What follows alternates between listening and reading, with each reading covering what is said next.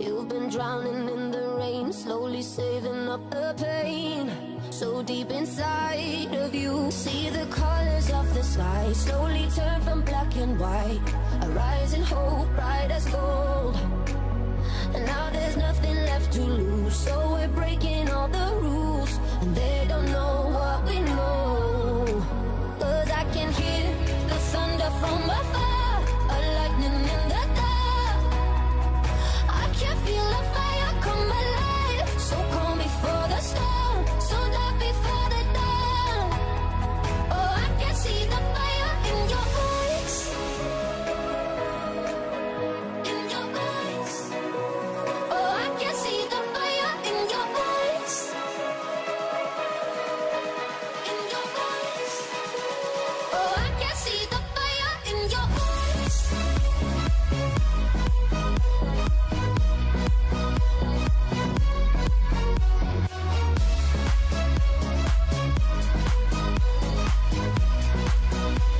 Oh, I can see the fire in your eyes. Now you'll never be the same once you felt that burning flame.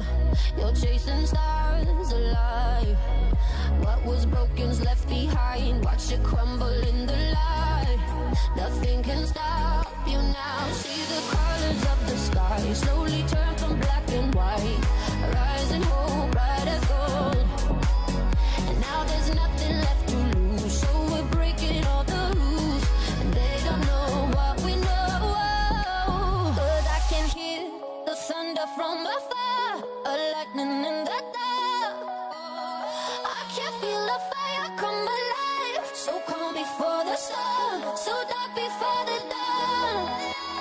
Oh, I can see the fire in your eyes, in your eyes. Oh, I can see the fire in your eyes, in your eyes. Oh, I can see the fire in your eyes.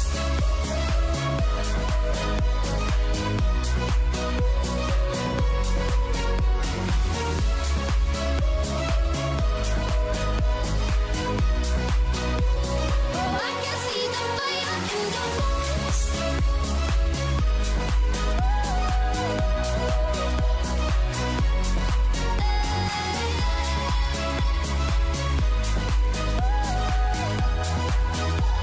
Oh, I can see the fire in your eyes.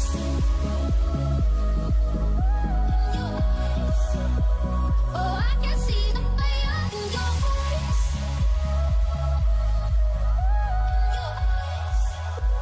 Oh, I can see the fire in your eyes.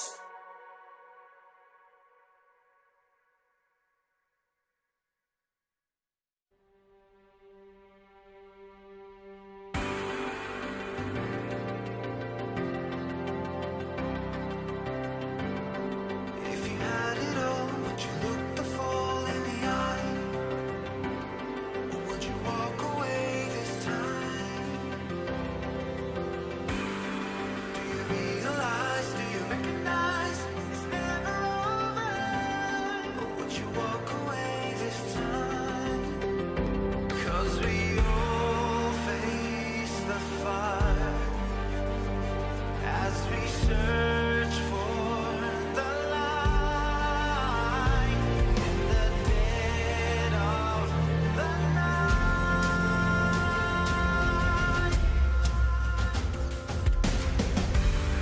Will you rise above the days to come? Will it be enough? Or will you walk away this time? Look to your left, to your right, there by your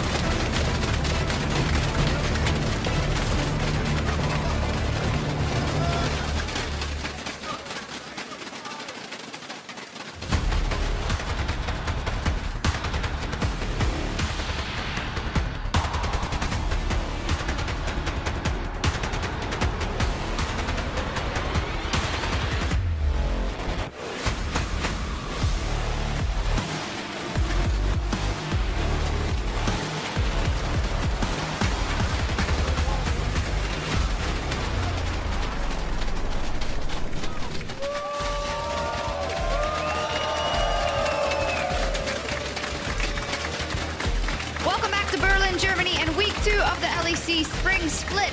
XL Esports has gone from last place to playoff contenders. And today, we'll talk more about the evolution of the UK underdogs as we see them exiting their van to enter the studio, including superstar caster Kadril. We'll also preview our match of the week and learn a thing or two about wave management. I'm Shox, joined by Yamato, Cannon, and Frosk.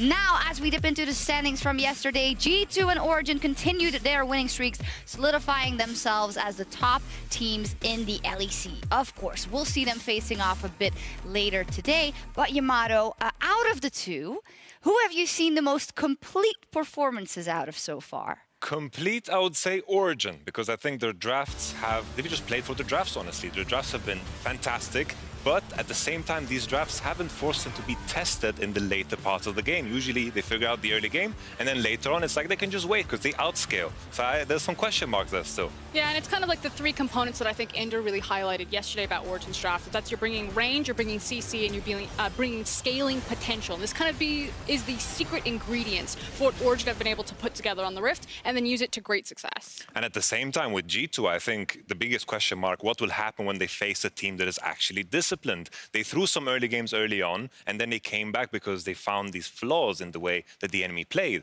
Origin, so far, and their performance has been close to flawless. Yeah, I like how it's a double-edged sword for both sides, because you could say, oh, for Origin, they're so methodical, but we really also haven't seen them challenge or straight up run up against in that mid game, and perhaps that is something that G2 can do.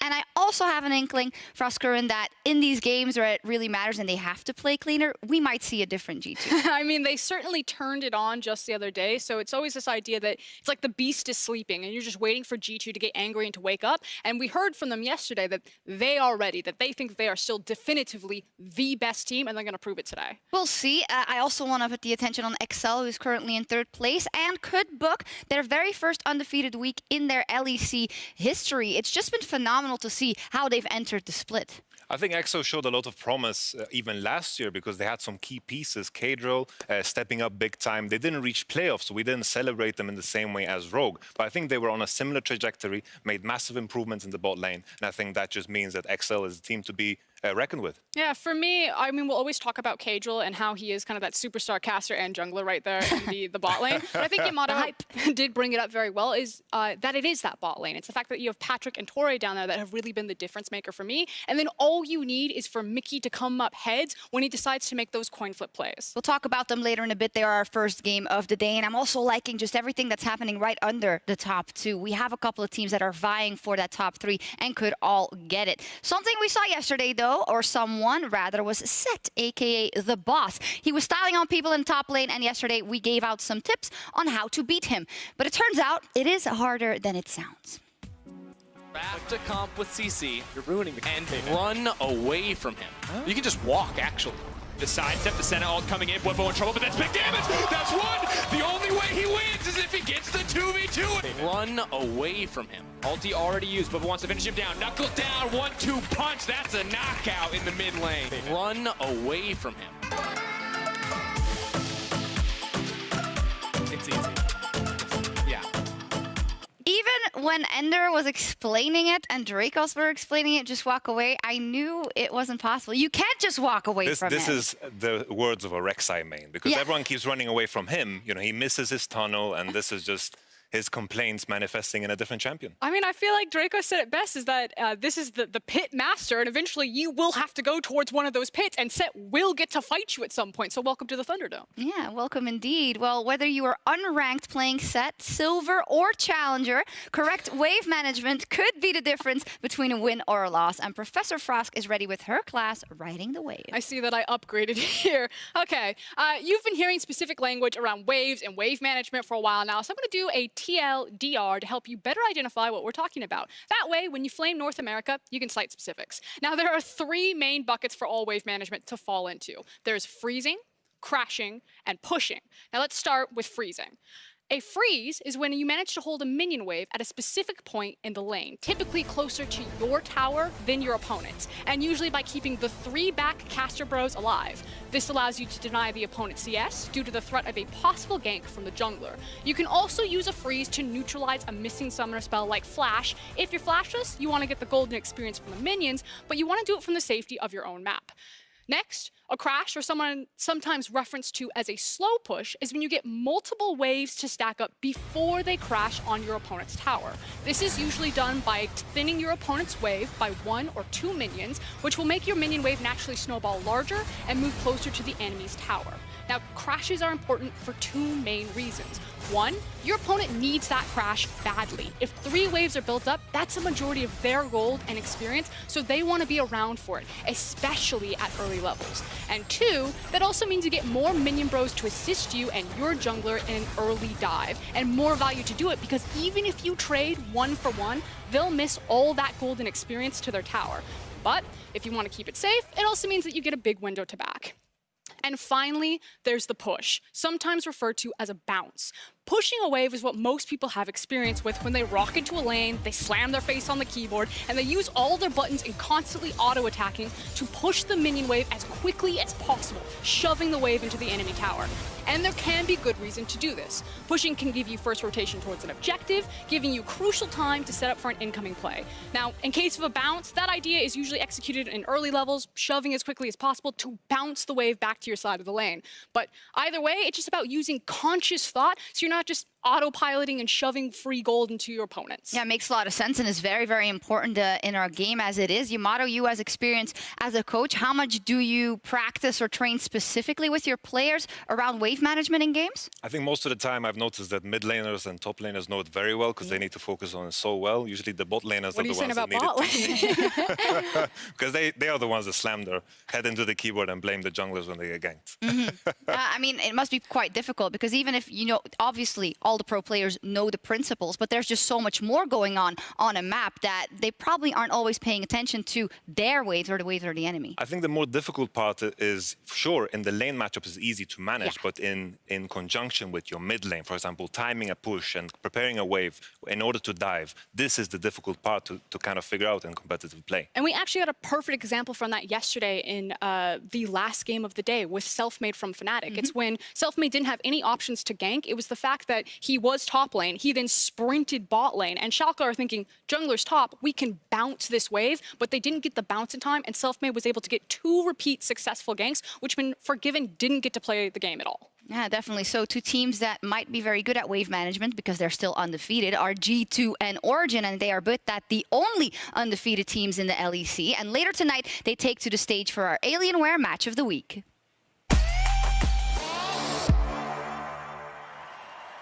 There's no doubt in my mind that this is a matchup between the best and second best team in the league. I realized after joining Origin, I'm not afraid of G2 anymore. Yeah! He should be.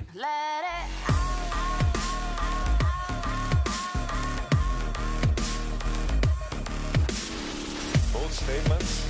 Origin looks like the best team.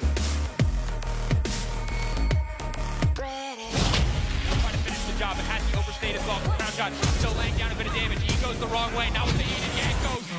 He's still alive. G2. Doesn't land on anyone. Look at the dawning shadow. What are you gonna do when they come for you? I'm pretty sure that everyone who plays against us can never feel safe. We are chaos. Origin versus G2 is no longer the David versus Goliath matchup that we used to have. Upset was not touched in that fight. 9K damage. That is so not okay. I think me and Upset will show him what a true world-class bot lane is. Dreams, he just walks the entire way to the hook. How did he hit that? Away by the Cannon Barrage. He stays alive long enough. Alfari in the 1v2. This is Xerxes, my because he knows that body slam flash. It could be first blood. This is why Xerxes is one of the best junglers in the LEC. We are going to do great things in 2020. We as G2 are the best team that Euro has ever seen, and if people are not scared of us, then we should remind them.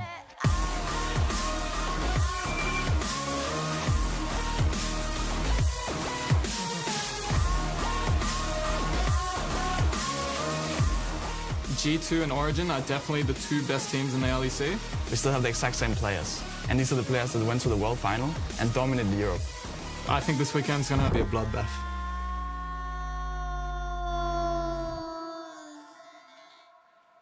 Whew!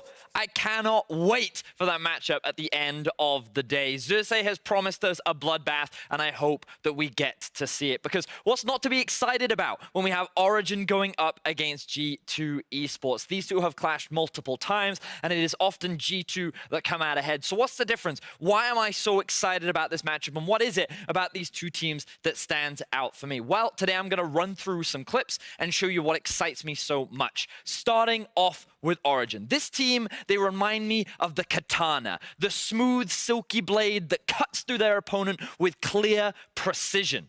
Everything they do is planned and calculated. And as we jump into this replay, I want to keep an eye on the minions that they utilize. So, as we start this one off, notice how Afari is pushing in this top wave. You'll notice in the bot lane, Nukeduck is also pushing this wave in. And as we draw attention to the minimap, what we'll see is Origin starting to group up around the dragon.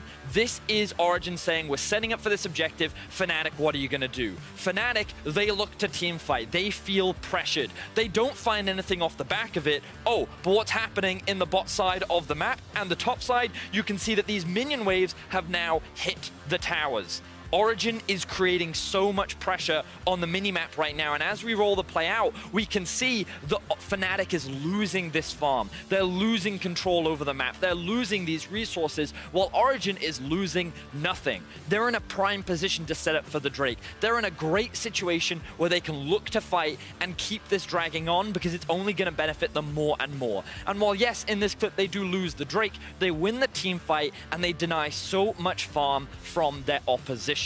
This is what Origin do so well. Clean, precise, specific. This is something that they have refined and developed coming into the split with the introduction of Xerxes, Upset, and Destiny. But of course, they're going to be going up against Chaos. They're going to be going up against G2, who I think of as the flail, that weapon that just throws around everywhere and it's unpredictable. You never know where it's going to come from. And let's exactly look at a clip and see how this plays out from G2. They were playing against SK last week, and you'll see that SK is setting up for a play towards the top side of the map. They want to try and use the Rift Herald to siege onto mid. We'll notice that G2 is also doing the Infernal Drake, so this trade is happening. Now, from the perspective of SK, they're thinking, hey, we're in a good spot. We've got this top wave pushing in our favor. We've just moved in from the top side. We've got full vision control. The only thing that they don't see is this area of the map below the yellow line. But they still feel confident. They have 5 members. They have the Herald. They should be able to make a play happen.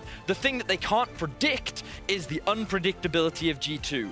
How likely is it that 2 people from Infernal would engage from this angle? Who would try and attack a 5-man unit of SK? Well, the one and only G2 Esports, of course. So as we roll the clip out and we watch the play happen, notice how G2 divide up the pressure from SK. SK is split up into 2 sections, the front line here and the back line here. And with Mickey being able to come in from over the wall, with Perks attacking from the right flank, and Jankos coming in from behind, they utilize their Fog of War to find a successful team fight, stopping the siege on the mid tower and turning this game in their favor after losing a couple of early kills. This is how G2 utilize that chaos. This is how they take advantage of the Fog of War and how they create these opportunities that help swing games in their favor. So many exciting things to watch in our match of the week later today, but Jankos, he didn't think so. He had some extra spicy stuff to say in an interview yesterday. Let's see what he said.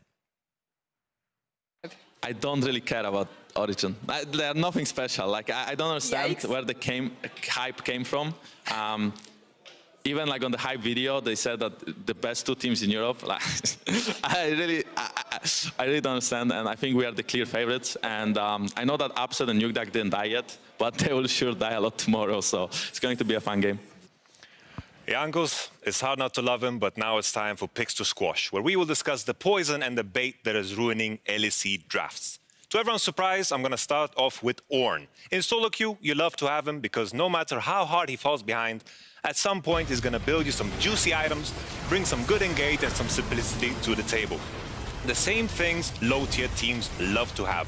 So for the first time ever, Your mediocre solo queue game looks just like an SK game. Nice! He has the lowest win rate of any top lane champion, 24% across the top 4 leagues, which is crazy. And it will only get lower with the addition of Set. You're better off picking Gangplank, Mordekaiser, or even Soraka. Throw some bananas in there. Next one. This one, you guys know exactly why I'm bringing this one up. Next one is Swain.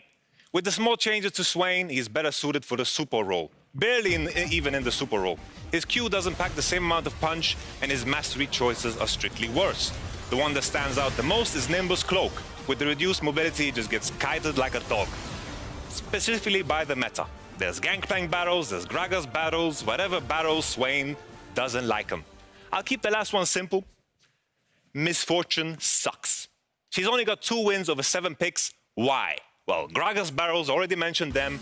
Braum shields blocking that ultimate. Nautilus ultimates, once again cancelling her ultimate. And once again, you know, the Leona blind just cancelling her ultimate. So, Verius, are you vibing with me? I'm vibing with you, Yamato. I'm feeling it. I want to double up and I want to strut my stuff over to the trash can and put MF in it.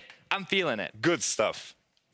Any follow-ups? Because I honestly am at a loss for words. I think that he had some great selections, and I think he makes some great points. These champions were expected to be very strong coming into the meta, but we just haven't seen that level of success. And as Yamato said, I love that he's talking about the introduction of Set, these other top lane champions available to you. It does feel to me like they're just having way more impact, considering how easy it is to stop some of these champions in the current meta. Do you think a lot of the times it's for teams, it's just like, all right, let's fall back to what we know, because otherwise things will become overcomplicated here in week 2? You know, I've talked a lot about Xayah Rakan. There's also a cycle of just pick champions that press R. Yeah. Misfortune and, of course, Ornn, they just fit the bill. You know, oh, we need to get some wins on the table. We're 0-4 maybe in the first 2 weeks. Okay, let's pick Ornn, Misfortune. Our comp just when needs you to see press the a button. Orianas coming out as well, then you know you've reached that. And you know you're in a you're in a bin, you know.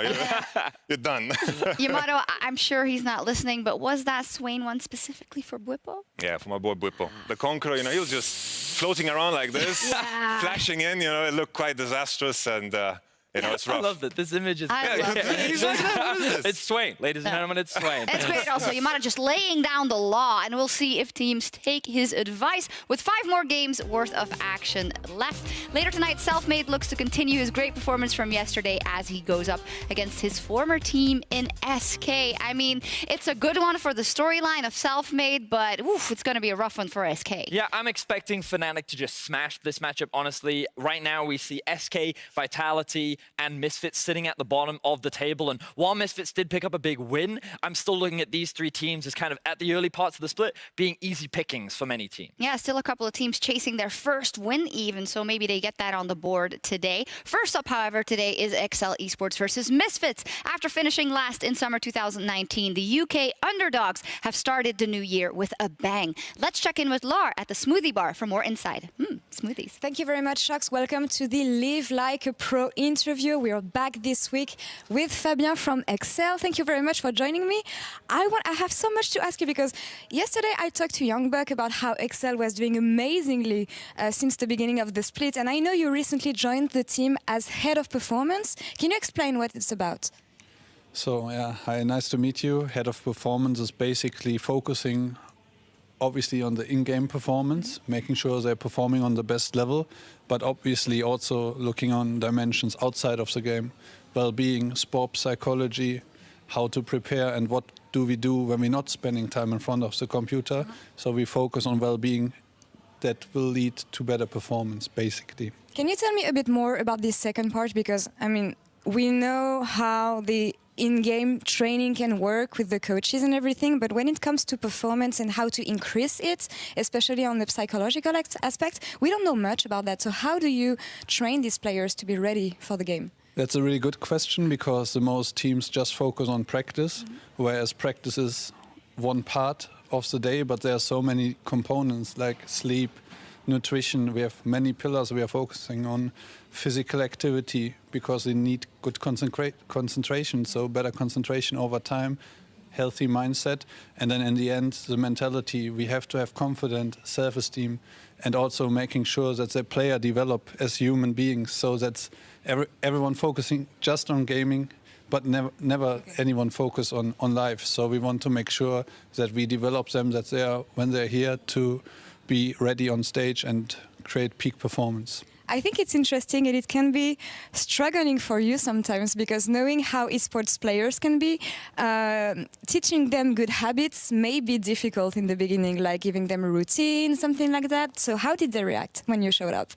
Yeah, that's completely true. I'm coming from traditional sports, so they become professional players themselves by just playing, and then someone comes there, has no clue about esports, and they're like, why the hell should I change something right now? Because I'm already good with what I'm doing. So normally they are really negative towards you. You are lucky as a performance coach if they are neutral, but over the time they will understand, and by showing and leading by example, they will see the benefits, as we can already see in Excel, having 3 games and 2 wins. And we see how it goes. I mean, they showed so much progress lately. And as you mentioned, you used to work in sports. I see here that you have a degree in psychology in sports and exercise. You used to work with football teams. So how is it different working with football teams and esports players? I mean, there are different needs. The football players, they are way more physical, so they do physical activities, they focus on their sleep, whereas there is not the awareness in esports yet that they are nothing else than a traditional pro athlete. So we just have to transition what makes sense from traditional sports and esports, what doesn't make sense, and what makes exactly sense in esports. So it's actually really similar, if you would ask me. Can you give me some examples then from things you brought from sports to esports at Excel?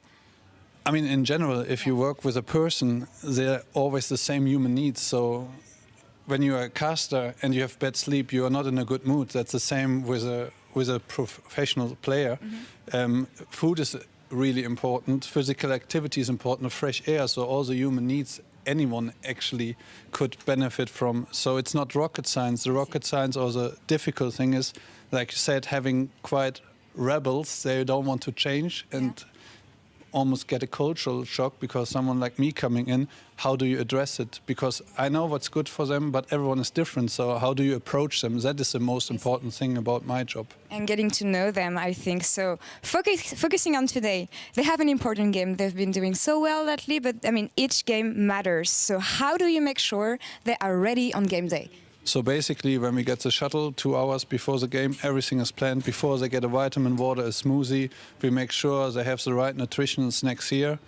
Then today we don't have a game ahead, but normally we look at the draft 10 minutes after, we turn off the television and start with our routines, breathing techniques, getting outside, opening up the body, getting the brain active, do some pep talk and making sure we focus on our strengths and our game plan and not focus too much on the other team, and then they're ready to roll. That's really impressive, and thank you so much for all these insights. Good luck for the game today. Back to you, Shox. Thank you so much. That was incredibly interesting, I have to say. And there's a reason that Fabian has worked with several top football teams, as well as a lot of the teams in the LEC, including Origin, including Schalke 04. And listening to him, it just all makes so much sense. And you really need someone to take control of it, because these young players, how would they ever find it out on themselves? They just want to practice and play and win, but there's so much more that contributes to that than just showing up on the day. Yeah, I feel like Excel seem to have they seem to be ticking all the boxes, right? Like when we think about where Excel were last year and where they are now, like we can see the introduction of Youngbuck to this roster. And you have to imagine his experience tied along with the fact that you have the support staff focusing on the health and maintenance of these players, the consistent improvement done in a healthy way. You can see how they had the building blocks last year that seem to be all coming together this year. And that's why this does feel like a redemption split for Excel so far. Today, they're up versus another team with a lot to prove, Misfits. So we wanted to look at the roads, I think, behind and ahead of both teams. And Excel is such a great example. They have 2 wins out of the 3 games they've played so far, are looking in a good position to go undefeated for the first time in their LEC career in a week. Yamato, what has been working so well for these guys? I think honestly the biggest strength that Excel showcased so far is their early game. Even in the game they lost against Rogue, they were very, very far ahead and they failed to close. Very similar to the position they reached at the end of last year. I think with the idea that they've reached this point already so early in the split, I think the mid to late game issues that they've showcased are very easy to address. And I think this week has been the start of that. Yesterday, they had the Pantheon once again, strong early game, and they just brute forced the entirety of the mid and late game. Yeah. And this is why I said that I think this roster could be challenging for the top 3 spots towards the end of the split. I think that they have all these building blocks that they need in order to be able to contest some of the top teams. It's all about how the growth process goes for this roster. If you look at them and you compare them to kind of the other top teams, what is their method? Do they feel more OG to you, more in terms of planning and precision? Do they feel more like Fnatic or G2? Are they a bit all over the place? Or how would you describe the mythology of an XL?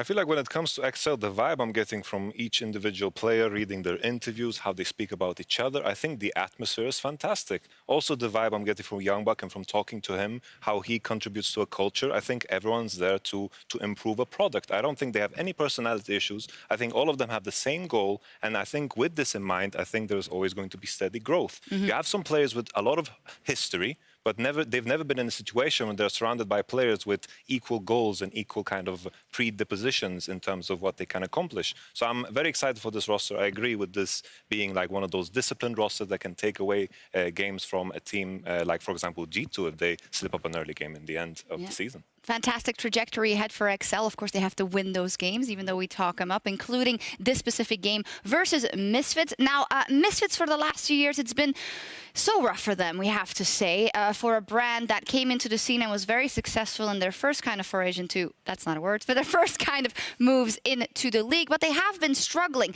Now, we have a new dawn. We have a couple of new players. We have a couple of new influxes behind the scenes as well. But until yesterday, it didn't really materialize. What are we seeing in their next couple of weeks? I mean, the bright side is Febiven looked good yesterday. Like, he is one of the players that I think many fans have wanted to see in the roster and succeeding for a while. And I think that yesterday was the best example of him working well with his jungler and being set up for success. So it's definitely a good start. But there's still a lot that needs to be shown to me in order to convince me that Misfits is still in a position to be challenging further up in the rank. Something that stood out to me in the first week specifically was that Razor EQ on Jarvan when he just missed the flag, and that just got me worried for the future of this man, especially as a rookie. But he picked up the best jungler in the game, Gragas, and then he delivered. He stole the Nash. It remained stone cold, and this is what I love to see from a rookie. I think Razor all of a sudden is now on my radar. From first week, he wasn't, so I'm happy for him. And what I think we've wanted to see for a while now is kind of a return to the Misfits of old. For a long time, Misfits was a fan favorite because of what they were doing in the league, how they were approaching the game. And over the last 2 years, it's kind of just been a slow and steady decline for this organization. And with fresh faces, with a lot of hopeful talent, I think we're optimistic, but we're still looking for that key, that spark, that big win in order to convince us that they've kind of returned to that. Yeah, and that's how I kind of want to come full circle to this game, because I think it's good that we hype up their first win yesterday, but it was versus a team that is also struggling, SK Gaming, and it is a win versus a team like XL that could really put them on the map. A little bit unfortunate for them. XL and Misfits, of course, played a bit earlier in the pre-season tournament, and Misfits didn't win there, but this is different. This is a best of one. These are some different players, and maybe they can make it happen. We'll see. I don't think you guys will bet on them for this one specifically. So we'll leave it at that. It is up to Misfits to prove us wrong, and it's time for more action in the LEC Spring Split. So let's head over to our casters for Game 1. Thank you, Shocks. I'm Dracos. This is FLICKR, and we're going to be bringing you the first 2 games of the day. And we're starting off with a very exciting game. There's a lot of history here. There's not a lot of history here.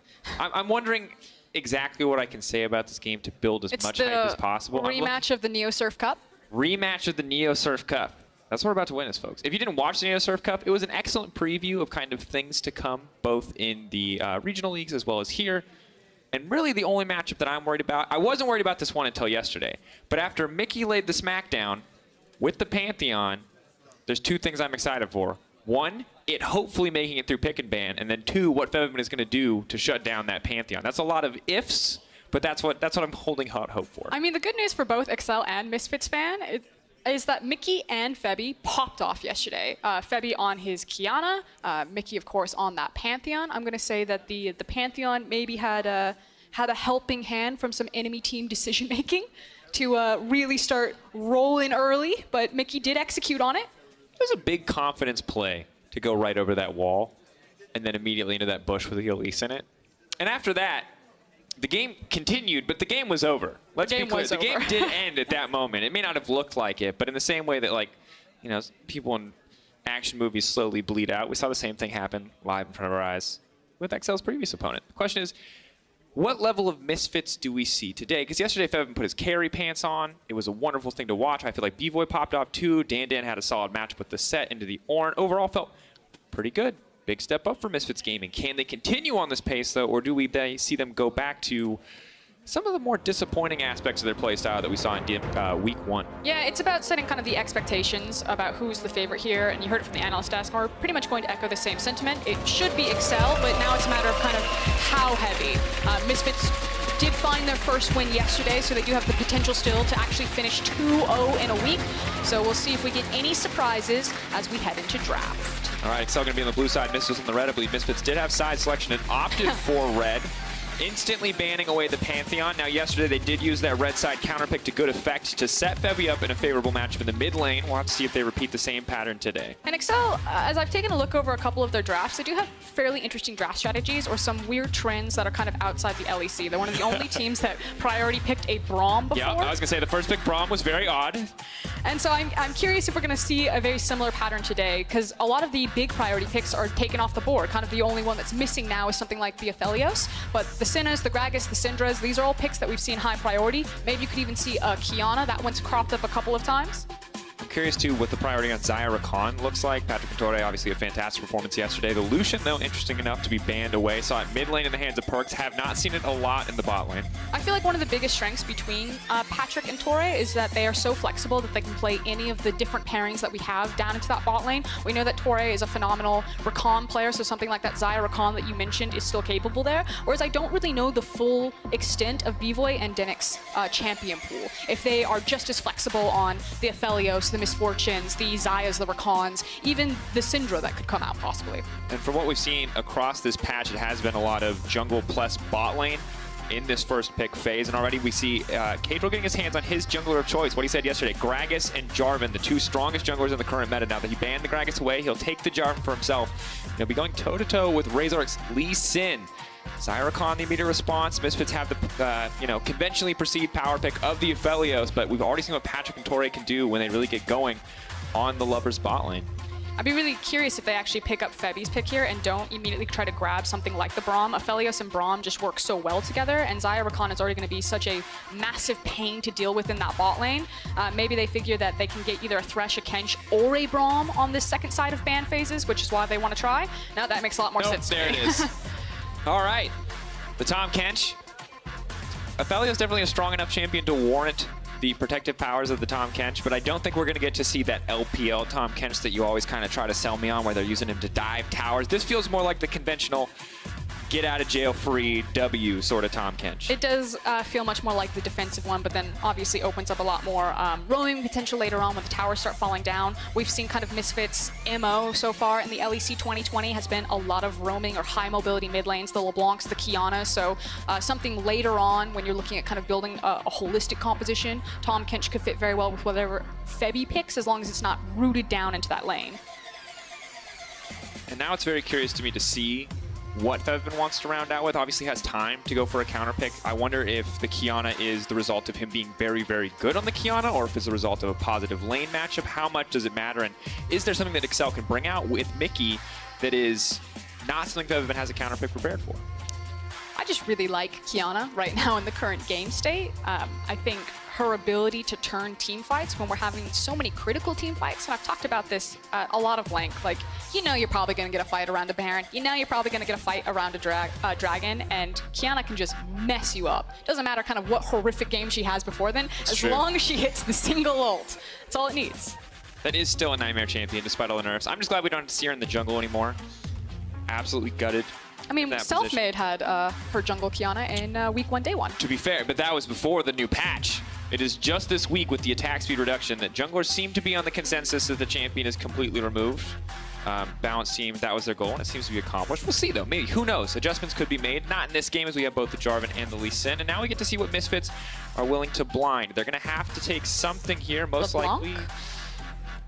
It's definitely an option. I mean, with the Lissandra ban, it feels really safe to go to LeBlanc here, because Lissandra is usually kind of one of the picks that you take into LeBlanc, because you can negate a lot of her burst damage, try to have compete with push in lane, or at least some follow-up potential with roam. But that also feels to me like Excel are baiting them into this pick. Like, you knew that the LeBlanc was going to come out here, so Mickey shouldn't be caught off guard at all by that pickup. Question is, what is he going to opt to go for? I don't think it's going to be Janna. I don't think it's going to be Janna. Morgana would be an interesting Well, one. if you're baiting a LeBlanc. Okay, now here's my question. He did it. Funnel is a thing that has been rearing its ugly head once again, and to a lesser degree than the previous Funnel, to a less powerful state. Oh, and the set. Okay. Now I'm feeling it. Now I'm not so certain about where every champion is going to go. Obviously, the Xayah Rakan bot lane, but do we have a set You in think the we could mid have lane? a Funnel top lane with set mid? We're going into the territory where I know nothing and should speak with absolutely no confidence. I want to make that clear to people. If there is a set mid, I'm excited to see what he does. But it will be set into the top lane. Looks like Morgana into the mid lane. Things going where we expected them to go. Now, there's a lot of weird picks on the side of Excel. Set still a certain degree, an unknown quantity. The Morgana mid, not something that we've seen in a long time. Mickey continuing the trend of playing very unique champions. I don't want to call them off meta, but definitely not the standards that everyone else has been playing. And Misfits just have a lot of really good champions on the top side of the map. Gangplank, Lee Sin, LeBlanc. It's looking solid. Yeah, they have great scaling potential, like you said, with the Aphelios and the Gangplank, and they have a really good kind of early and mid-game bridge with the LeBlanc and the Lee Sin, especially on level 6 for both those champions, to rock into a jungle and just cause a lot of havoc. The thing about Mickey taking Morgana, I do feel like it's a neutralizing pick. Famously, of course, it's the SKT, Faker's undefeated LeBlanc versus Pawn's Morgana. And we kind of got the taste of how that matchup works, which is, you don't really get to play it. I'm just going to Black Shield, I'm going to walk away, and that's how it's going to be. Here we go.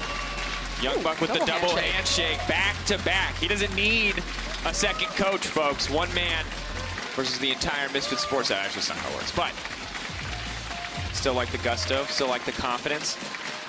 And here's the thing. I respect the choice that you've laid out there, where they're shutting down Febiven, because we saw yesterday what happens when Febiven is unlocked, when he feels comfortable, when he can set up the plays. It was a good performance from Misfits, a solid performance overall. But maybe now with the Morgana to shut him down, to limit his impact, to stop him from potentially roaming out of this lane as early as he wants to, we won't see the same level of effectiveness from Febby. But then where do we see it on the side of XL? Who's going to be empowered with this more defensive option in the mid lane? Here we are. I love it, Berlin. It's only week 2 and there's already so many good stories here in the LEC. XL Esports versus Misfits Gaming. Both sides running out onto the map, a standard 5-point setup. No one pushing too far for vision quite yet, but it is a sweeper for Cadril early on. Not opting to go for the trinket swap, instead just ready to clear out some of the vision of Razork. We'll have to keep an eye on Cadril as well. We heard from him yesterday, a lot of very intelligent, pre-planned jungle pathing on his end in specific matchups. See what his plan is versus Lee Sin.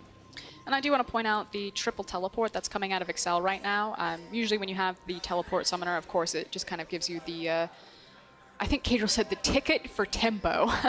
The first to make the play, the first to get there and set up onto a map. And with 3 of them, I expect Excel in this early game to very decisively make decisions about when they're going to get priority in a lane, how they're going to unlock Cadril, and if things start going sideways, to quickly start swapping around lanes.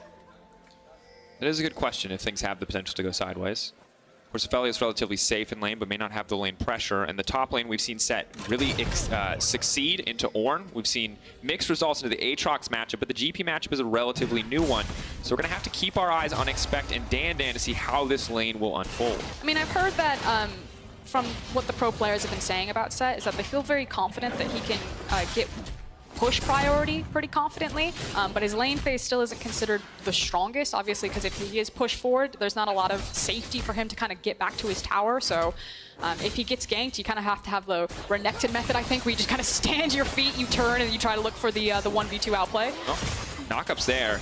Patrick and Tori looking very confident. Of course, don't want to go into too much of an extended fight with the Tom Kench, but at level 1, without any abilities on the Ophelia, it's pretty easy for Torre and Patrick to take that trade with confidence. Now burning the Guardian as well. And this is a matchup that I think, after yesterday's solo lane performances with Febiven looking great, Mickey and Expect looking great as well, people might underwrite the bot lanes, but I think B-Voy looked really solid on the Xayah yesterday. And now we get to see Patrick on the Xayah once again. have to keep our eyes on these bottom lanes to see what they're going to do. I do want to put our eyes at the jungle right now because Cadril is walking forward with the sweeper and really invading Razork's jungle pathing. Now, because he has priority in both the mid and the top lane, he's going to feel really confident doing that. And I think Razork actually chose some smart pathing from the Lee Sin to go red into Krugs and kind of like almost immediately clear out that jungle. And then if Jarvan kind of stepped forward, was spotted out by that ward, he could very safely walk away from it. So got his 2 buffs, took his Krug camp, and he's being very careful around this jungle, even kind of like pulling his Raptors just to check what's up. I mean, to be fair, he did see what happened to the last mid laner who disrespected Mickey. Died. Of course, that was Pantheon, not Morgana, but still good to give the respect, still good to play this one patient. I'm curious to see what Razork's goal is in the early game. What lane does he want to set up for success? Because as you said, mid and top both getting pushed in here quite consistently. Bot lane's a bit of an even back and forth, so I don't see a ton of very clear gank options on the side of Misfits. No, it was kind of like how they're going to play around this. So Cadril again checking to see if he can get anything. Smart pathing from Lee Sin to secure both his buffs into the Krug camp. We'll see now if Cadril can maybe force Dan to miss out on something here. I don't know if they go for the full dive. Looks like they're going to do it. You said 3 TPs. It looks like they plan to use them. Prepping the barrel. Who's going to auto it? The pullback is there on the face breaker set. Tank, and he goes golden. He's going to clean it out with style. The haymaker, just for a bit of extra flair. And that is just so clean. And that looks like the type of play that is really well rehearsed, very well practiced. So not only credit to Excel to execute it on the map, but I'm going to go ahead and throw credit to the support staff backstage that looked like they probably run it a couple times in scrims to time everything out correctly. And this is something that we talked about a lot when you used to coach years and years ago, was that there's a lot of things that you can't really run set plays for over and over again due to the limitations of a practice tool, but tower dives are something you can practice with a 5-man team. 3 people try to dive, 2 people try to stop them, run it over and over again until they get it right. Well, luckily for them, when it counts, they get it right on stage, and we can see how effective it was. Yeah, and I do want to also credit Mickey here. If we saw on the minimap his positioning, the fact that he shoved the wave forward, it was between the minions crashing the mid lane. He backed all the way up, so there was no chance that he was going to take extra damage or kind of be poked out by LeBlanc, and then safely made the teleport to make that dive work. And it's interesting because earlier we were talking a lot about kind of the second health bar of Tahm Kench and how that can be used as a way to assist in dives, and it's something that you get in a similar fashion with the Haymaker on set, where he does get such a huge shield when that passive is fully stacked up, and since the towers stack it, makes for a pretty easy setup. So now eyes are on Razork and what he's going to do. Razork? It's really, I kept calling him Razor K as a meme, and it's really hard to stop calling him Razor K it's like now that I've started. It's like the Special K cereal. Razork. Part of a complete breakfast. It's kind of about where he's going to find his opening on this map right now. I feel like his options are really only bot lane and mid lane, and that's still going to be fairly difficult because you have a Tahm Kench as your support, and you're trying to gank a Morgana that's been super safe here. Yeah, and I think this is what's really hard, because there's not really a lot of great setups you see. In theory, the LeBlanc can go in first. In theory, once the Aphelios has the Gravitum or the ulti really for the setup, you can get a lot done. But Tahm Kench is not a facilitator for ganks until he has that ultimate.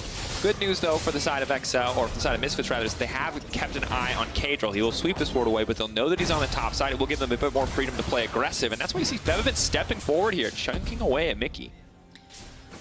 We didn't catch the very beginning of that fight, so it could be that Mickey opened up by throwing the Q. If not, then I do just want to credit Mickey for actually holding on to the Dark Binding to see, you know, for all he knows, Lee Sin could have flown out of the Fog of War, and so he didn't just immediately throw it when LeBlanc jumped down onto him. It would kind of be his last bastion of hope. Yeah, and looking at the map, too, as we see the top lane matchup start to just steadily go further and further. Vision line. They've caught Cadril at every corner. But I like Excel are pushing their vision forward as well, keeping an eye on the Krugs, really trying to track down Razork. And I feel bad for Razork too, because early game it feels like you can smash out in this matchup, but once Jarvan gets that Cataclysm, he's just so much more reliable skirmish and teamfight impact. So far, though, we've seen so many times that Mickey is literally just hard shoving the way forward, and then he's walking into river, and if he's not placing wards, he's checking with his face, he's acquiring information. We just talked about kind of Misfits' vision line. It's been 3 different wards that Misfits have placed to kind of keep track of where Cadril is. It just kind of feels unfortunate right now, though, that Misfits don't have an easy place to attack on this map. Ooh, and Torre taking a lot of damage there, walking right into the Caliber turret. And you're right. They're using the vision, they've got the information, but they just don't have the champion power to do anything with it. And it's going to stop them from losing anything, but they're not going to really gain much from it. Cloud Drake, Herald going to be on the way shortly here. Maybe they can look to play for one of the larger objectives. For now, Mickey just forcing this lane out over and over again as Febiven is just forced to catch the wave. So the first reset, not the first reset, but a big reset is actually going to come out for the jungle and the support for both sides of the team. And I feel like it's going to be the top lane. And as I say that, they're actually hard pinging on the way top side, simply because GP is still missing teleport and he now has access to his ultimate. So making a gank here before you gank bottom, forcing out that ultimate is exactly what Excel need to do in kind of step one before they can turn their attention back towards bottom if they want to start getting involved with this Rakan. And if things go really successful in the top lane, they could also rotate into a potential early Herald to get this set snowballing going. 8 minutes spawn time on the Herald. They're already on top of it. They've already reset, forcing the gangplank ult means he's going to have a hard time moving over. Excel playing the map beautifully here to secure this first objective. Going to have to see what Misfits' response is. For now is to back off on top side. While this Herald will take a while to kill, I don't think Misfits really have the tools right now to contest. Yeah, and I think it means it's going to be the free Herald for Excel. I expect that they would either use it mid or top lane. If they use it the top lane, I think that feels nice because, again, it feels like Set's really only struggled in the LEC when he falls pretty far behind the Finn syndrome, as we're going to call it. So good rotation from Torre to make sure that they have numbers advantage to secure Herald. It's now been picked up by Cadril, and I expect it to go top lane to continue to punish Dan on Gangplank. Dan having a bit of a miserable game. Of course, Gangplank is one of those champions that has a certain degree of inevitability to him, but falling behind a set is always going to feel bad. The vision is there to stop Cadril from going for a more aggressive play. Okay, but Misfits now need to make a decision. So LeBlanc and Lee Sin have just disappeared into Fog of War, and Cadril's like, okay, they're coming top. I think the assumption might have been from Excel that they'll try to trade Cloud Drake, but Misfits are not trading objectives across the map. Yeah, they lost the Herald, so that's just like a straight loss, but they were not going to say, we're going to give up Gangplank's tower, we're going to give up his lane, and we're going to go to Cloud. They immediately fell back to try to assist Dan. And what's crazy is how little Misfits or Excel gave up for that Herald. Is Mickey now in a little bit more trouble? Febiven finally has the lost chapter. Ludenzek will make these trades even easier in the future, but just constantly trying to chip away now. Matchup slowly shifting in favor of the LeBlanc. Do you want to point out that Mickey's maxing the Tormented Soil and not the Dark Binding? Obviously the difference between the support and the mid lane Morgana, so he's literally here for the wave push as bot lane. Knockup will connect. Not much to the spit out, but that's the immediate charm to follow. Well played. The CC can come in. The flash away from B-Boy, but he's ticking down.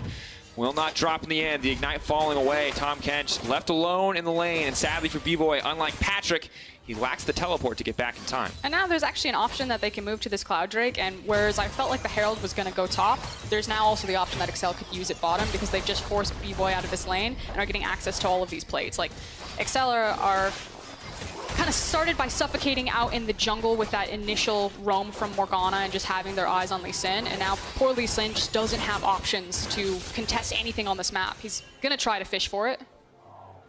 No mana on Patrick. Good body block from Torre. We'll back off. Good call out from Razork. You know, if they do stay there, obviously no mana on the Zion makes it a pretty easy pickup, but not going to get anything in the end. And plates are falling all across the side lanes here, inside of Misfits. And there's a lot of adjustment happening from both teams as soon as they get information about where someone is. As soon as they saw that Lee Sin was on bot side, Cadril was kind of sniffing around the Cloud Drake. Now he's sprinting back up into the top lane, and it feels like, okay, we're back to plan A, which is Herald top, punish Gangplank, let's get this set ahead. Ward's still there, Cadril's still spotted. LeBlanc and Lee Sin on the way up. Everyone is chasing everyone around. This is amazing. No one wants to touch this Cloud with a 10-foot pole. Yeah. We are not trading today. Yeah, they're fine. They want to. They could make a pick. Oh, Cadril. Waiting over the darkness. Mickey now in trouble. The kick goes in, and that's going to be an easy pickup from the side of Misfits. Finally, some signs of life from the Misfits roster. Now the pushing comes in as Denik snipes a cannon minion there with the D-Mat.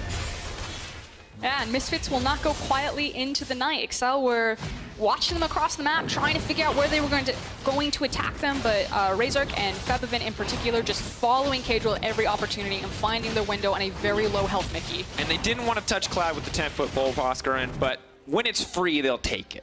You know, maybe not the Drake they want to see ever, but happy to have it. A little bit extra CD for the Gangplank ulti will be nice. But now the Herald comes out. Turret already quite low. Going to get more value out of the true damage from the Herald. Looks like they're going to be able to break this one. pretty instantly, and that's all getting put into the back pocket of Expect. He's already winning in this matchup. You can see going for the Trinity Force, not a more defensive option like the Black Cleaver, so he is here to mess up Dandan's day. But it's also not just the Herald play that Excel have tempo on, it's also the fact that they very quickly rotated Patrick and Torre into this mid lane, and Mickey is catching a big wave building up bot side. And it's really hard to dive the Morgana, because theoretically, Razor could have tried to take the red and then with the crash that Aphelios and Kench had put up, look for a potential dive on, let's say, Zaya's left alone. But because it is Mickey, he has access to the Black Shield. They just have to reset, but that means that's still like free waves, free plates that went into the back pocket of Patrick and Torre. So across map, not just in top lane, Excel actually won in virtually every lane. And really the only strong point on the map right now feels like Fevin. As we can see in this play, he will be the beneficiary of this kill. And looks like the play, the idea is here from the side of XL, the setup, but do not respect the execution from the LeBlanc and the Lee Sin. And you can see what Mickey's thinking. He's like, I've got my jungler here, I have my support here. I'll walk forward, no totally matter where fine. you go, you're gonna get stunned. No matter where I go, I'm gonna die to this burst damage, sadly. But I do think it draws a lot of attention to, so far, who I believe to be the most important member of the Misfits lineup. It's Fevin. You saw his performance yesterday. You saw his Kiana. We all know what he can do when it comes to history. And in this game, with the LeBlanc in his hands, it feels like that pressure remains. He needs to be the one to step up as he gets knocked up. Mickey's on the way. Chains will connect, and Fevin should just walk away. I think everyone's going to walk away. So we've now fully swapped into Australian-style lanes with our top laners in the bot side. The funny thing about that is that for people who don't watch OPL, they're going to be like, is that actually what they do? Map's just upside down, it's fine. It's good. It's wholesome. It's more symmetrical this season with the alcoves. You know what kind of tilts me a bit, though? It's that you can't see the alcoves in the top side of the map. You don't need to see them in the top side of the map. You just need to know that they're there. You just need to know that they're there. They're there for Reddit highlights and smokers who want to take a break. That's it. Well, right now, it's Morgana and LeBlanc. Hiding in the darkness. So, pointing out kind of the next play here, you saw the minimap ping go down. It's the mid lane tower is kind of the next easiest objective, and we're probably going to see Excel play between top and mid lane to either look for picks around those two lanes, and if they break with a big numbers advantage, then they can rotate it into pushing down this mid lane tower. But you can see how confident Torre is, obviously on the recon, very slippery, but the short of it is that Excel feel like they're on the hunt. Yeah, Excel feel like they're pulling ahead in terms of small advantages. It's not amounting to much in terms of overall gold. There are some small places where they're not completely winning out, but the second Herald looks like it will go down uncontested to match the first.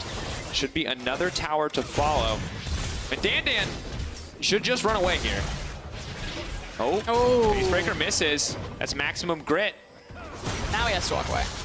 That's going to be used without any mana. They might actually just be able to take down Expect here, but they have to be careful. Showstopper is up and available. Herald has already gone down. So while Dandan was confident to step forward there, it's not going to get him much else. But good signs for Dandan that he's not losing out completely on those trades. But now it's how much can Misfits stall here on the mid lane push with the Herald behind Excel. There's no more plates. I do want to point out that Torre on the top side of the map. Yeah, so if anyone stepped forward, like V-Voice stepped forward to try to contest that push there, he was going to be insta-dead. Oh, and unlocking mid lane tower. Going to give him so much more access to this jungle. Torre was already fearless. He's going to be able to push in even further, lay down more vision. And you can see Razork just hiding, waiting in the darkness. Looks like he will be spotted out here by Cadril, but Cadril only level 8, does not want to contest the Lee Sin in the 1v14 now. Razork definitely has the lead. And I just feel like, yes, Misfits, I can see how they can find the picks. I can see how the plays can come through Frostgrim, but it feels firmly like the ball is in Excel's court. I mean, it has been for the last 16 minutes. The gold lead isn't terribly far away, but I just feel that it's been Excel's who have been making the reactionary, or excuse me, the proactive moves, and Misfits have been lucky to kind of try to keep even, but are being very reactionary around right now, especially around the map. And I mean, the good news is there is a lot of scaling elements on their team. Obviously, Sett is pretty terrifying in the late game when he really gets to lay down those big haymakers, but the Aphelios, the GP, these are champions that can just one-shot the enemy, especially if you get the right weapon pairing. But for now, still waiting to complete a first item. Still dragging a little bit overall. The odd pickaxe, just... Whose pickaxe are you? Oh, Aphelios. Interesting. Might just need the AD to help him farm. I think it's just bad back timing. Or maybe he's like, all I need is one fight. I'll skip the Essence Reaver. We'll get the fat IE damage as quick as possible. Keep our eyes on the itemization. There's the GLP. dangerously close to not flashing out of the range of that binding, but FebiVin will be able to get away. Major Summoner Burn, though, will make the follow-up ganks that much easier. And while XL had no interest in the Cloud Drake, they are willing to commit for this Ocean. And Mickey is all utility right now. He maxed W. His second levels are going into his Black Shield, actually. So with the GLP and the Glacial Augment, he's essentially a utility support bot. And I love Black Shield with Set. Because the only thing you do against Set is, when we talk about it, you walk away, you kite him. Already difficult to do if he gets the right setup, but impossible to do if he has a Black Shield. If they really want to fully commit, we could see a Shirelia's on the Rakan. That would be my dream state. Just enable this man to punch people in the face. Run at people and punch them in the face. Run at people at a reasonable pace, and then, yes, punch them right in the face. With 7.6k gold, Zdenek goes back to the, I think he was hoping to take someone with him, because let me tell you, when the Tahm Kench appears, you're like, oh, all right, they're going to defend the tower. And then when it's just the Tahm Kench, Dan now potentially in trouble. Misfits trying to collapse, but as you said earlier, Frostgurn, just very reactionary. This is a super formula from XL. They're actually just walking all over Misfits right now, correctly moving their vision line with them, identifying the right tower. I don't think they'll look for the dive. I actually think they're just trying to dissuade Dan and deny him as much as possible, but they're playing on their waves really well. They're eating up all of this map. The gold lead's still not getting too far out of control, but... No, but they're matching. They have 3 towers. It's good, actually, that Misfits have actually been able to keep it as close as they have, because it is still a 3-tower difference. XL got both Rift Heralds as 1-for-1 on the Drakes. The kill's still only 1-to-1, so a very slow, very controlled game. I'm wondering if there's a break point that that XL are waiting for to try to push for a greater lead, or if they're just comfortable with the current game state. I think the issue is that they have a Morgana and not kind of like a more traditional mid laner. Like Pantheon. Like Pantheon. And that Kadriel is going the Cinderhulk route, that you're effectively waiting on Set and Xayah to have kind of core itemization before you feel really confident breaking open the game. And so I think that's kind of not necessarily what's slowing down XL, but the fact that they're kind of taking their time with it. That they're playing around when Set gets super far forward in the lane, that he gets kind of like an isolated 1v1 or he gets a 2v2, and they're just basically hoovering up CS with Patrick, and as soon as he has 2 items, they're going to be much more confident to look for fights. And I think for the sake of XL, you're kind of hoping that time comes sooner rather than later, because I just keep looking back to FebiVin. That's the double needlessly large rod. We're getting dangerously close to the 2nd item death cap. And while most champions don't have to be super concerned, given the tanky stats on the top side of the map and the Black Shield as well, we might just see a Xayah or a Rakan get 1 shot here if FebiVin wants to prowl between these lanes. And not just Febi, it's also the fact that Lee Sin has completed the Black Cleaver, has Warrior's Enchantment, so you do have a lot of assassination potential, which is why you're constantly seeing LeBlanc and Lee Sin teamed up together. They just want to find someone and get something going on this map for Misfits. And Razork will spot out X-Back walking down. FebiVin now uncontested on the tower, but I can't tell who's trying not to fight right now. Seems like both teams are just like, oh, you have more members, we respect that, we will walk away. Well, you might get a fight. Go, Knockup's gonna go there, gonna get the value out of it, but they're walking to the pinch against Aphelios, definitely not the ideal location. Patrick not placed to deal damage, and as you mentioned, the Cinderhulk not gonna be too effective. Decent damage on the Infernum ulti. May have wanted to use Gravitum instead for a follow-up fight, but not a lot happening there, just a trade of spells. Yeah, there's just no follow-up. GEP ultimate, not there. LeBlanc was too far away for any sort of flanking position, so kind of all for naught. This is really anticlimactic. It's kind of the vibe. Do you remember when Rakan first came out and it was like the instant RW flash or whatever, or the R flash W, and you're like, wow, he can engage from so far away. Now it's the R, walk awkwardly at them for 1 second, followed by a W. I miss old Rakan. Not playing against him, but casting him. Obviously, a bit too strong at that time. Remember when everyone had the Rakan changes come in and everyone's like, he's dead. He's unplayable. He will never come back. It's the same thing happened to when you remember, if you remember when Zed's shadow changes came. This is the entire game? That is 212. If you can't see it, I know it's a tiny number. Look, some people like PvP, some people like PvE. League of Legends has it all. Anyone who tells you it's just a PvP game is wrong. Listen, you're not building Black Cleaver because you're farming your jungle. Just build the Tiamat then. Ooh, expect. I'd never realized that Zed actually just says Facebreaker when he uses the move called Facebreaker. Feels a little on the nose, but we'll take it. Have you practiced your WWE calls? No. So Medic started doing that, and I was like, we can't all just do WWE calls. I really want the Undertaker one through the table. Someone's got to get it in a team fight. If he gets to do anything this game. Very true. So that is a nice kind of display of what this game is all about. Walking away from each other as a counter to any sort of action. Yeah, but it's an Infernal. We can entice them, guys. Infernal, strongest Drake in the game, a guaranteed win if you get a single one. That's a lie. But if you get it right now, whoever gets this is going to win. It's working, Proscar, and I've convinced them. High in fiber, it's very tasty. Here comes the teleports. So many teleports, the entire team now coming in. Mickey walking forward, Spooky Ghost are there, that's a slow Dandy, and now Tori's in the middle of the team, that's a beautiful ultimate, but the Tom Kench is there to stop, the Tom Kench is there to deny, Febiven is waiting over the wall, Patrick sees him coming though, he's going to flash backwards, they're going to take it, Patrick manages to get the Drake, he has the Black Shield on as well, but keep your eyes on B-Boy, because here comes the onslaught, Patrick next on the list, but Dan coming in, that's a clutch barrel, that's a triple kill, and now Misfits are on the map. And it was a very messy team fight from Excel. They were late to the party, they forced way too hard with the teleports, Misfits managed to play it slowly, massive damage from the Gangplank in particular, and yes, they lost the Infernal, but they're walking towards the Baron. And Lee Sin went from 200 damage to 1,700 damage in a single fight, and that's what you love to see. But now, stakes are getting higher for the side of Excel. They were comfortably in control of this game, but now they got to make some decisions. Now they got to get it done. There's no showstopper for Expect, but he can just make his way to the pit if he wants to. They have to back away. Cagel's there. That's true. That's a good read on the situation. I forgot this is a slow, controlled game for Oscar, and I was getting too hyped. I was like, they're going to fight for it. One more time. It's the pit. Set. But that could have been the breakaway for Misfits. They finally found the gold lead. Yeah, again, they lost the Dragon. But if their jungler had stayed alive, that was surely the Baron. I do want to say, can we look at this fight again? Because actually a lot of fantastic things happen here. Okay, so you get Torre, who gets kind of the initial knockup, but Dinnick actually absorbs a lot because he just has Aphelios inside of him, and so you have people diving onto the back line, but it's not really meaning much as B-Boy gets kind of shot out to the side. Patrick with a very sweet steal here, but I just feel like Patrick was stuck in a bad position, had to hourglass very early, immediately into a barrel, and just explodes. And kind of the only silver lining was the fact that Excel did manage to kill the Lee Sin, but the back lines and the front lines get very separated. Is there, Tom Kench on the way. Saving the day for now. Wants to spit him out. The flash to safety, the re-engage. That's right. No one's going down on Dinnick's watch. That is, I'm going to say, 2 fights back-to-back that I'll give Dinnick the save. And I was excited because I was trying to talk about the difference between 80 carry flashes. We're going to hold that thought because there might be another fight. Bevan kind of dissuading the engage here.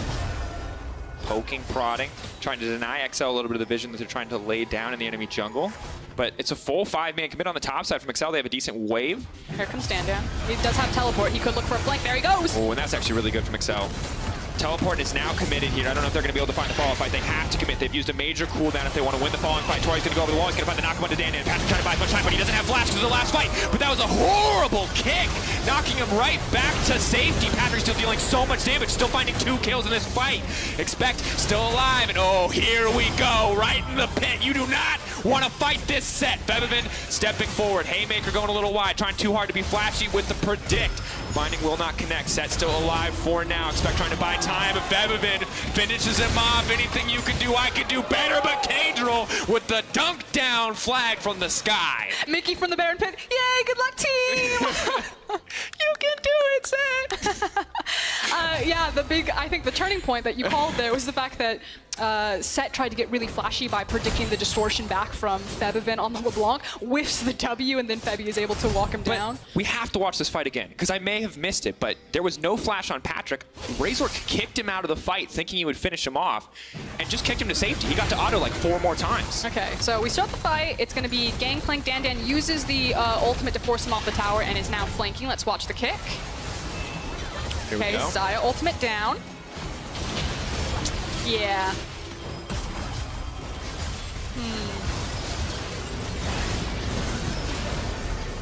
I want you to know that the reason I'm not speaking right now is because I was raised, if you don't have anything nice to say, you don't say it at all. Yeah, try to get fancy there. We didn't get to see cheerleader Mickey from the opposite side of the wall. That was my favorite personal part of the fight, but... When Morgana's already like disengaged from the fight, she's like, I could walk around, but it would take a very long time, and these are not the appropriate shoes. But... make Morgana such a diva. Look how she walks.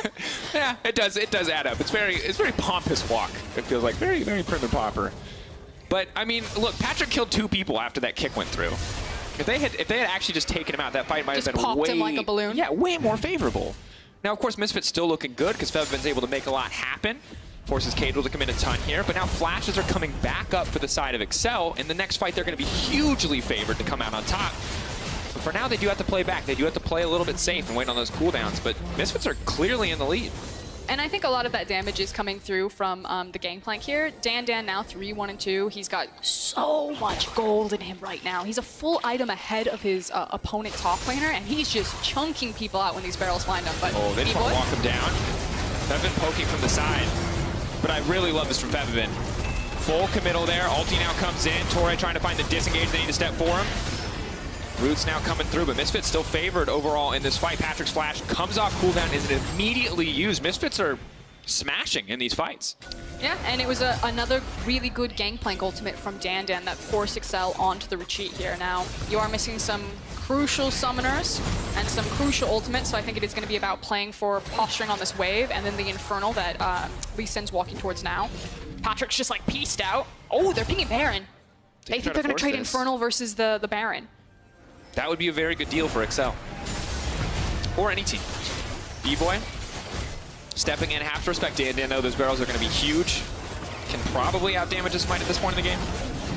Okay, here comes Lee Sin. Good bit of poke. Turret down on the top side. They're buying time. Are they going to back off? Are they going to stop DPSing it? No, they're full committing here. Redemption has been used. Torre trying to buy a bit more time. Stop, though. That's the Baron for Excel. The fight stopping for now, but Misfits are on the hunt. They can take out a few members. They can mitigate the effect of this Baron. Dan stepping forward. Okay, I don't want to call him out early. We'll see the replay. Eyes on Lee Sin. I think he flashed into the wall. Infernal going down for Misfits. If what you say is true, this is going to be a difficult day for Razork. Okay. Eyes on Lee Sin. What happened here? He's running. He's on the way. Nothing else matters. Lee Sin, this is his moment. He dreams, I can steal this Baron, he says to himself. Oh, God, no! It's horrible! Oh! Put the Teemo error sign up, please. Save him. Oh. He lost his teeth. That was... Ooh, can't even get the red buff. Cadril, give him a break. Okay, I have good news, though. Okay, I'm going to try to... It's not necessarily good news. I think I overestimated. Just make your point. We don't have to pretend. Because they have Aphelios and Gangplank, still really decent wave clear. So yeah, Excel got the Baron. It doesn't mean that it's the absolute end of the game for Misfits unless they get wiped here. They should actually be able to survive this one unless they take a bad team fight. So that's the silver lining. Okay. It's a pretty decent silver lining. Other silver lining, Fevin still does a ton of damage. B-Boy is getting progressively stronger. Those turrets coming over the wall are so obnoxious to deal with. It is just poking. So Misfits are holding on. But this has been such a back and forth game. Early game, totally in control of Excel. One team fight. Misfits now there in the driver's seat. One horrible fumble in the top side and then immediately around the Baron. Excel are back on top. I think another nice thing about kind of Misfits composition is not only the scaling options, but the fact that they have multiple damage threats across virtually every single member. So if team fights get really scrappy and there's not like a front-to-back line of scrimmage that's set and you're just trying to kill the tank line as quickly as possible in front of you, like they excel in those team fights. They have so much mobility. They have so many damage threats. Oh, Bella goes salty. He's going to lock every single member down, and now they're just going to shred through. Dan on a rampage. Fevin looking to lock up Cadril. Patrick trying to dissuade any further engage, but my God, set. You don't 1v1 a pirate. Definitely not outside of a pit. That's rule number one. He now going in. Just going to walk him down. Denik trying to give him the tongue. Patrick running for his life. The third auto won't come in. Cadril wants to turn this entire game around because Patrick is still alive. Hope is still alive for the side of Excel. Mickey and Patrick. Fevin wants to step forward. He knows one combo will kill Patrick. Binding will not connect. That's a fake LeBlanc, but Patrick still untouched. 2v3. LeBlanc now the support to try to turn this one back, and Excel holding on despite a terrible initial fight. And basically what my point was going to be is that the short of it is that Misfits can carry from multiple positions, whereas Excel's composition at this point is almost exclusively Patrick and Set. Like they have two actual carries, and this is really how these fights are turning out. Like everyone is strong arming for little Patrick here.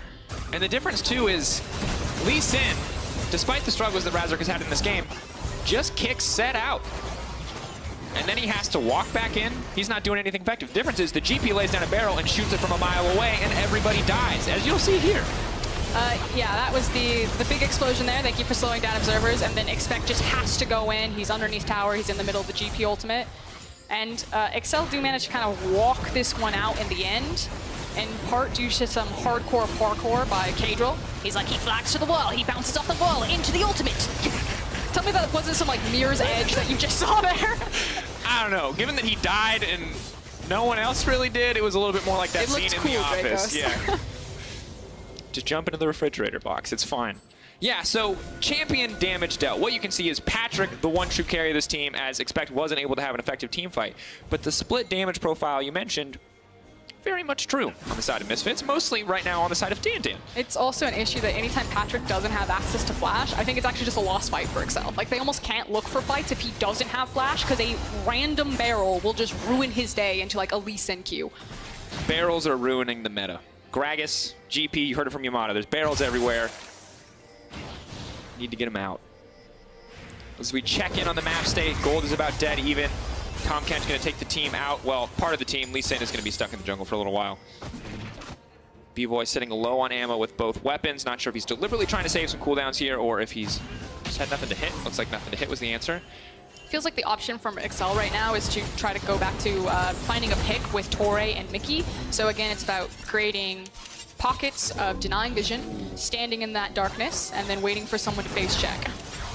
I like that. They're immediately deleting the towers, making sure.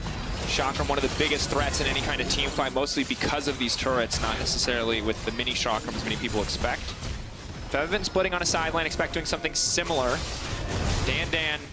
Ooh, that was good. I like that. Just going for the barrels. Ulti is now going to be committed. Big Inferno Ball, half-ulting multiple members. B-Boy still alive and well. Fevin still pushing on the bottom side. Expect and the rest of Excel need to get back to their base if they want to defend this one. Well played by the side of Misfits, baiting them in just enough. And Excel honestly overcommitting on this play as Fevin gets an uncontested inhibitor tower. And it's just really difficult to deal with Gangplank here. Like, Kadril goes over the wall. He's not forcing the dive. He's actually just trying to remove the barrel. But it's almost like you need to be more decisive if you're Excel. If you're going to make that move, you almost have to look for the dive, try to kill them, and translate it into a tower push. Because right now, Misfits are trading up in the last, I think, 3 to 4 fights. Yeah. Outside of the Baron Flash. Yeah, outside of the... We'll just forget about that one. Plenty of people are going to have that highlighted. They'll do more justice to it than we ever could. Now, double Infernal on a composition where every champion other than the Tom Kent is really excited about Infernals. It's going to be difficult to deal with. The Soul, of course, the most important thing, and it's next on the list for Misfits. 5 minutes out for that one. Baron is already up. So...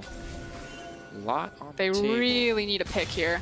Patrick has to be careful though. He's stepping very far forward, has the BT for the extra shield, but one misstep against his GP and he dies. Yeah, and Dan's ultimate is just about to come up, so it is now available. Patrick does have his flash, so Excel again will feel a bit more confident if a team fight does break out, but otherwise they are trying to buy time for Expect here onto the side lane. And they've got all of these TPs, but outside of sets, I just feel like they've been getting a ton of use out of them past that first initial tower dive. So here's kind of the window. So Expect pushes up this bottom wave, and then he immediately cuts up underneath into the river and starts sprinting back towards his team. It's matched correctly by Dan, who has cross-map potential, not just with the teleport, but also with his ultimate.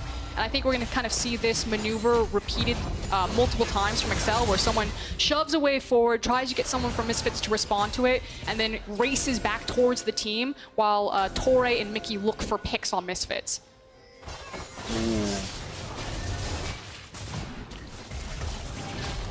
10K Baron dropping, started up for Misfits, hoping to find a pick, but Dan definitely not the target they're looking for. Far too tanky, far too strong, so they are just forced to back off.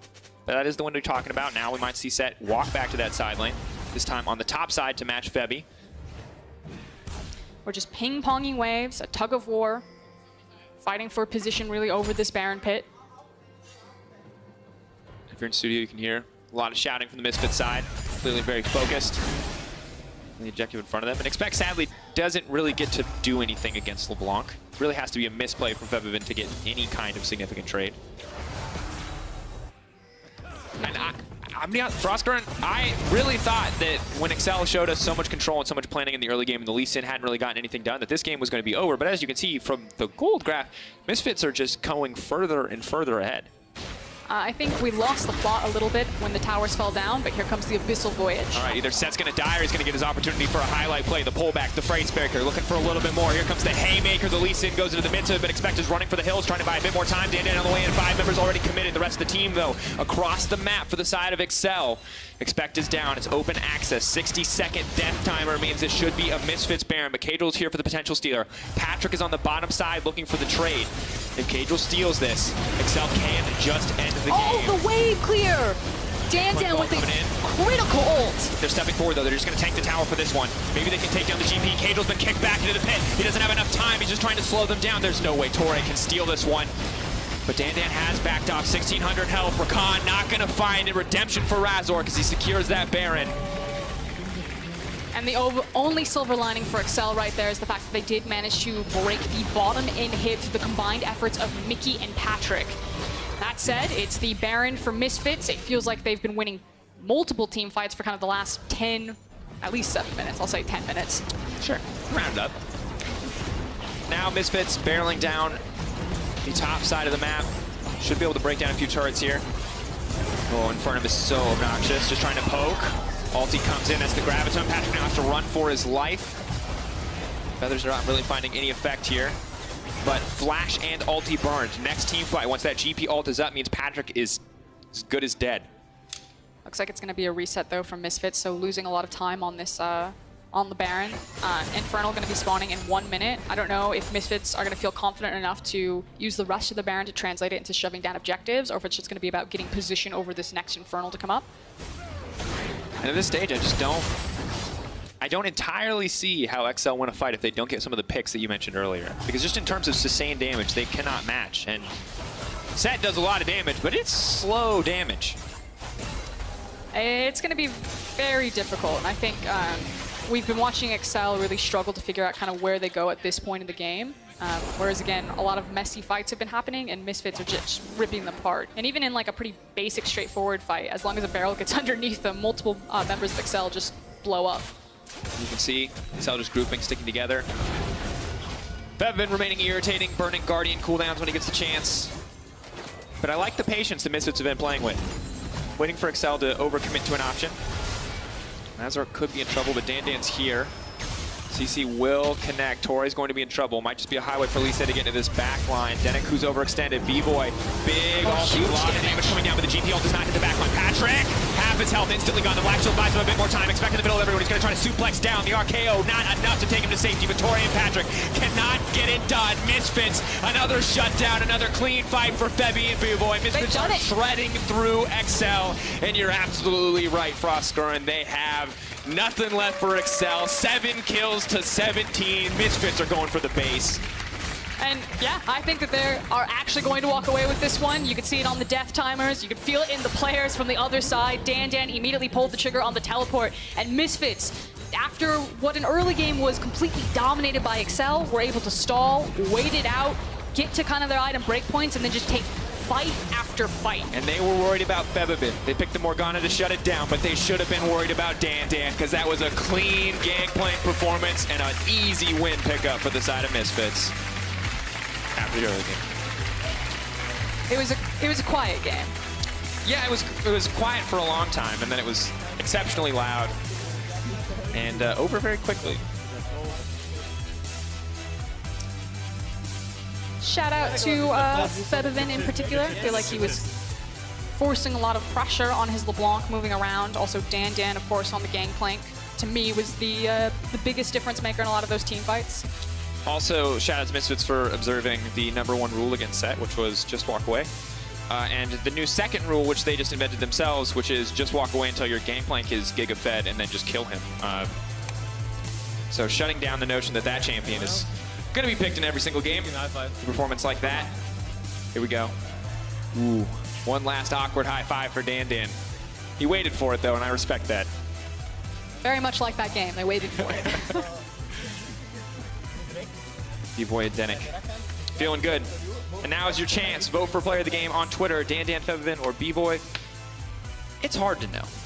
I like to give it to Gangplank, because that's kind of generally where I'm at. I think Dan's the safest option. A funny thing is, like, B-Boy's on the graphic, and yeah, his Aphelios ults, I'll get it, Aphelios ults, were doing some decent damage. He had some good setup and some lockdown, but Danik really saved him, I think, about 3 different occasions. They're a duo. When you play with the Tahm Kench, you are as one unit, because Tahm Kench has a single button and it is W. But coming up next, we're going to highlight Gilius as he and Schalke 04 look to bounce back from a horrible start to the season. Laura also sits down with Dan, so don't go anywhere.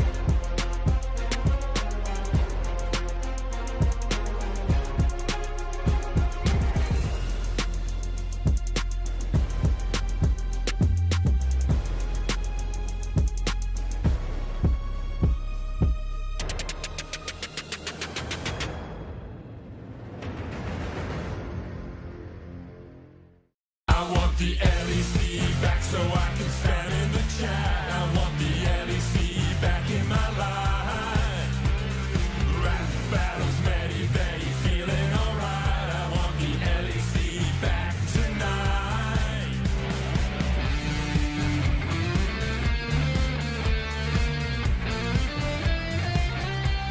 So tell me, who was the player of the game?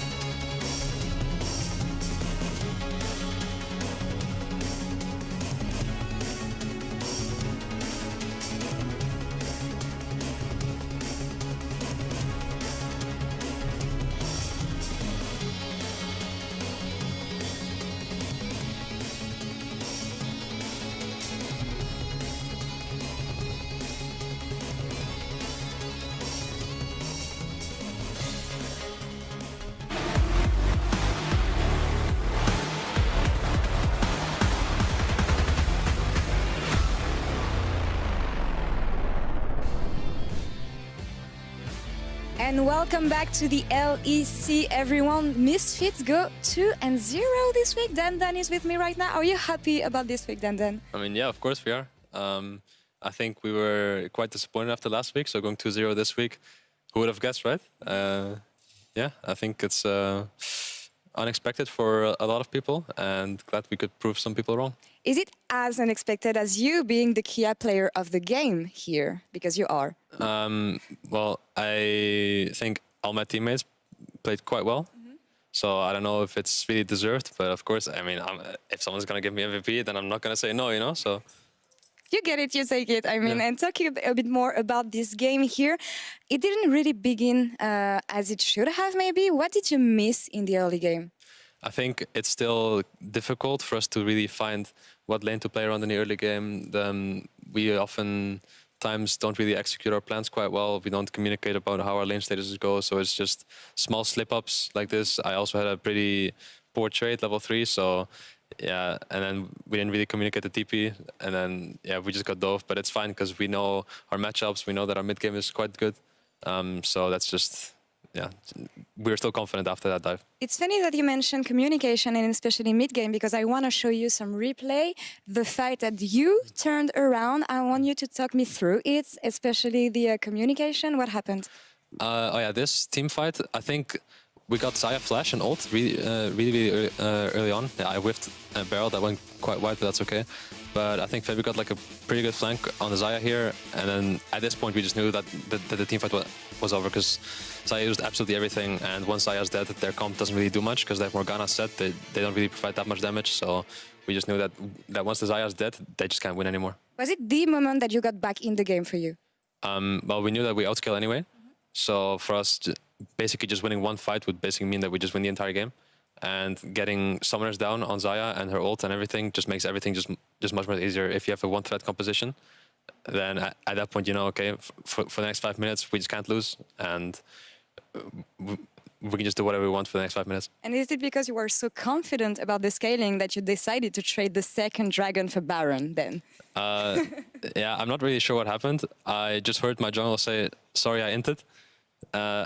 Something with a flash, like I'm not even sure if I want to see it, you know, but yeah, it's just like slip-ups, you know, because we're still a rookie team. Yeah. We didn't know they could do it that fast. We were yeah, the communication was just hectic. I was like, do I have to come? No, it's fine. And then I was like, oh, it's 8K. Oh, well, you better come here fast, or Nash is gone. Oh, Nash is gone. That sucks, but we still brought it back home, so it's okay. Yeah, that's how you learn. And I mean, you got the win in the end, and that's what matters. But a bit more about you. I'm so glad that you're back in the LEC. I mean, especially after last year. What is your mindset now compared to last year with the emergency roster swap that happened in the middle of summer splits? Well, it's different because last split, the half that I played was just with 5 very strong personalities, with 5 very strong individual players. We just had like our style, and it was like really fun. I think fun to watch, and you know, just really based on like mechanical play, individual play. I think this year is going to be more structured. We just have a more, you know, like our coaches are just more structured. They want everything to be more rigid in a sense. So I think it's just different, you know. Like I can't say if one is better than the other. What we had last year was really unique. I think what we have this year has got really high like skill ceiling. So I think, yeah, I mean, new challenges make people grow, and me being in this new challenge is just amazing for me. You guys are off to a great start already. Thank you very much, Dan, and congrats again for this 2-0 week. Now back to you, Shox. Thank you very much, Lar. And fantastic, a 2-0 week for Misfits. But I want to put your eyes on the next match. Schalke 04 are about to take on Mad Lions. And I've gathered you here today to tell you about the man, the meme, the myth, Gilius. Now, Gilius is the current jungler for Schalke 04, and I wanted to take a look at how he got here and tell you why I am excited and a bit nervous to see what he can make out of this competitive season.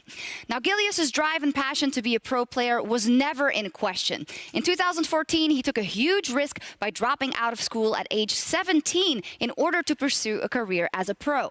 But the gamble paid off almost immediately, as Gilius got to play at Worlds within his first year, subbing in for Svenskeren on SK in 2014. And that experience that further awakened his drive to be the best. And right before Worlds, he had also qualified to the 2015 Spring Split with the Unicorns of Love.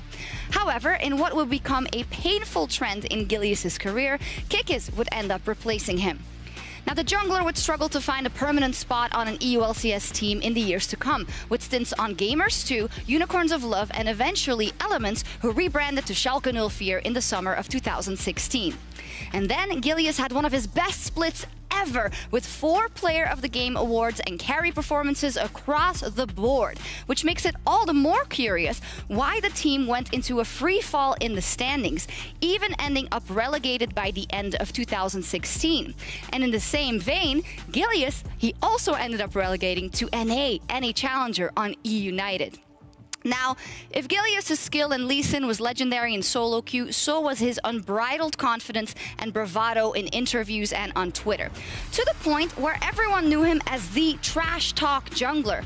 Unfortunately, though, Gilius couldn't always back the trash talk up and would often find himself benched or replaced. But even with those setbacks, Gilius was always willing to put in the work, and he rebounded in 2018 in the Spanish Superliga, winning the playoffs with Jizuke, Attila, and Jack Troll on Giants at the end of 2017 to find them on Vitality with those rookies in 2018. And now Vitality, they continued their growth in EULCS with a 4th place finish in spring. But deep into the summer split, Gilius once again got benched for Kikis and devastatingly missed out on the World Championship with Vitality. But true to form and dedication, Gilius kept grinding. He went down to the German league, playing with Ad Hoc Gaming, and perhaps signaling a permanent shift in his attitude, changed his in-game name to Humble Gilius. Now this year, Gilius has returned to a Schalke 04 that gave him a chance before. But the team has started off the split with a horrible, 0-3. Now, this is very important because to me, this could be Gilius' biggest test and opportunity to date. This could be a make or break split for the jungler. To quote his former coach Yamato Cannon, even if the whole world doesn't believe in him, he believes in himself, and that's a massive strength. This season, let's see if he can make it count. It's a fine question, Shocks. I love it. The history of Gilius. What did you say? The man, the meme, the mystery? The myth, the meme, the man. The myth, the meme, the man. Yes. It's many things, many M words. Speaking of memes, we got some memers in chat right now. I'm taking a peek into Karzi and Forgiven, and it's adorable. They taught each other how to say, I am your friend in Czech and Greek. Yeah, but I would highly encourage you not to repeat what they wrote there. Not because I'm worried about you butchering the pronunciation, but because we can't confirm that's actually what they wrote. They could definitely be trolling each other. I definitely wasn't going to try to. I can barely speak German. Like, I can't speak German. Okay. You weren't supposed to bust me, though. I'm sorry. The best German that I Your can German speak is so flawless. is Schalke 04. Oh, Schalke no fear. Yeah, yes, just like that's that. right. Just butchered it all the way Nailed it. through. No, you nailed it. You nailed it. German speakers will confirm, for sure. But here we are. It is Champion Select for our second game of the day. It is Schalke no fear versus the Mad Lions. Now, big test, as you heard Shockus mention earlier. Mad Lions, they can prove the power of rookie strength, and Schalke no fear. It's the old guys club. It's the Zoomers versus the Boomers. That is what this game is going to be all about, as Aphelios is the first one to hit the bench. Jarvan also going to get banned away. Gilius potentially trying to set up a Gragas pick for himself. Here we are. Berlin's ready. I'm ready. Draft already underway. I don't think Forgiven's ready. He was trying to adjust his seat there.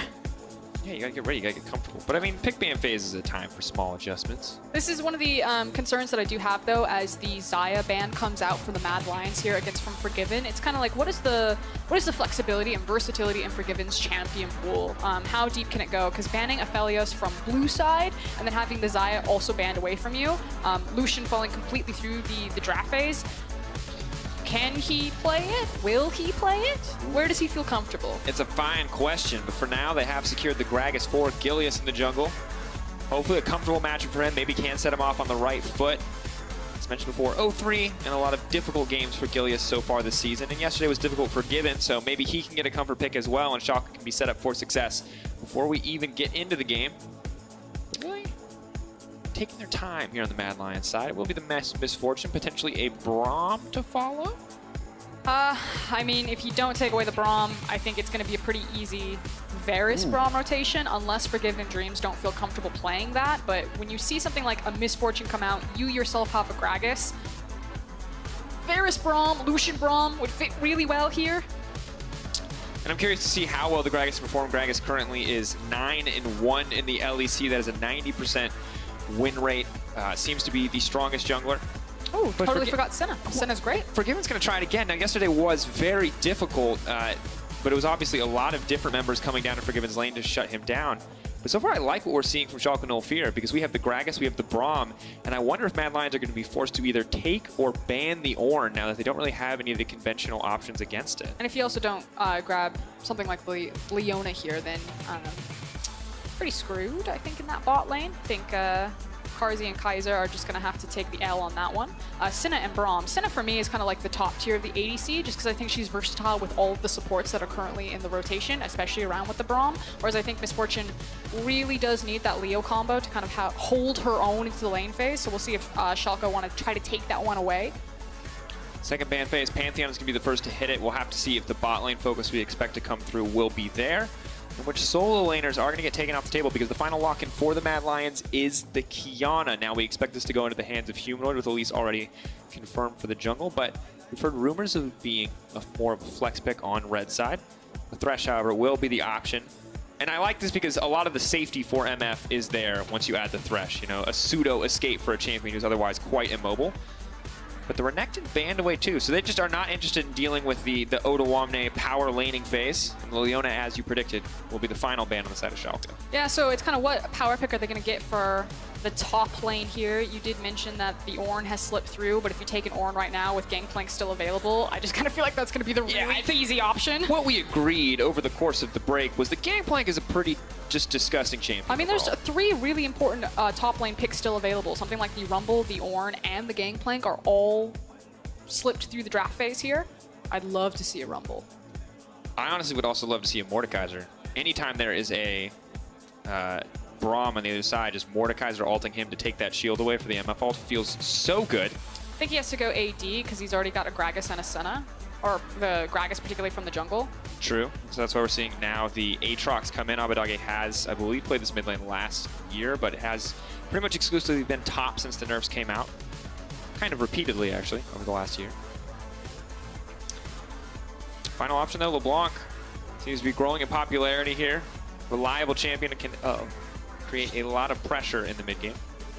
I mean, you assume that it's going to be Humanoid's Kiana in the mid lane, but one of the big advantages of LeBlanc is just her ability to be blind picked. I expect to see an AP top laner. Rumble, Mordekaiser certainly fits that role, just because you have strong AD in Kiana. If you did go AD top side, you could then look to dive, but it feels like with Kiana and Elise, it should be a lot of focus on the middle lane. And I gotta say, I would prefer the Mordekaiser. Really love Mordekaiser ulting a Braum. There's almost no greater feeling in the world. You get a 1v1, you can win. The enemy team no longer has a shield to block your MF ult, but you gotta respect it. The Wombo combo is real.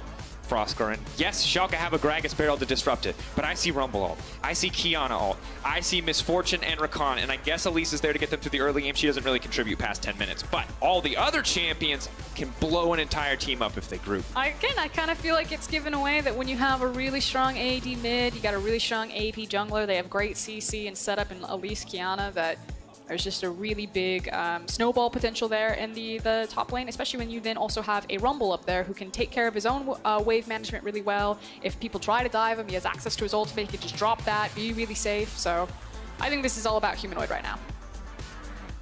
Have to see, because Humanoid has been a mixed bag, has had a solid performance on Zoe, has had a pretty unfortunate performance on the Mordekaiser. See what version of Humanoid shows up today. Only a single handshake. Head coach to head coach, secondary coach not getting any of that. Gear up for the second game. That's right. Schalke No Fear versus Mad Lions, FLICKR. You said it best. Boomers versus Zoomers. Old names versus new blood. Feels like a quintessential LEC matchup. Some names I never thought I'd see on the stage again. Forgiven coming back. That's all you can ask for.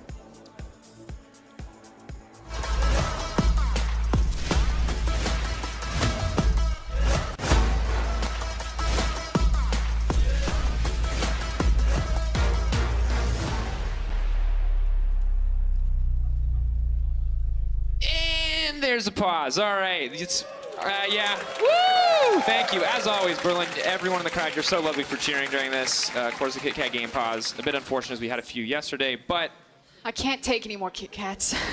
They're like my favorite you know candy. it's not part of the deal that you have to eat like 6 Kit Kats every pause. Every time a break happens, it's self-inflicted. the other casters just start jamming Kit Kats down my throat. All right, well, it's a short break. So a mini Kit Kat break, we'll decide, not the full 4 bars. As we are now getting back into game, we'll pretend that the music just finished and the blah, blah, blah, blah, blah was happening. Start at Skin Berlin, go! So we're going. Woo! Yeah! Let's do it! Schalke versus Mad Lions. Boom versus Zoom. Who comes out on top? That's the #1 question. All right, Frostgren. It's Elise versus Gragas. Gragas, most winningest jungler in the league. I think he is hilariously overpowered. Not really overpowered, he's just very strong. Elise, very underwhelming in my eyes, but how does she win this game? So I want to start with Gragas first. Okay.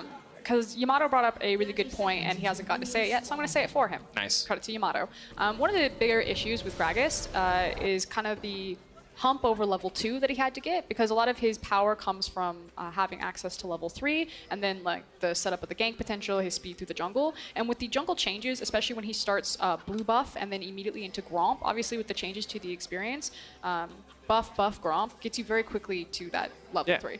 So that's kind of one of the big highlights of Gragas on the current patch in the current like jungle ecosystem. You just have a lot more flexibility now. Now that Gromp and Krugs are comparable as opposed to before, where you had to go buff Krugs, other buff, and Gragas, while he is pretty good at clearing most camps, couldn't really suffer. But Shadow, a guy that we praised repeatedly for intelligent pathing, we have to see what he can do today if he can limit some of the options here for Gilius. Maybe Gilius can finally get the ball rolling in one of these early games. For now, it is just the leash on the bottom side. Elise most likely going for the blue buff into the Gromp. We'll have to see where Shadow goes after that. And of course, both these junglers have really high early gank potential, and they have great setup in both their bot and their mid lanes. I feel like there's a bit more flexibility for Schalke's composition, and that they could also look to gank and set up for that top lane with the Aatrox, especially because Rumble tends to be pushed pretty far forward if he's trying to trade on you aggressively. Yep. Pretty much has to push there. Ooh, Kaiser getting 3 stacks and cuts of blows, but will not fall any further than that. Obviously a big chance for Forgiven to kind of redeem himself after yesterday's performance. I've been saying redemption a lot today, bear with me, it's my crutch word. But he did have a very rough day. He got absolutely destroyed by Reckless yesterday, and what I thought would be a much closer landing match. But now, today, with the power of Senna, and I think what it looks like the Louis Vuitton skin, maybe, we'll have to see if he can do a little bit more. Checking in on the jungle pathing again, there was an early ward that was placed on Shadow's Raptor camp. It hasn't spotted him because he actually walked around the buff. It's also quite shallow being placed onto the ramp here. So I even don't think it'll catch him from there. It's now a zombie Poro.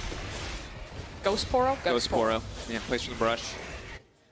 So, providing a little bit of defensive vision for himself. Gilius just going to continue with the full clear jungle. And I think with the priority in mid and top, and especially with Gilius taking the time to place a ward there, if possible, he'd like to get access to that crab. Looks like he might go for Raptors and potentially a double crab, depending on if top and mid retain priority there. For now, focusing clear on this camp. Crab should be next. Will not be spotted out as there is no vision on the bottom side, but in the bottom lane you see a lot of kind of aggressive back and forth trading. Both sides burning to their mana bar quite quickly as Kaiser trying to heal up a little bit there. Okay, here's one crab. So after Krug, Shadow is either going to look top for the gank. He'll walk through some vision, so it should be fine for Odo to back up. And then he himself can walk down to top river crab. And it's super safe for Shadow to do this because they saw that Abadage exited towards the bottom side of the river when he left the lane, even though he is pushed underneath and trying to trade aggressively with Humanoid. Just as called, Frostgren. We got to see what's next. Do we see the rumored Elise dive? The double magic damage Elise dive onto the Aatrox? Maybe not yet. Gilius is changing, or excuse me, Shadow is changing direction actually. Both of them are sprinting towards mid lane. But the thing is both of them will assume that they're backed. Shadow was spotted. Not sure if they know Gilius is there. Humanoid can walk down to pick up Water Blade, but it's a surefire sign that there is a gank on the way. They're trying to commit to the play. Shadow just threw that cocoon out, trying to predict Abidage's way out, but now Humanoid just leaps face first into death. Is invisible in the grass. Takes over to level 5! He's walking away. He burned the Ignite. What Morato's going to do, but can Shadow turn this one back? He's going to grab it. He's got red buff as well. Can he get the fight with Gilius? Turning it. Barrel's ticking, he's going to walk away. Good 1-for-1. Humanoid almost makes it out, but still a messy exchange. Oh, that tick over to level 5 was almost exactly what the Mad Lions need right there. It was the fact that Humanoid's wave was building up, so Gilius knows that there's the opportunity to look for the gank here. Humanoid goes for a very aggressive trade that his jungler is kind of waiting in the wings, but it's the fact that Schalke have information that Shadow is there, but Mad didn't have information that Gilius was there. That was tough. And you got to respect Shadow for trying to go for the predict on the LeBlanc, but you could just tell the second they're behind in that play, they are not going to get out with anything better than a 1-for-1. Lucky to get out with as much as they did. Of course, Humanoid going to grab an assist, but Abidage with the kill. Should put him a little bit up in this lane overall. Level 6, though, on the way. Can be a big difference for Humanoid. It is going to be scary, though, that he's now sitting there with no flash across from a LeBlanc and a Gragas that's going to have access to Predator boots. Humanoid's going to have to be really careful with his wave management, and anytime it gets out of hand, Shadow has to cover him. For now, though, Shadow setting his sights on the Ocean Drake. This is going to help a lot for either side, honestly. Both teams very mana hungry outside of the top lane. Shadow's now afraid to step forward, but Shadow actually taking a lot of damage here, is debating where he needs to go. He can walk into that brush, but he'll walk face first to a level 5 Gilius. Forgiven with no mana left. They just decide they're going to back off here. I like Gilius coming down to support, making sure that his team can back away. And Shadow, sadly, not able to grab the Drake that he wanted to commit for. Yeah, really ambitious to just try to find a window where maybe Gragas wasn't going to be on that side of the map. Maybe he thought he was just going to go for a power farm and he could slip that one through, but not the case. No. And now Kaiser just wants clear vision, but Gilius is here to protect it. So far, actually, a pretty solid early game jungle performance from Gilius, not falling behind the clock whatsoever, matching Shadow pretty well to a certain degree, and actually being the first to make it to mid lane initially. Vision will spot him out. Humanoid can run to safety, pushes a little long back, wants to finish off the kill, but he only gets the clone. Abidage is playing with his food, and Humanoid has overstayed his welcome in that mid lane. Yeah, just caught out. Did have Kaiser and Shadow waiting in the wings, but he's hit first. And it's difficult for Humanoid. I feel like we see two sides of Humanoid. He can be very, very good mechanically. He can have those big plays, but he can also just get caught out, overextend, overstay his welcome, and die alone. I think kind of one of the growing pains with Humanoid is that he can't really lose gracefully. It's as you're saying that when he wins, he can win super hard, and you can see those incredible Kiana performances on him. But when he gets in a situation where an early flash is blown, he doesn't necessarily have the assistance, or it's not quite timed as nicely as it would have, then he gets in trouble. And like here, he can see it coming. He knows that Abidage is fishing for it, tries to turn around the best he can, but unfortunately, it was a 2v1. Chooses to go for the all-in. Vision does spot out the gank before it can happen here on the bottom side, and Forgiven and Karzi are just trading farm at this point in the game. But a clear lead for Schalke 04, 600 gold in their favor. Humanoid's lane prio, but I think he's just going to have to use it for a recall here, maybe to clear a ward, because he's running out of mana very quickly. This is actually hurting Shadow a lot, because he's spending so much time trying to cover Kiana right now. Like, he lost so much time when he started to try to start up the Ocean Drake. That was interrupted. It's now been 2 times where he's had to run towards his mid lane just to kind of cover Humanoid there. He's falling very far behind in terms of experience, level 6, level 5. I'm sure he's going to get level 6 ticked over in kind of this next camp, but you know, Shadow's not getting to be as impactful on the map as he would be because he's stuck with babysitting duty. Yeah, difficult, because once there's a 2-1 LeBlanc in the game at all, you kind of just have to be on LeBlanc duty. And it feels like Humanoid at this point is like, you know, if LeBlanc jumps on me, maybe I go for the 1v1, but he's just hard pushing the wave, and he's just looking for opportunities, either to fish around in river, or you can see there, even looking for a potential dive with a Shadow. So, you know, Mad are still trying to hunt and look for their options to make plays, just probably not in mid lane. And they definitely just also have to be very careful, because they are playing against a Senna who has ticked over to level 6, and that ult can be huge in any kind of fight, especially 1v1s on the top lane. Something that Arome definitely has to respect, and something you always have to be concerned about if you are going to try to force a dive. It is not a slow traveling Ash ult. It's a slight delay, and then it's instant shielding, instant damage, huge difference in any kind of early skirmish. Okay, so first rotation to the Rift Herald is coming out for Mad here because they pulled Kaiser. You can see that Dreams is coming off of spawn right now, so it's going to be about a 20-second delay for Schalke to get here. But because Odoamne has access to the river first, he's got the wave pushing forward, they do manage to force the Mad Lions off of it. Good spot to be. And I feel like it's feeling very similar to the Excel game that we watched in Game 1, where there's not a massive goal lead for the side of Schalke, but it does feel like they are dictating the pace of the game so far. That might change, though. Sabadage takes the bad side of a trade. It's important that Forgiven actually walked back to the lane, and Karzi is here. Depending on how much Mad want to force here, they have teleport on both top laners. They could try to either hard force for a monster objective or try to contest something. So they might just back off, and Mad feeling comfortable. They have the mid-wave pressure. Are just going to start up this Ocean. Vision is there for Dreams, but he doesn't want to step in any further. You have to know that Mad is doing this right now, but not confident enough to step forward. Gilius wanted to get the back off, did not want to look for the fight as he just now finishes the Runic Echoes, and that does mean the Dragon goes over uncontested to the side of Mad Lions. Yeah, and again, the biggest difference there was the fact that Karzi moved. Forgiven decided to have the wave push into him. If you're a Schalke fan, you're like, it's fine. We say this all the time. It's the first Drake. It's not the end of the world. And if you're a Mad Lion fan, you're like, you'll take what's given to you, and that was handed on a silver platter. Why not? And I like, too, what we're seeing coming out from Humanoid. It is not the immediate Dusk Blade. It is the Umbral Glaive, but it does mean he's going to have the power to clear out so much vision as we move later and later into the game. Sorry, things developing very quickly. So Kaiser has reset. He is not bottom. So again, it's Mad Lions getting the move on their support first, and the fact that the Herald is still warded. But here's the block. Shadow trying to turn this one. The knockup, can they get it onto Abadagi? He's going to flash out to safety. The charm now going through. Humanoid goes over. Abadagi's going to go down, and now Gilius is in no man's land. The stun. Not quite going to connect. They are going to back off, and now Mad, they've just stolen away a Herald, the perfect start, but Gillies wants to turn it back. The flash away. Interesting display of cooldowns there as Mad will grab the Herald. Yeah, and really well done from Mad Lions, again, to get the early rotation. They're fine to, I was going to say, they're fine to leave Karzi alone because he does have access to the bullet time to clear out any sort of wave to dissuade a possible dive from Forgiven and Dreams, but without access to the Sun ultimate, it's not going to be much he can get. So it's Herald into immediate plates mid. Really good kind of slingshot maneuver from Mad. Barrel, not going to stop the recall there, and an immediate bit of gold into the back pocket of Humanoid. This is kind of what you want to see on the Kiana, because this is something we talked about earlier when we talked about Bevan. Hey, even if you fall behind, Kiana is eventually going to do Kiana things, and here we get to watch some of them.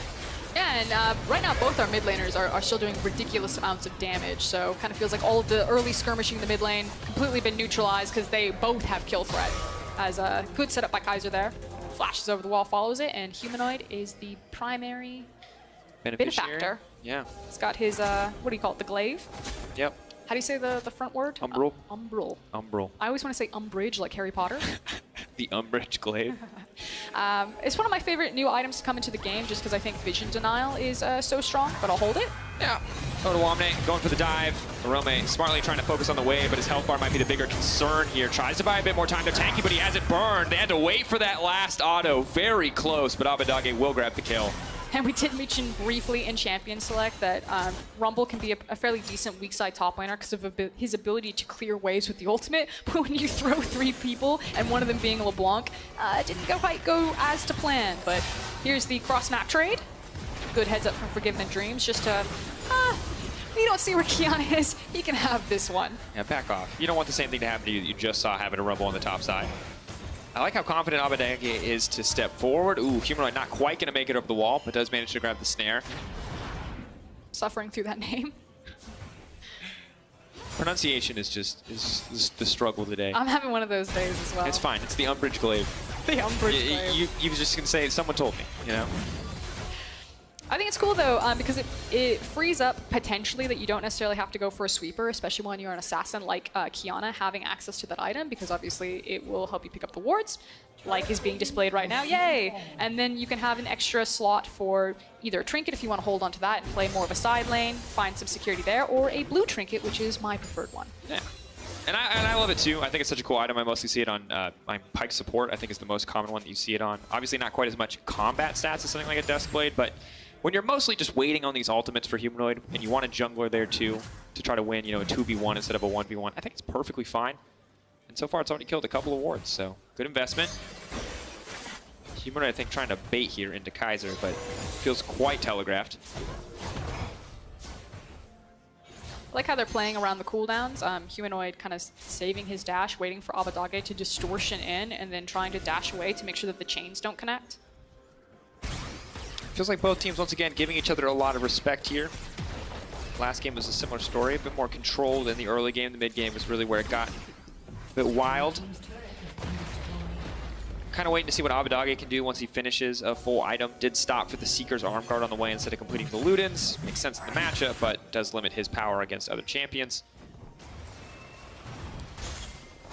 He's going to have to get out. 3 people rotating, so it looks like Schalke are committing towards the top side of the map, whereas Mad Lions committing towards bot and mid.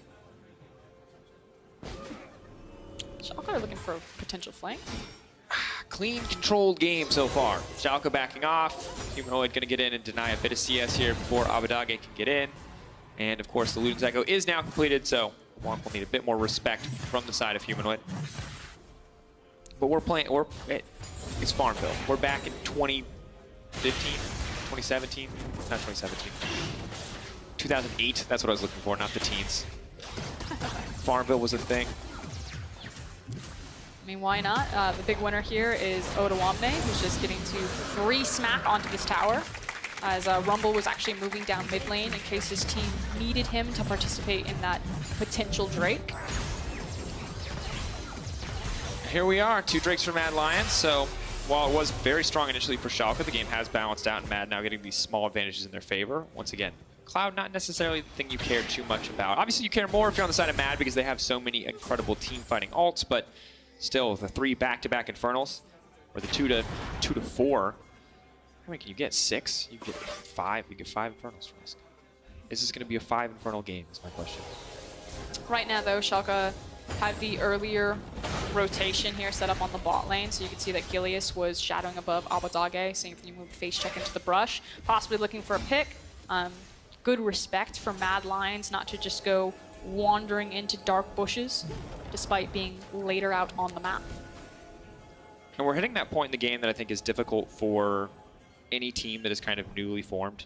For Mad Lions, a lot of rookies, not as much experience in these kind of stalled out mid-game states. And for Schalke, no fear, this is a team that has a lot of veteran players with a lot of different opinions. We're going to have to see if that experience kind of pays off, if they can be the more decisive team, if they can kind of pull the trigger faster on some of the plays to come. Because that could be a big advantage. Or maybe Humanoid, as kind of the newly minted leader of an otherwise rookie lineup, can make some stuff happen. But there it is, folks. There's a Morellonomicon. Feel free to tweet LS, as many of you will. And that's going to be instantly Gilius one-shot. Wow! I was about to...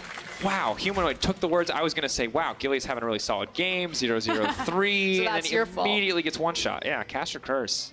Yeah, that's the thing about the Kiana there. Is that if she finds anyone, she's probably just going to immediately pop them, which is why I don't.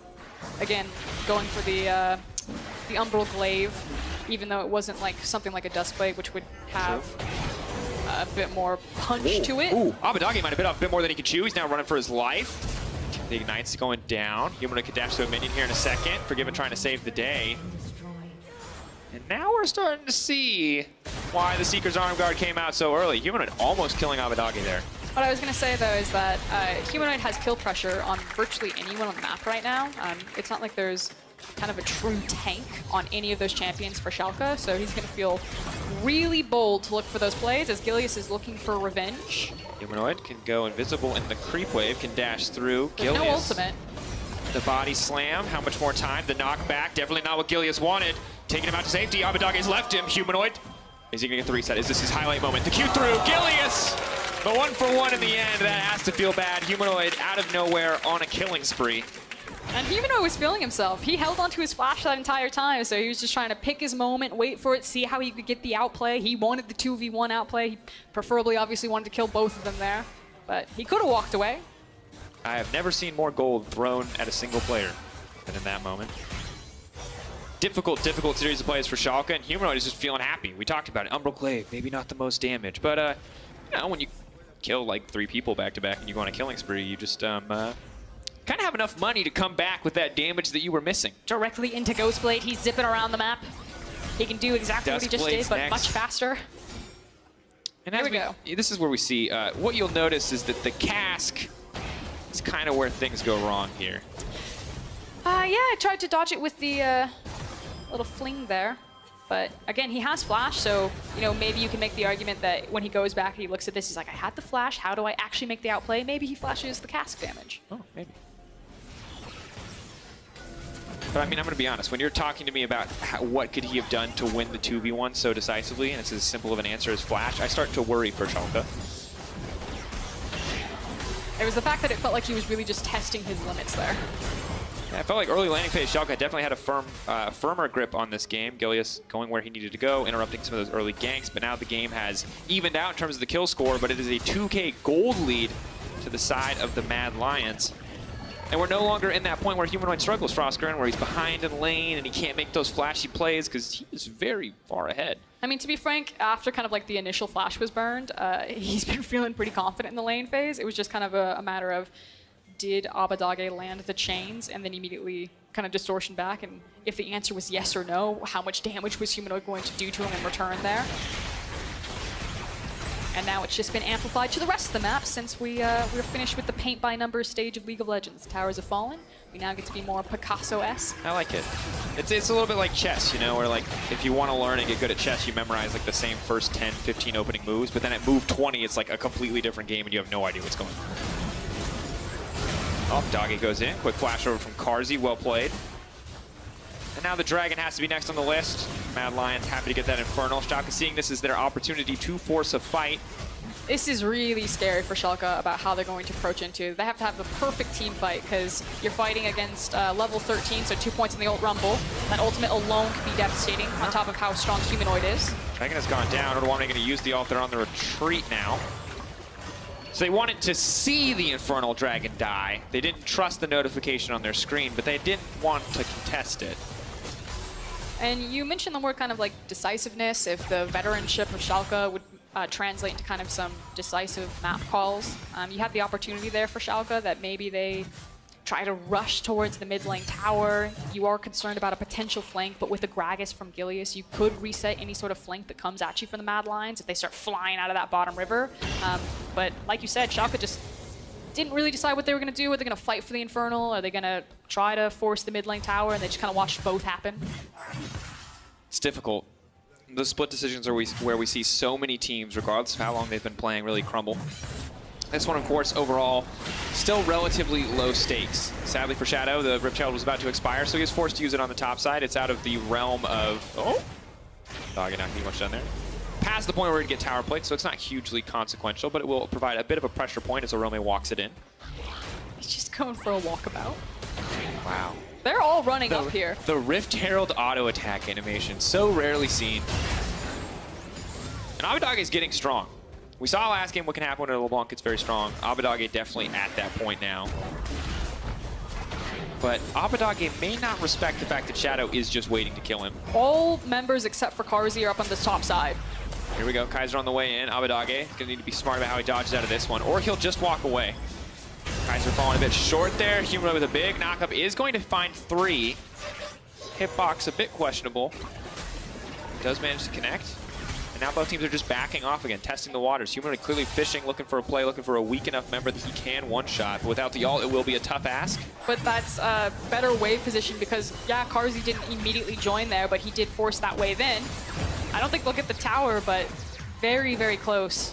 Ooh, very close. Yikes. Gragas just rolling by that one.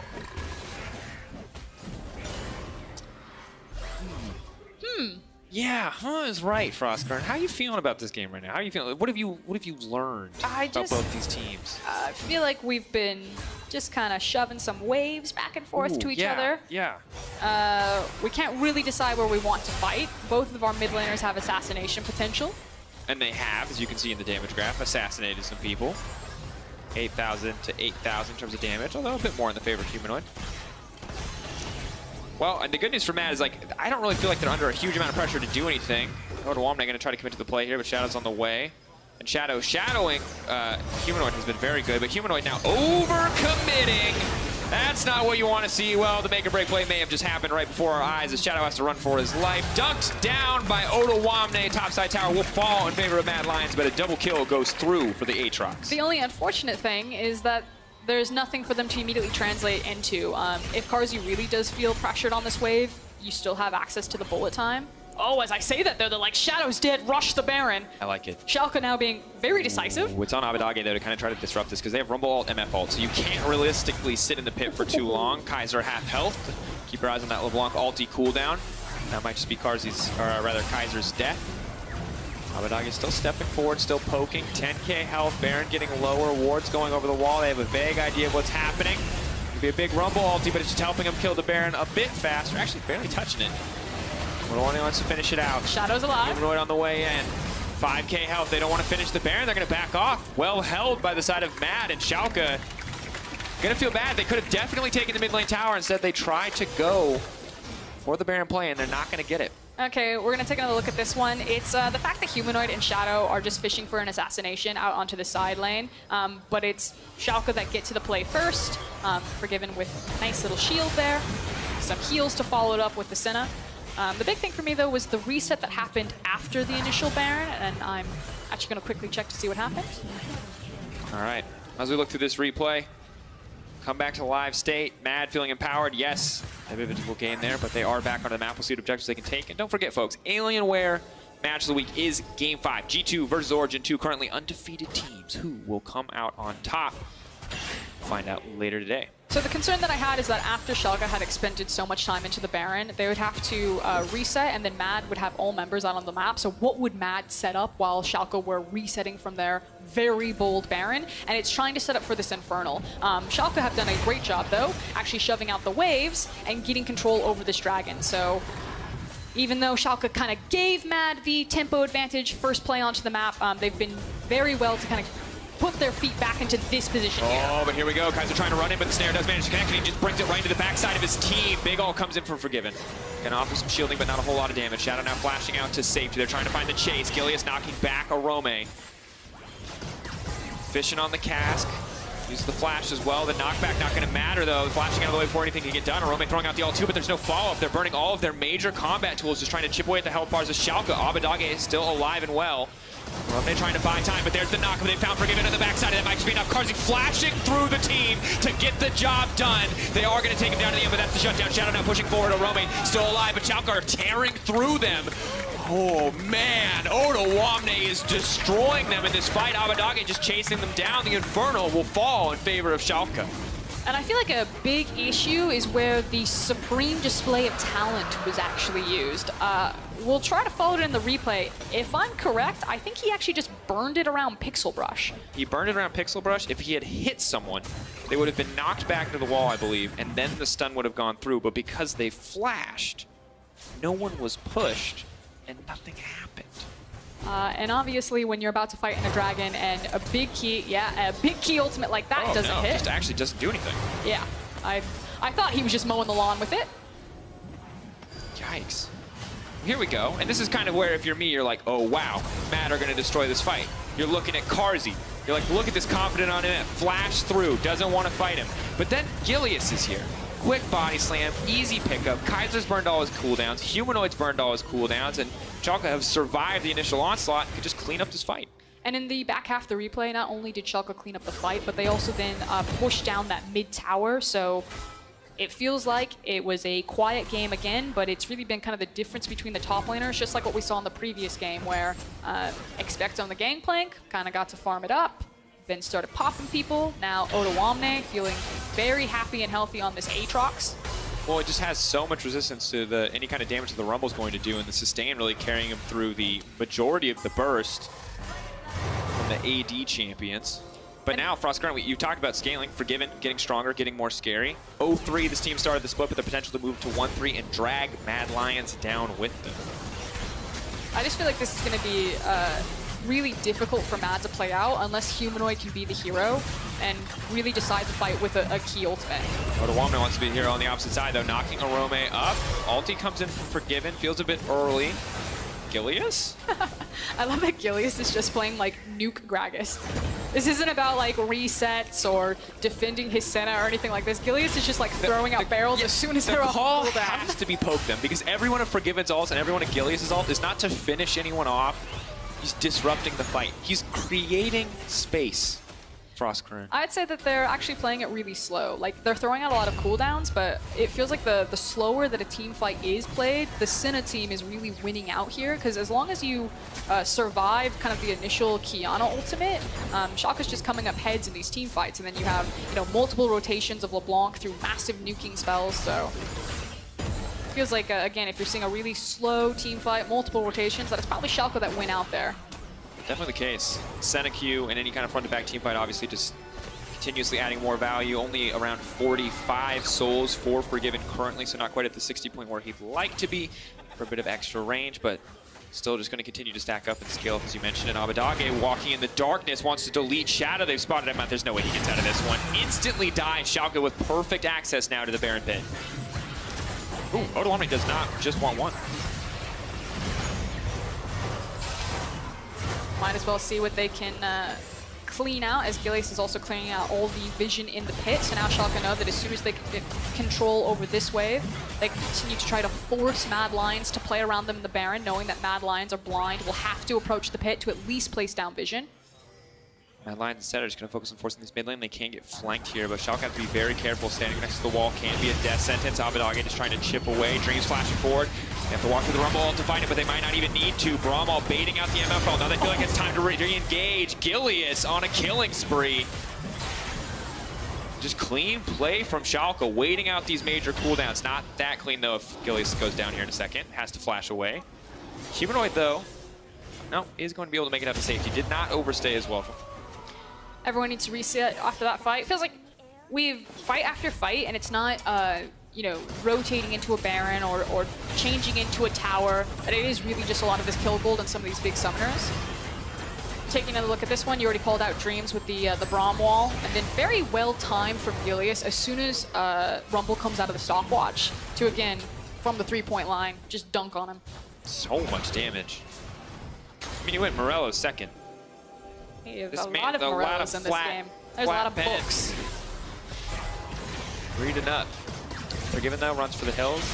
That ability is so powerful, so obnoxious to play against, so hard to actually start a fight against the Senna. But Baron, of course, still on the table. 23 seconds until the Infernal Drake, but you can see Baron not in the sights of the Mad Lions. They would rather have that Drake instead, knowing that the Soul is going to be a big difference in the fights to come. However, with the vision, it looks like they might be looking for a pick. Going to force the TP out from Odoamne as he completes the Death Dance. This is one scary Aatrox. Still feel like it's opening up team fights, though, with Abadage, who's really scary. Gilius doing a good job. I assume he's trying to scout for Humanoid, because that's the... That's the way that they win a fight at this point, is the big fat Qiyana ult. That's the win condition for Mad Lions. Yeah. Oh, they've been caught in the pinch, though. Abadage is coming over the wall. Where's Humanoid going to go now? Big ult comes in for Forgiven. Shadow taking it in, but now they're fighting in the pinch. Humanoid has to be careful here. He's going to go in. He's going to get the ult. That's going to be the bullet time. It might just be enough, but the knockback is there. Humanoid flashed out to safety. Abadage now on the hunt. He's locked him up. Humanoid going to go over the wall. Forgiven trying to chase him. Abadage goes in, and Humanoid goes down. Forgiven grabs the kill. And you saw it there, that's kind of what Mad Lions were fishing for. Not necessarily the perfect scenario, but one where you get to use the Qiyana ultimate in tandem with the Misfortune ultimate, but it's just really not enough for how spread out these fights are, for how mobile Schalke's composition is. This LeBlanc is in absolute terror in tandem with this Aatrox. And it's really just going to get harder from this point on, because the Aatrox is getting more and more AD from these Infernals. The Gragas, who's building pure AP, is already, you know, half-healthing your Rumble with a single ult. Does not get easier from here. I just feel like there was kind of the 1 to 2 item window that Mad really needed to take advantage of with their composition and with the champions that they had. And now that that window has closed, that Schalke just have the scaling potential. And so it just gets infinitely harder for Mad to try to out-execute here. Yeah. And the Braum is just such a problem in these fights, too, because it just mitigates so much of what they want to do, so much of their follow-up. And sadly, The Rumble doesn't even have a Leandries yet, realistically, now building towards that item now, so not quite as much damage as they'd like in these team fights from this, you know, kind of theory-crafted wombo combo initial set of bursts. But Humanoid gonna run right forward there. Abadage checks. But all of Schalke very fearless to just walk forward and dare Mad to commit. And they also have a lot of really good tools to check Fog of War there with things like the Braum Q as well as a Gragas cast. So we're fighting over mid lane position again. Yep. Schalke though can just walk up. Currently Mad looking to collapse onto Odoamne. Maybe this pick can be enough. Shrelia's used. Odoamne now has to run. Ulti being used by Kaiser. Mad just barreling down the mid lane. Wow. Abadage on the top side can't get anything done. Clean play coming from the side of Mad. If they can get out without losing anyone, that's just a free tower. Yeah, and that was some of Schalke's indecision. And both teams haven't been flawless in their decision making. It was that time around that Schalke, you know, disengaged towards the top side of the map, maybe thought that they could get a flank, but the speed that Mad just fly down this lane. This could be the flank. Look at Humanoid. Abadage goes over the wall, will not connect. Holding onto the ultimate for now. They have to be careful about fighting this pinch. Gilius is coming, channeling the Predator.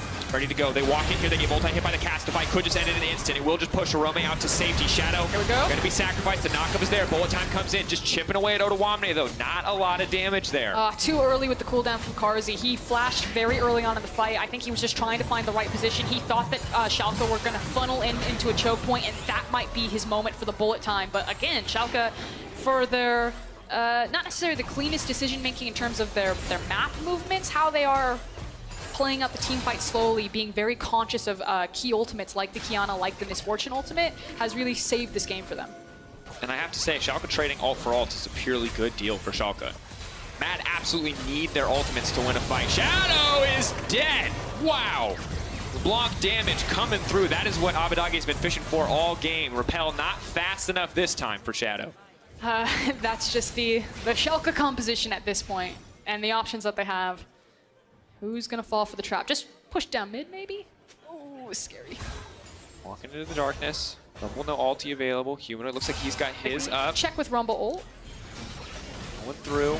Baron been started. I think a bit over eager from the side of Schalke because the four members that make the Wombo combo are still here, but it's Odoamne on the flank. The knockup, the disengage is there. Humanoid going to stun multiple members. Gragas incredibly low now. Odoamne has overstayed and overcommitted in the front line. Karzi, here comes the bullet time. Can he get it? No, but Gilius with a massive cast. Rumble tries to rain down fire from the sky, but it might not be enough, or is it? Mad Lions turning the fight right back. A heroic performance, a triple kill for Humanoid, and it should be a Baron for Mad. And from the brink of defeat there, the Mad Lions, very scrappy fight, managed to get this one back. Shout out to multiple members, Kaiser and Humanoid in particular. We'll get another look at the team fight there. I'm sure that there were more people who were pulling their weight, but this Rakan is really doing a lot of work this game.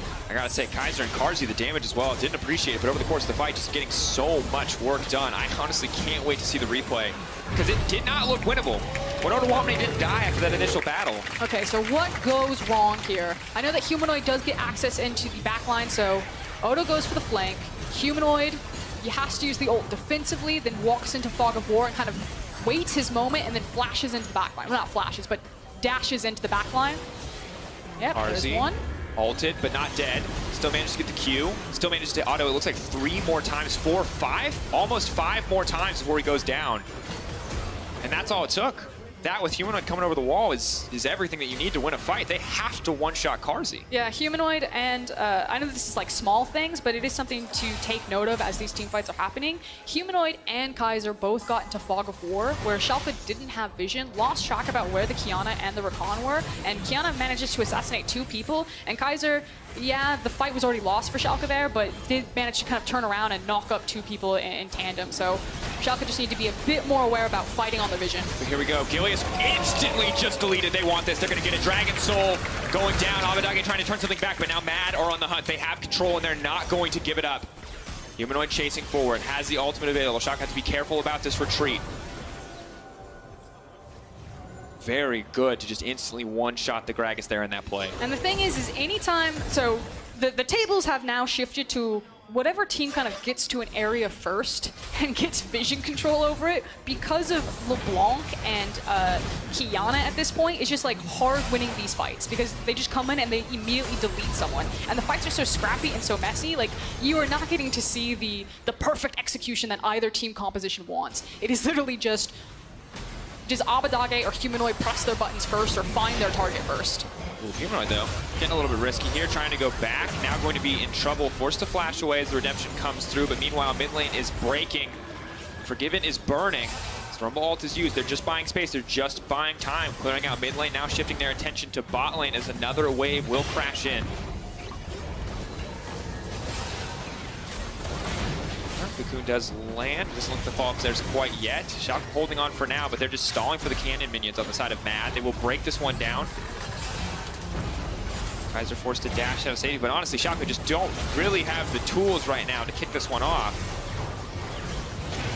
Ooh, Abadage, though, once again, rinse and repeat. If it worked once, why not try it again? Instantly dead, Elise. That feels like this entire game, though. It's Abadage doing that, or it's Humanoid doing that. And whoever gets to do it more, that's who's going to win. That's what this has come down to. There has been some very interesting dance maneuvers around mid lane for this game. Yeah. Some say that they're still looking for a flank. This is a tango between LeBlanc and Kiana.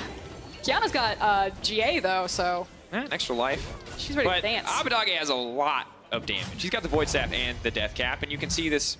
It's been an emotional roller coaster. And similar to a roller coaster, the differences started out very small, insignificant. But then as we get to that moment where the team fight goes entirely bad, just like a roller coaster, gets hype, comes right back down. Wow.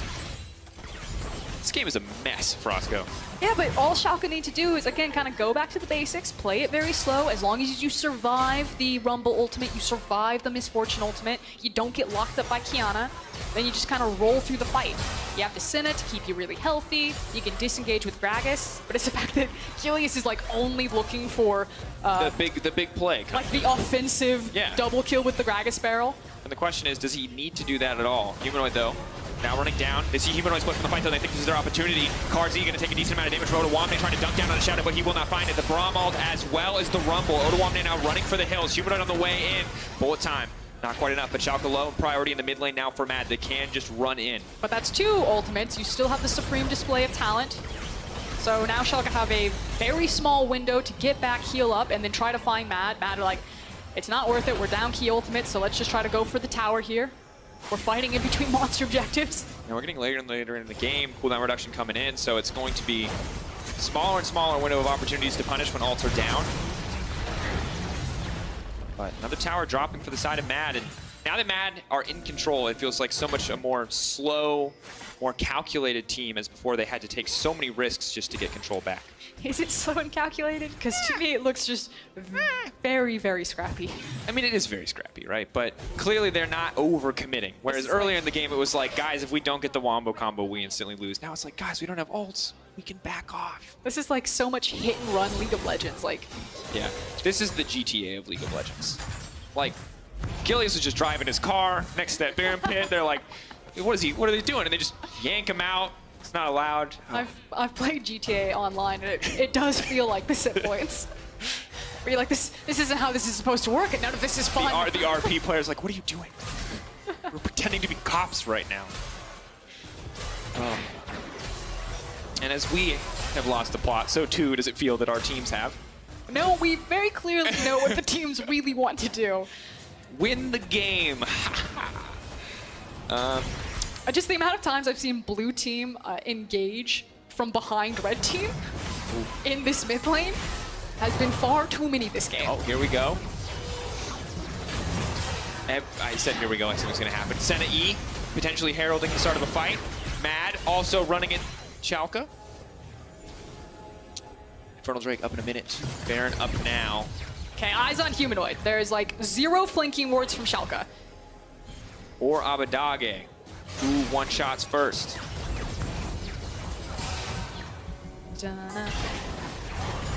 It's like a game of tag, and Humanoid and Abadage are it.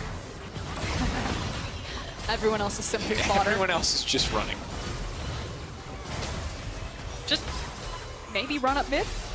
Don't walk in there. It's dark and scary. barrel. Cleverly sidestepped by Kaiser as he sets up his big moment.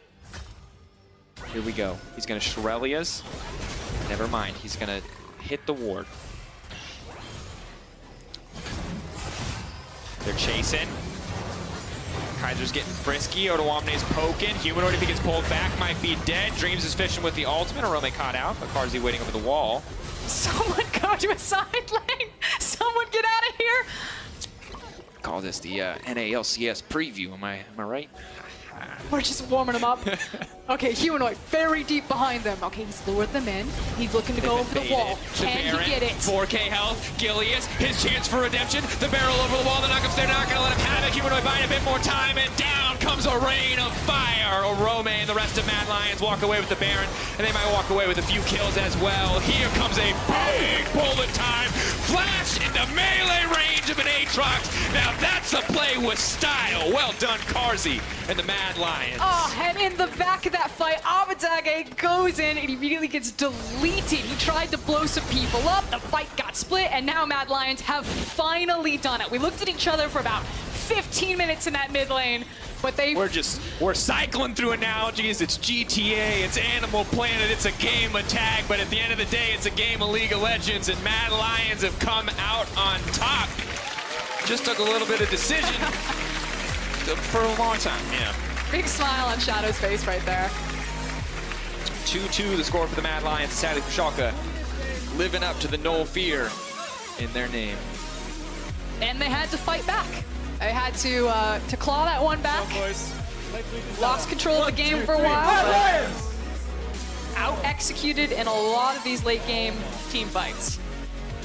Yeah, and just, I'm at a loss for words. Those team fights were wacky. I just love when both mid laners are just shooting off into the side and they're just looking for the flanks, looking to get squirrely. It's like those scenes in movies where the guys are going to fight and they just circle each other, but for like 40 minutes. Like an episode of Dragon Ball Z. Yeah, it's just like, guys, we're on the episode where they charge. They're not going to hit each other yet. That's what it was. They were charging. They were charging. The Kamehameha. Yeah, sure. But then, you know, someone hit Super Saiyan 3 first, you know, to go beyond. Beyond. That's it. It's over. Feel bad for Abadage. Had a pretty fantastic game on the LeBlanc, but despite his best efforts to one-shot Shadow a million times, it was not enough. And of course, you can vote now for who you think on the Mad Lions roster deserves Kia player of the game, Humanoid, Karzi, or Kaiser. Okay, so hear me out here. Okay. Humanoid was like the clear weapon. Sure. That he was the actual energy ball of like the Kamehameha. He's the Kamehameha. He's the thing that will actually destroy you. So we're looking at Gilius. I'll hold it. I thought you were going to explain to me what everyone else was. And Look at that! Kaiser is Face actually like the direction for it. He's the guidance there, the hands. Yeah. And then Karzi was, we'll say, Goku himself. Yeah. He was kind of like the follow-up. He was Gohan. He was the Cell Saga where, like, I guess he's the main character for this one part, but mostly it was Human.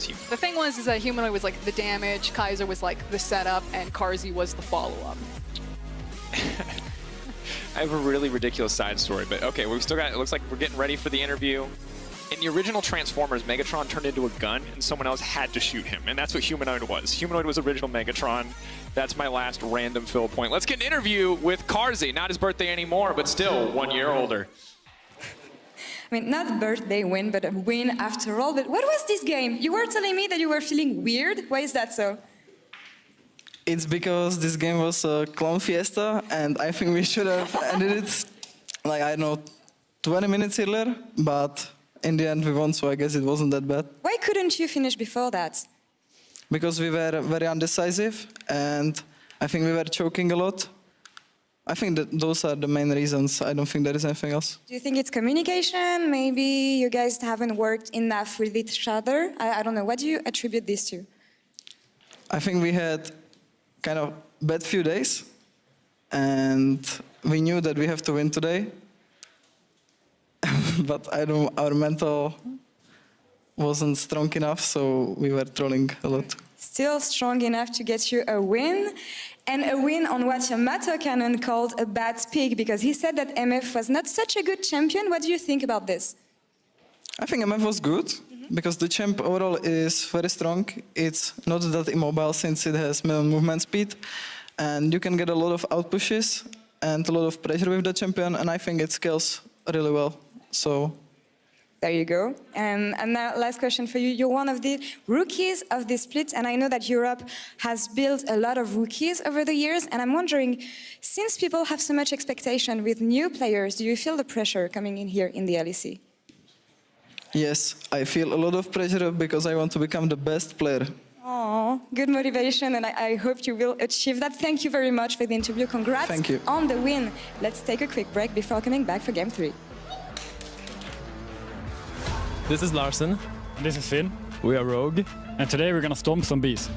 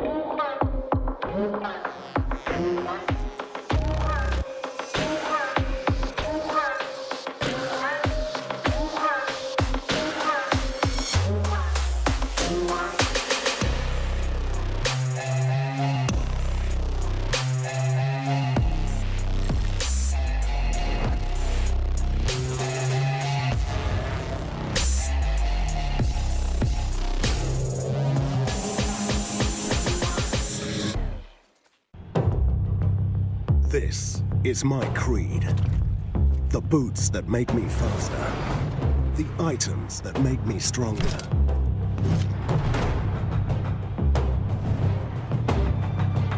The potions that I drink.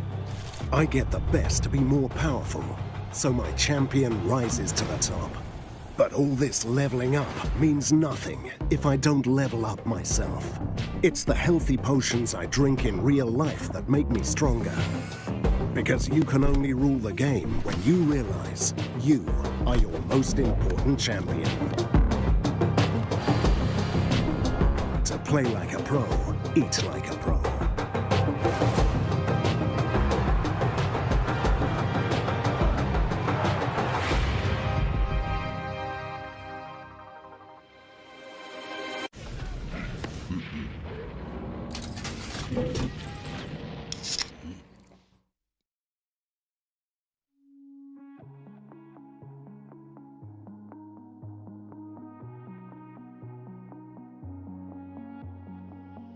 Hearing whispers in the night, voices filling up your mind. You're like a ghost of you. You've been drowning in the rain, slowly saving up the pain. So deep inside of you, see the colors of the sky slowly turn from black and white. A rising hope, bright as gold. And now there's nothing left to lose, so we're breaking all the rules. And they don't know what we know. 'Cause I can hear the thunder from afar, a lightning in the dark. I can feel a fire come alive, so calm before the storm, so dark before the dawn. Oh, I can see the fire in your eyes, in your eyes. Oh, I can see the fire in your eyes, in your eyes. Oh, I can see the fire in your eyes.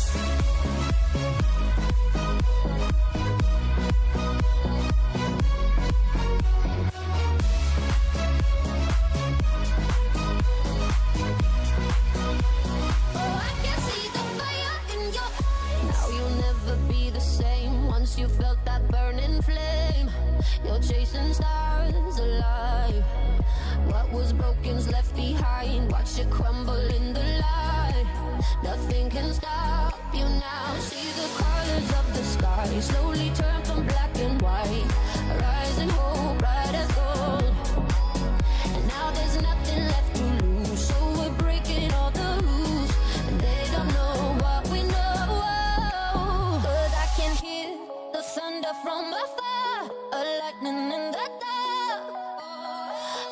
feel the fire come alive. So calm before the sun, so dark before the dawn. Oh, I can see the fire in your eyes. In your eyes. Oh, I can see the fire in your eyes. In your eyes. Oh, I can see the fire in your eyes.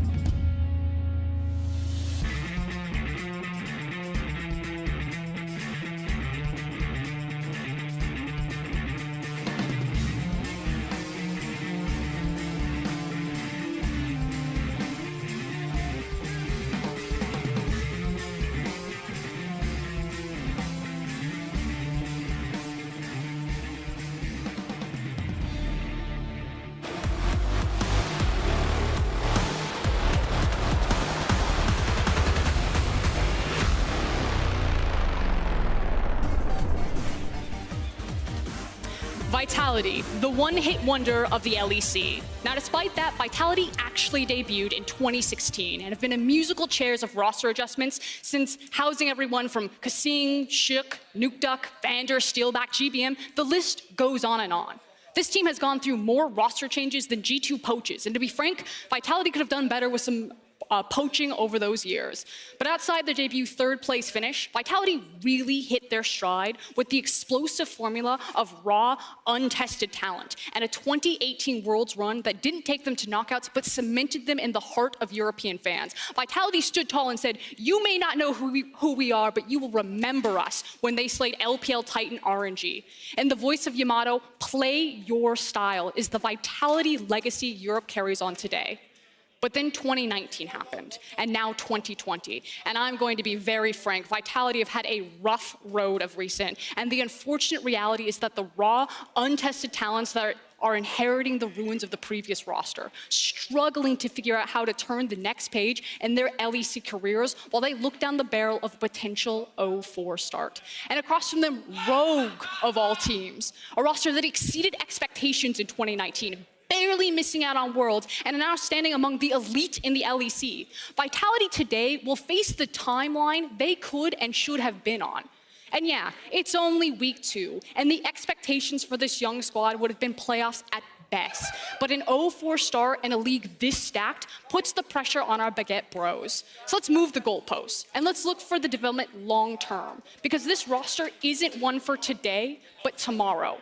With the raw, untested talent of jungler like Skeens, who stood tall in the LFL, and Comp, chasing just behind Karzi to bring a new wave of European bot laners. With Seiken and Litza in the wings, this roster has the pieces to recreate what Vitality once were. And yeah, it's unfair to carry the burden of something you didn't build, because it wasn't Seiken or Comp or Skeens that crashed in playoffs. And while this stage might be unfamiliar to them, the position of underdog is not. Vitality, you are the underdogs this split. And in some people's minds, you're already counted out. but everyone has always counted Vitality out. And while you are new faces to an old timeline, you are the next generation of taking chances in Europe, something that continues to make us a top-tier region. So play with confidence, Vitality. Play not for today, but for the tomorrow you can be, and play your style. Thank you very much, FLICKR, and welcome to the Caster Desk. I'm Quickshot, joined by Vedius. And that was a motivational speech for a team that is struggling and has made a number of changes coming into the 2020 season. But like she says, there is talent. They are playing with a substitute in the mid lane. Melita's still not with his visa. So there is some hope still for Vitality. I mean, yes, it depends on how long you're going to hold on to that hope for, right? Because we can see that we've got a pretty competitive split so far in the LEC, and with a lot of young talent already on the Rift, different people are growing at different rates. And the question is, how long is it going to be before this talent can catch up to the same benchmark that so many other teams have already started the split at? So we'll have to find out. Let's turn our attention to Rogue. Of course, a lot of hope, a lot of expectation. A couple of standout moments, but frankly speaking, not the strongest of drafts. I'm going to be blunt, Quickshot. I was trying to be gentle. Their drafts have sucked. Like, their drafts have not been good, but they've been winning because they have strong players in good positions. Hans Summer and Vanna in the bot lane have been standouts in terms of their 2 versus 2, and Larson has been the biggest carry that we've seen so far of almost any team of the LEC. Like, he has been monumental in finding the huge wins for Rogue, and against Origin, it wasn't enough. Like, they got hard out-drafted, Finn died 1v1 top lane, that 2v2 in the bot lane wasn't strong enough to be able to just win straight up, and like, you can see that a lot of the building blocks are there, a lot of the foundation is there for Rogue, but they still seem to be a cut below some of the top teams that we have in Europe. So we do have a small delay on stage just before we get into picks and bans, and I'm going to zoom out, and now we've talked a little bit about what we've seen after 3 games, 3 days. I'm not going to make hyperbolic statements today. I know. I'm going to do my best not to. I won't promise not to.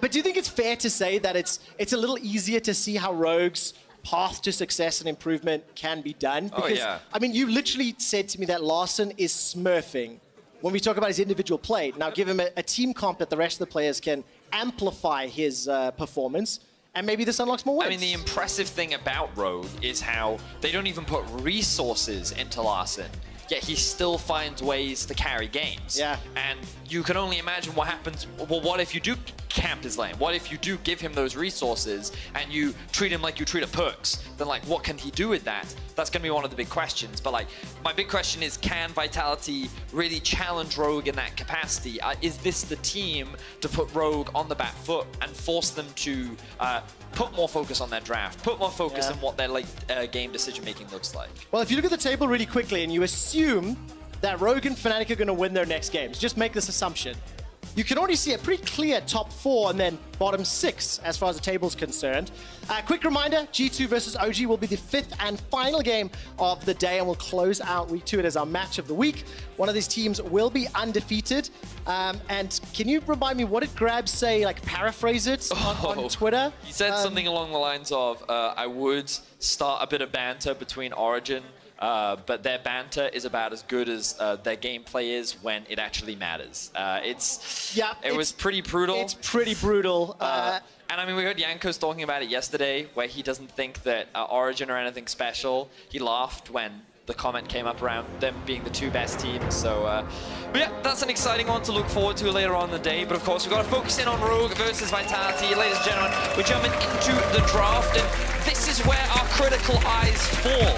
What will Rogue have prepared for us today, Chris? Okay, so critical eyes, and I want to play a small mini game with you. Is it will they first pick set? Yes, I hope not, but I want you to give them a rating, a score out of 10 on how this draft plays out. All right. Because we have spent a fair amount of time talking, more specifically about Rogue's draft. So that's definitely where I want to dial my eyes. All right, I'm already into. giving them a B because they've chosen to ban away the set themselves. So, like, good start to the draft. Definitely showcasing some growth. Vitality, though, going to look to take away the Olaf. Definitely a respect ban towards Inspired. What has surprised me is how often Rogue will pair up an Olaf with a scaling mid laner because they cannot properly utilize the strengths of Olaf if you can never gain priority in that lane. So this is one of the big things that we're going to be looking at for Rogue is what does that mid-jungle synergy look like? What does the 2v2 offer Rogue in terms of their early game power and playmaking because it's so crucial and important when it comes to playing out the first 15 minutes of the game. Well, we'll get a little bit more clarity on the 2v2. Senna is locked in. First pick here for Hansama. Aphelios finds himself in the ban pool. And the final ban in phase 1 from Vitality was that Syndra. So this will open up a couple of options now for Vitality. Which direction do they want to go? Now, I do believe that Comp is someone that likes to go towards the Misfortune, something that he is pretty comfortable on and has played so far. He also did play the Varus earlier on in this split as well. It's like he has a couple of options that he can play into the Senna. The question is what direction will they go in for? You know, we talked about strong mid-jungle. Vitality have drafted themselves an insanely strong 2v2 with the mid-jungle. They have AP, they have AD, they have a very good level 2, well, level 3 ideally with the Elise once she's got all 3 of her abilities, but Pantheon has a lot of great setup with his stun. You can follow that up easily with the cocoon, as you so often love to express.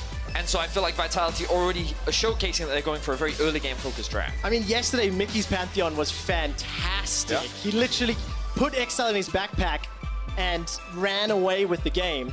Now, today we'll see what Seiken can do with it. Turn our attention back to Rogue. They've now gone with that Jarvan, and it looks likely to be the Braum. It is a combination we've seen many times already, holding on to their solo laners for this next phase of play, assuming it gets locked in. I'm never a fan of blind pick Braum. Like, I know there's been a lot of debate right now online around what are the best blind pick supports, and like, I understand that from the pro player's perspective, their argument is Braum pairs up very well with Senna, offers good peel, can follow up with a Jarvan engage, but I just think that it is a very dangerous thing to blind pick because of how many counters there are, and there we are. We're seeing it right now from Vitality. The Rakan going to come out, one of the most common counter picks that we've been seeing from many European supports, and it also sets up for a Xayah Rakan bot lane, which is a very strong 2 versus. And just a reminder, you need to give me a rating out of 10 for how Rogue handled this drop. 10 being the best, 1 being the worst. Sure. I think they've lost a point already in Vedius's books. But jumping into phase 2 bads, Mordekaiser now removed from the pool. Rogue starting off removing the AD carry. So the Lovers duo, Xayah Rakan, got rid of that one. But you've already mentioned Varus is a possibility. And that Diana, I'm hearing about it. I'm seeing it infrequently. I think Diana is, I mean, I think she's broken. I'm abusing her to be able to climb in solo queue myself right now. I think she's incredibly strong, and I think that she's also a pretty safe blind pick, so I like the ban coming out from Vitality. Rogue, I don't think they need to ban the Misfortune. I wouldn't be surprised if we saw something like a, maybe a Tristana ban, maybe they take the Varus off the board, but another AD carry ban is what I'm considering right now. Yeah. But they are actually going to go for the Misfortune. I think that given that they'd already locked in the Braum, and they had Jarvan for themselves as well, they didn't really need to go for that. The surprising thing is that they're going for Ezreal here, a champion that has kind of fallen out of the meta ever since the Kleptomancy was removed from our game. Ezreal has not really been considered that strong. There's no good rune to put on him right now. So I'm excited to see what Comp actually does with this Ezreal in the bot lane. Surely this screams good luck Lawson. An Ezreal, a Rakan, a Pantheon, and a self-sufficient bot laner. I mean, maybe Jackdaw wants to roam a little more. Maybe he wants to try get in the face of the player that we were hyping up and getting excited about on the side of Rogue. Oh my word. Okay, and he's so locked in as Rogue, Zia. Rogue have drafted like full 35-minute game, right? So they, all right. I mean, Why are you laughing? Okay, break down what you're thinking and your thought process here. I mean, so I think when you draft this much scaling, it's a little disrespectful because it assumes that the opposition, especially when they have Pantheon Elise, that the enemy team can't play early game at all, right? And I love the final pick here from Vitality because it does give you some scaling options yourself. The Camille will be able to generate a lot of pressure on the top side of the map and should look to outscale as well. But like, let's just very quickly break down how some of these lanes look in the early game. So Azir should be able to get push against the Pantheon, but the thing he has to be very careful of is an early gank, because of how easy it is for the Pantheon and the Elise to set that play up. So we may see him push early, but he has to be very careful. So that one's kind of neutral, depending on how much jungle involvement we see. Bot lane, Hans Summer and Vander will have pressure in that 2 versus 2 because of the range advantage that Senna has.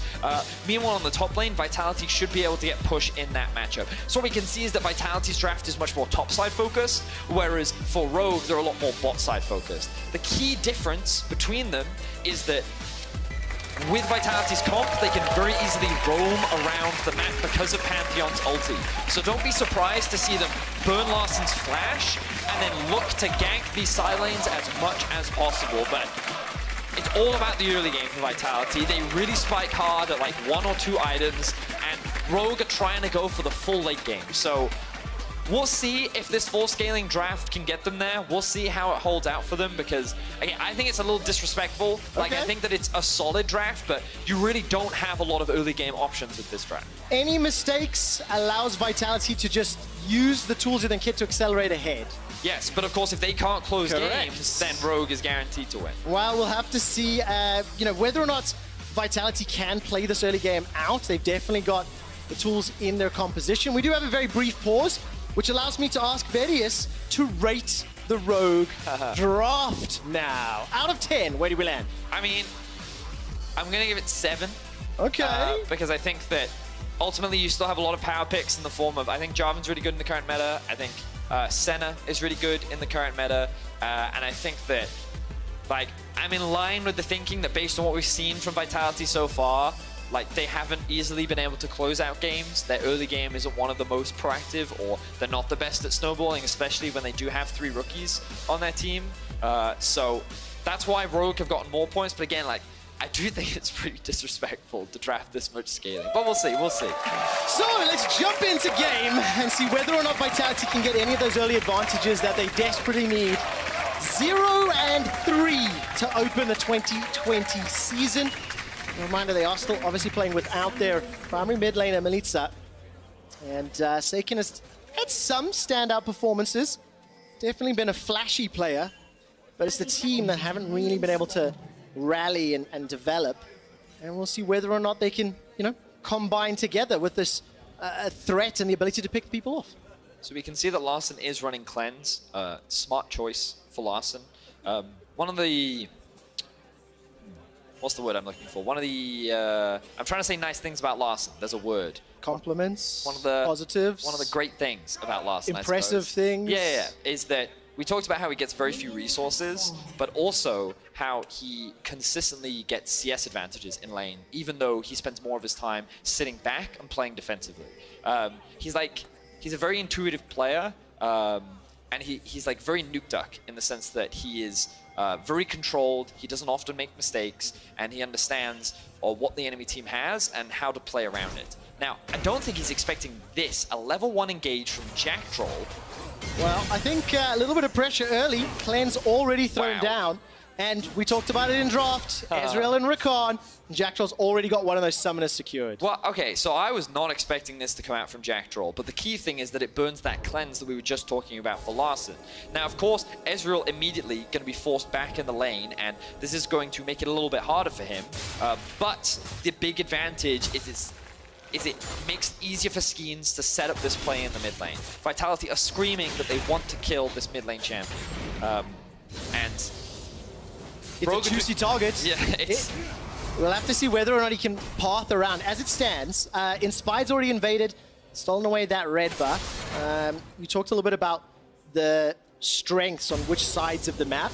So a little bit of a bold move there from Inspired, but understanding where it's interesting because this is something that Casual talked at length about yesterday, where by going for the sweeper and because of how fast Jarvan can clear these single targets, he started on the blue, he knew where Skeens was starting, and he took early sweeper so that he could figure out where he was spotted and what the enemy team was up to, and so he did that blue into red steel, and now he's going to get a 3-buff start. So good pathing from Inspired overall. We'll get that slight jungle advantage. You can see now Inspired hitting that level 3 mark. And of course, while you were taking a look there, Hans Summer and Vander push the wave up.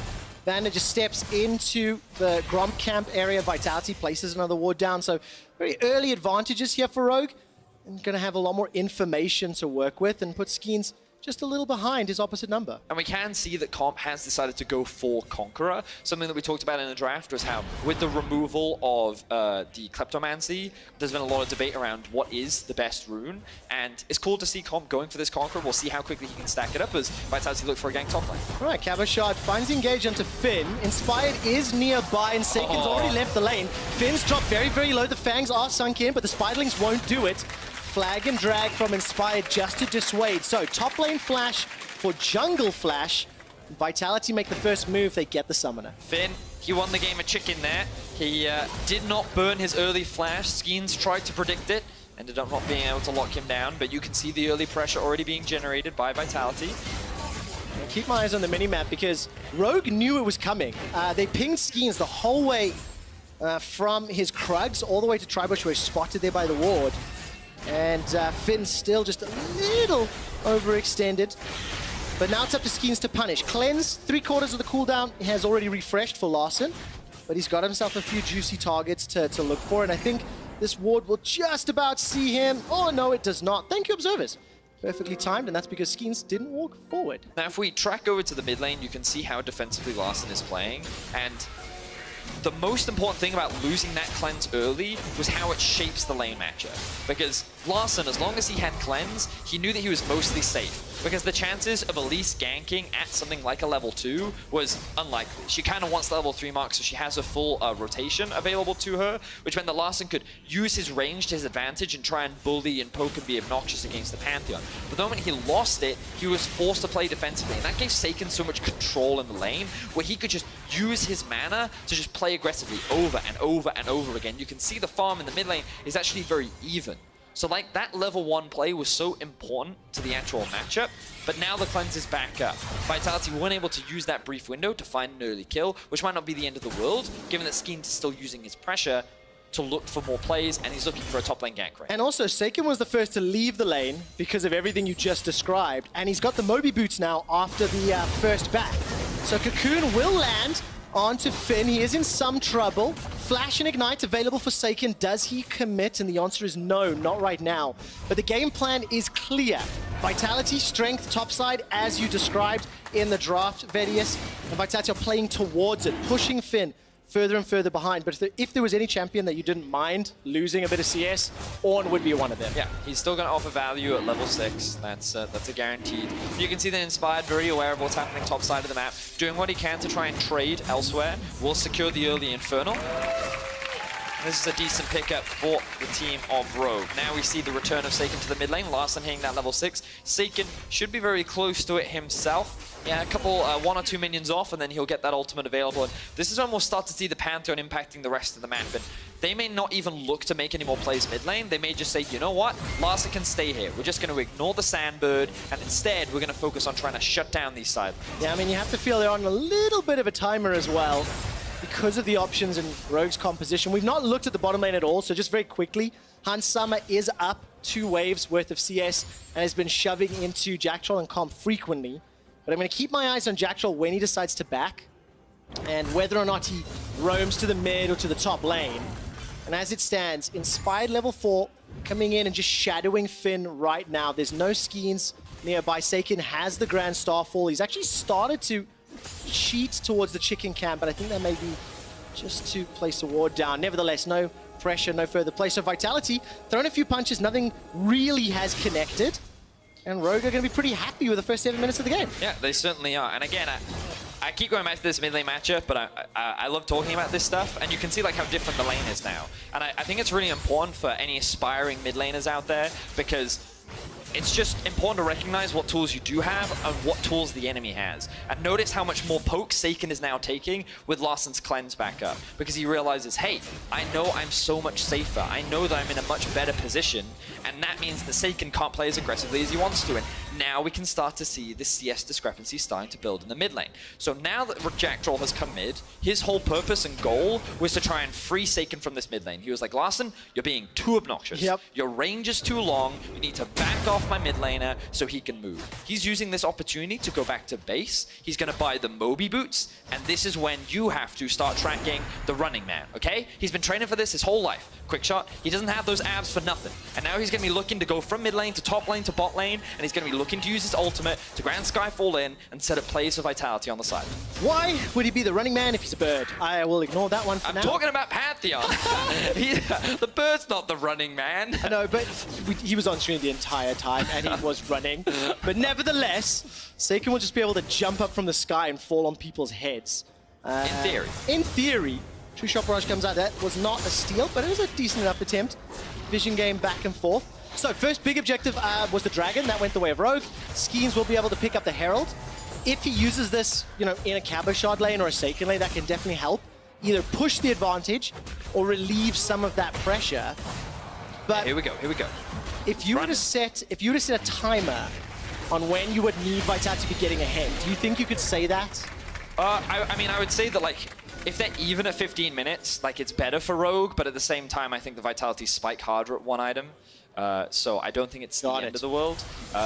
It's more like when you get to 25 minutes and the game is even, that's when Vitality have problems. Because the second, third items is when Rogue's comp is like really strong and Larssen is farming very efficiently, which means that he's going to hit his item spikes at a very optimal timing. So this Sandbird will get stronger as the game goes on. Yeah, nearly 10 minutes in, even game. No opportunity to dive Finn on his Summoner Spellbook. There was no flash available to him, but the ultimate was still available, and despite the wave being in front of his tower, Vitality felt they didn't want to go further. And you look at the minimap, Inspired and Vander, they find themselves swarming around Seiken. Finn's going to go in, gets the knockup, Call of the Forge God, hook shot comes out, and Cabochard's able to flash away. He gets almost sniped down, Finn with the rupture, not going to do it just yet, one more breath, first blood Finn. Ornn, when he hits level 6 and when he can use the Ignite, has a surprising amount of all-in power. Cabochard did not expect this great trade to come out from Finn in the brush, and he was able to punish him for it. Great involvement from Han Summit in the bot lane as well. He'll pick himself up an assist, but Finn with pretty much a solo kill in that 1v1. Yeah, the railgun from across the map definitely helping just a touch. So the Bellows Breath could finish it off. The Bramble Vest really made a big difference there as well. For sure. And just allows Finn now to hold his own. With that kill, the CS deficit doesn't matter at all. And Vitality's like biggest pressure screw is now looking a little shaky. Jacktroll's going to hop himself to safety to get over the wall. And now Vitality concede first blood in the lane that they've spent, what, 3 gank attempts or a fair amount of pressure to try to get them ahead. Yep. And you can see now that Larssen, knowing that the top lane is down, can be as aggressive as he wants. He has the positioning of his jungler very safely. Finn had the teleport as well, so Larssen feels safe, forcing the Pantheon to stay in lane, which is exactly what Vitality do not want to do. And this is kind of when we talked about it in the draft, where it was kind of like, okay, if Rogue is going to go for this very heavy scaling comp, you have to make the assumption that your opposition can't use the early game tools that they've drafted for themselves. And so far, we haven't been able to see Vitality optimize any of these tools that they have in their kit. No, and you know, Schemes and Seiken, they have tried. We talked a little bit in the draft about the 2v2s and how they'd play out as a little bit more from the Rogue perspective. But Schemes this time around will now be putting some pressure on the top lane. Cocoon comes out, Grand Starfall as well. Finn almost gets a kill onto Schemes. Rappel goes up and comes down. Not done just yet. Finn survives the 1v3. He manages to stay in lane, get the CS, and get the experience, as well as Inspired picking up the second Drake. That was a fantastic outplay. So I do understand why Vitality is investing so much into the top side of the map, but at the same time, you could be bringing Cabochard down. You could be moving him to other parts of the map, and you could be trying to set up dives onto Larssen. You could be trying to threaten the enemy jungle, and it feels like that they've committed so hard into trying to kill Finn, and it just has not been paying off. Yes, you've been putting him at slight deficits, but as long as Cabochard is not getting that gold, and the fact that he's died 1v1 is, you know, these attempts are just not paying off for Vitality. Yep. A couple of summoner spells. That's all Vitality have been able to succeed at securing for themselves. And obviously with the third Drake spawning, it is an Ocean. And we've now adjusted the Rift somewhat. And Inspired, he's now going to get involved, I think, definitely a little bit quieter on the Rift to a degree, but he has some potential for dives here. I mean, mean, yeah, look, he's now controlling the bot side of the map. Larson now has the freedom to move, and thank you, observers. If we can actually toggle the vision and see how much Rogue sees right now, they're the ones utilizing the pressure that they have on the bot side of the map, and you'll notice that Finn is just isolating the top lane. He's pinging, he's like, jungler could be here, there's the risk of a dive, and he's looking to try and play around that, and the fact that the Herald has just spawned, he's like, okay, we've now got information. What can we do with this? It looks like for now, Rogue is just going to use this as an opportunity to reset. Thank you very much, observers, for helping see what Rogue could see. And if we can just reset expectations for that mid lane, there's a 20 CS advantage for Larson's Azir. Obviously, Seiken went for that engage. We'll get back to that in a moment. As the Ornn Horn has been summoned, here comes Larson. Hans Summer throws down the railgun. Cabo shot will get taken out. It's Finn that secures the kill. The Herald will get taken out. And Summer with the assist from the bottom lane, and Rogue completely ready to counter-punch Vitality. The running man is being outrun by a bird right now, quick shot. It was Larson who had the push in mid lane and then made the rotation up with his jungler. And again, we have to backtrack to what we were just talking about. What could Rogue see? They knew when the Rift Herald was dropped top. They knew that they had full vision control over the bot side, so expectations were that a play was coming top. Because Larson had the push in mid, he knew that Seiken was either base or already making his way there. Rogue had all the information to make that play, and they get a successful punish. And that's exactly what's giving them this 1,500 gold lead. Vitality, they do want to make some plays back. You have mentioned that at one item, they are going to be the stronger team, and we're getting very close to that. So it's not Dunzo's yet, but it is starting to feel a little nervous. There's the Claire's, the Emperor's Divide! So well timed. Larson managing to get it just as Jack Troll had flashed forwards. And note that that is one flash for two, along with the cleanse used against the ignite from Jack Troll, and just such quick reactions coming out from Larson there. The immediate cleanse from the stun. He doesn't hesitate with the flash. Like, we both know that we would have been like, hey, once I've cleansed, I can get out of there. But no, he recognizes if he's flashing onto me, I'm not safe, so I've got to get out. Speaking of not getting out... Oh, Seiken's in trouble. Cataclysm's already gone down. Larson is going to come in from behind, and the kill will be donated to those Sand Soldiers. Seiken was following schemes to the top lane to try set up a play, and he just got caught out in Rogue's jungle. 3-0, and Rogue, they're... What was the word you used? Disrespectful draft is paying off. Yeah, it certainly is. They dared Vitality to play the early game, and Vitality haven't been able to deliver. No, they have not been able to. Now, of course, we're in a position where I did say that, yes, if the game was even coming into 15 minutes, then I would give Vitality's comp an edge, but it isn't even. Quick shot. You can see that with Finn completing his Sunfire Cape and having the Bramble Vest as well, he's incredibly strong. He's got a level advantage over Cabochard. Larson's 12 to Seiken's 10. Inspired's 9 to Skeens' 8. The only person with a level advantage is Comp, and he is not online right now. He is building that mana, the Muramana, and it's going to take him a while before he gets relevant in this game. A lot of members around the mid lane. Seiken is going to stick around just a little moment too long. Jack Troll and Skeens coming forward. Cocoon goes down as well, the Glacial Fisher. Hans Summer melts Seiken where he stands, and now the Rift Herald is going to help push down this middle lane. Shot Barrage is flying. Is this going to snipe anyone? Are we being baited? Are we being trolled? No, not going to do a whole lot. Can we get a little bit meta for a second? Like, zoom out. Do you think Rogue are doing good things as a team, or just individually are outplaying what Vitality is doing to them? They're individually outplaying them right now. Like, don't get me wrong, the steps that they're taking right now is good. This is a clean League of Legends, right? But their advantage has not come from smart macro play necessarily. It's come from their individual players showcasing a lot of respect and just straight up outplaying the Vitality members. So we're gonna have a look back at this play. They know that they have the Rift Herald. They know that Seiken does not have enough wave clear to deny it, and they rotated their duo up towards the mid lane as well. They find a quick pick onto Seiken, and then with the Rift Herald, they quickly convert this into 2 towers in the mid lane. Clean stuff overall. Rogue now sit with a 3k gold advantage, and the Drake is on the board for them to look to grab next. I mean, it's such a fantastic advantage, and you think of all the tools they can use either around objectives or to start fights. The Jarvan and the Ornn, the ability to peel with the Seer and Braum. It's such a well-rounded comp no matter where they go for the next 15 minutes. But I'm not doing hyperbolic statements, right? I'm really not doing it. I'm just trying to get a deeper understanding of how I feel about Rogue, because they're very hyped coming into the split, and Hans Summer uses the stopwatch to stay alive. Finn channels and completes the teleport. They're not done yet. Continuing to chase into Seiken. He gets chunked. He gets locked down. The Bellows Breath not needed just yet. Hans Summer finds another. And Rogue, their coordination is on point. Yeah, it certainly is. And the reality is, quick shot, when you're in your solo queue games, wait.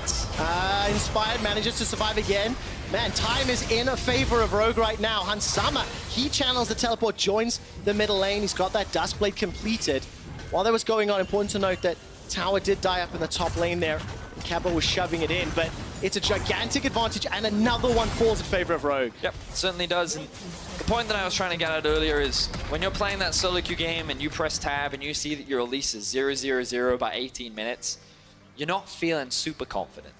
Their strategy, Vitality's game plan, was to have this strong 2v2 mid jungle that they would control the map with, and they have not been able to successfully find these plays. And this was Vitality's attempt at getting back into the map. Skeens' cocoon goes wide. He doesn't even wait for Seiken to land the point-and-click stun, which would have made landing that easier, but of course, the stopwatch comes out from Hansama. He denies the stun, and then Rogue set up a very clean dive. Vander, good use of the stopwatch to tank as many tower shots as possible. And then Rogue walk away with a kill and a tower. I mean, it's really good play. We've had slower games today than yesterday, I feel, but definitely controlled ones. I mean, to be fair, like 19 minutes in, Rogue are now up by 4 towers. It's clear, it's controlled, is what I'm saying. And it's not chaotic. It's I see. Rogue have just got absolute control of this. There's no misunderstanding it. It's not like last game. No. I do have quick stats you're going to appreciate, Vedius. Hit me. So we were praising Larson and saying he's smurfing on kids and he's playing exceptionally well.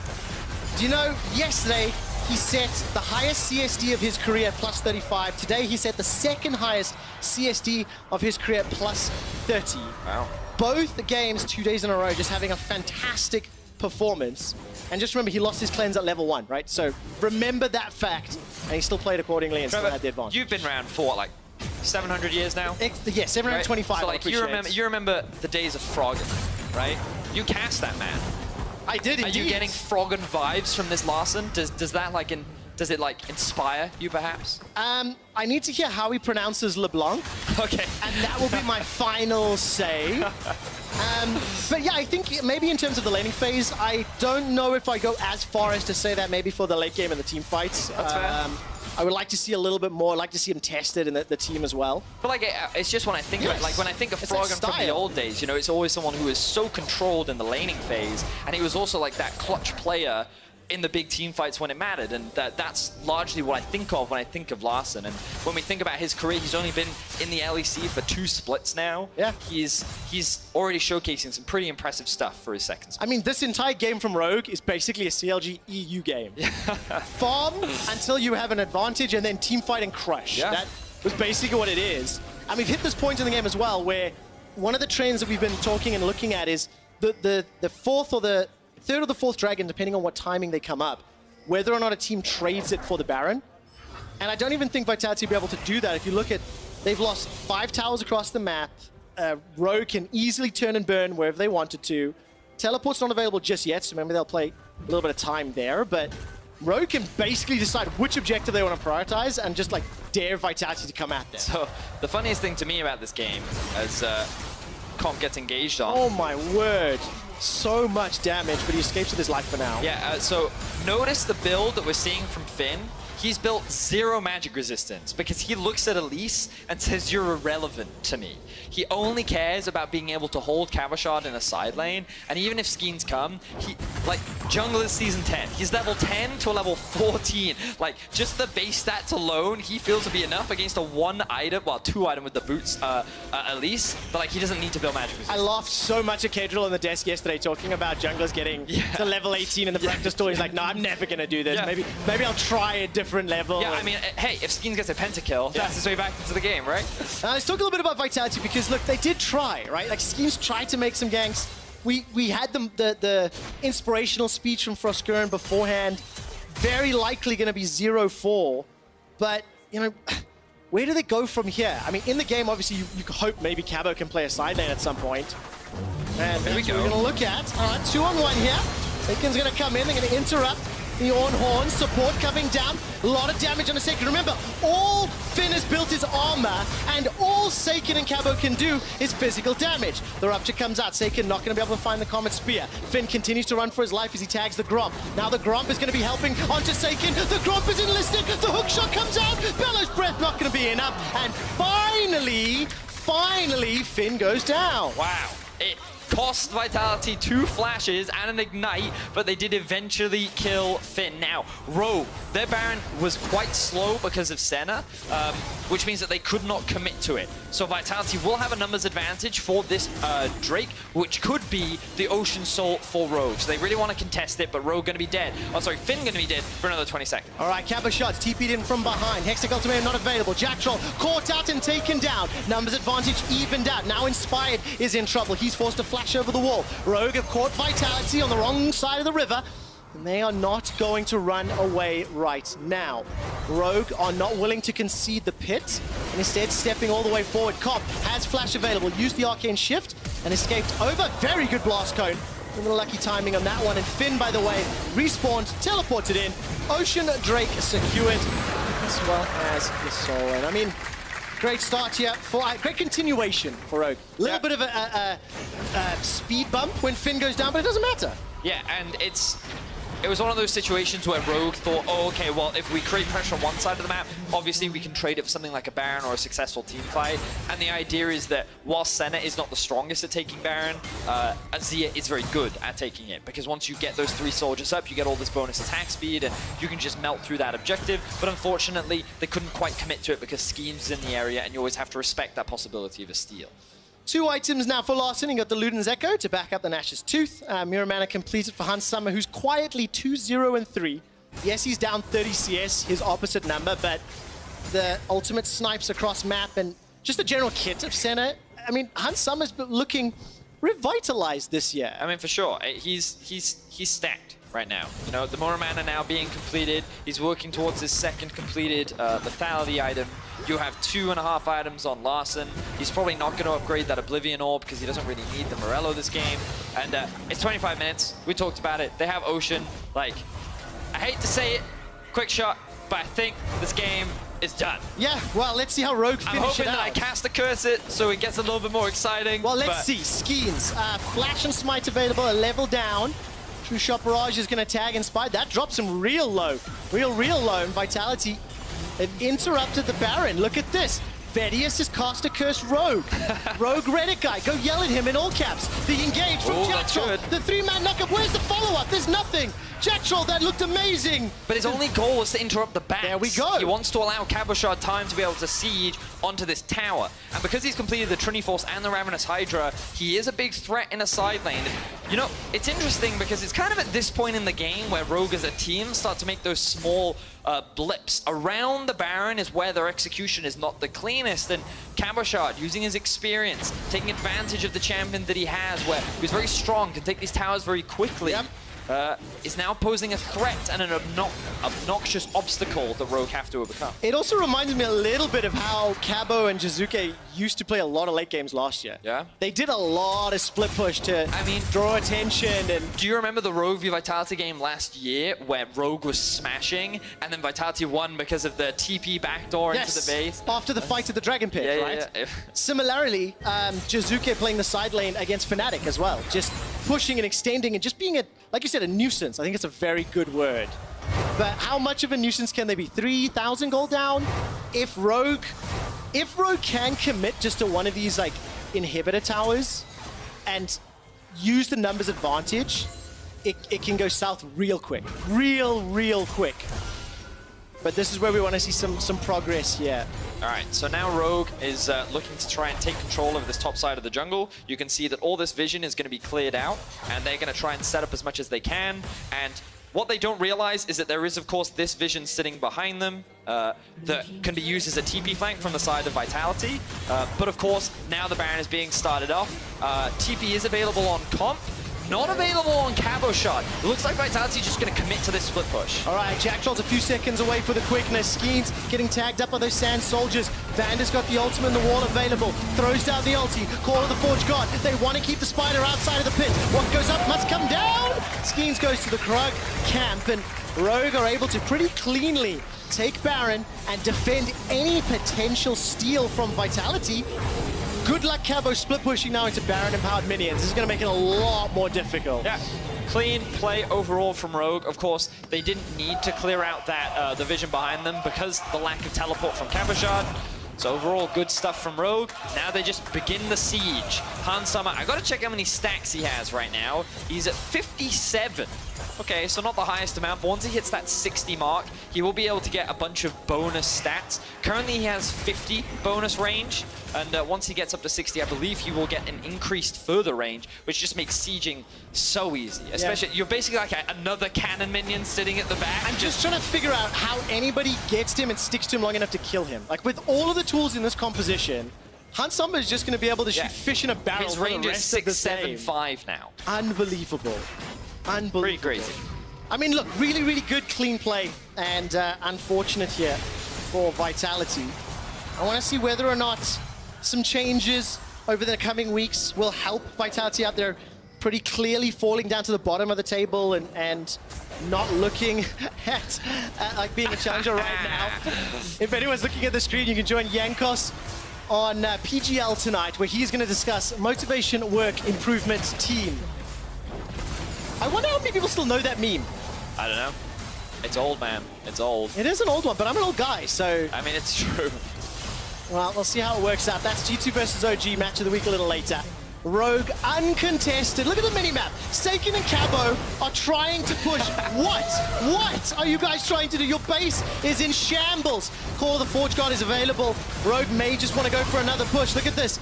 The turret is going to fall down on the Nexus. Now all 5 members of Vitality are around. But they can't do anything. They're so far behind. The Horn has been summoned. And that's an easy double kill for Hansama. We'll follow up with another, as Larson is now on a killing spree. 4 quick kills. As Cabo is now left standing.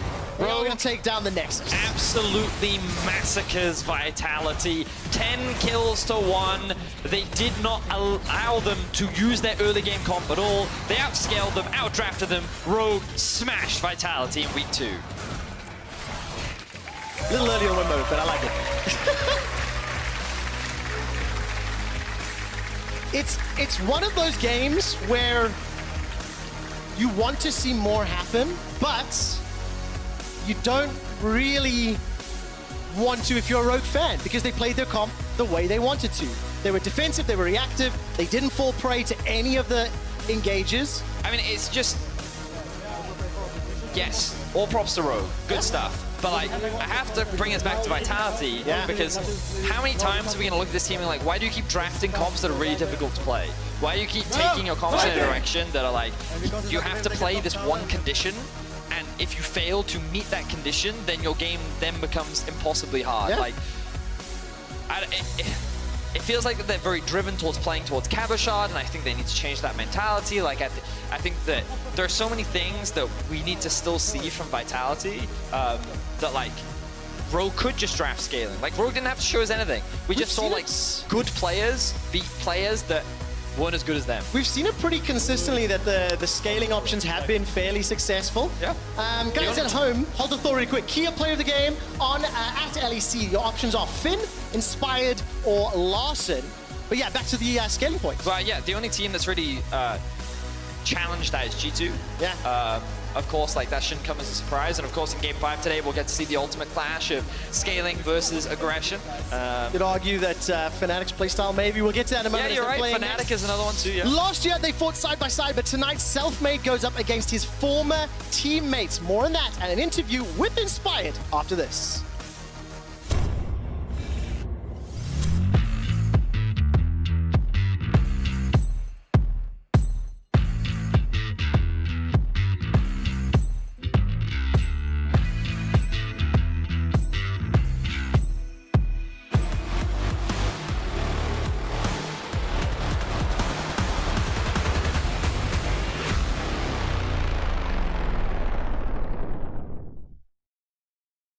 The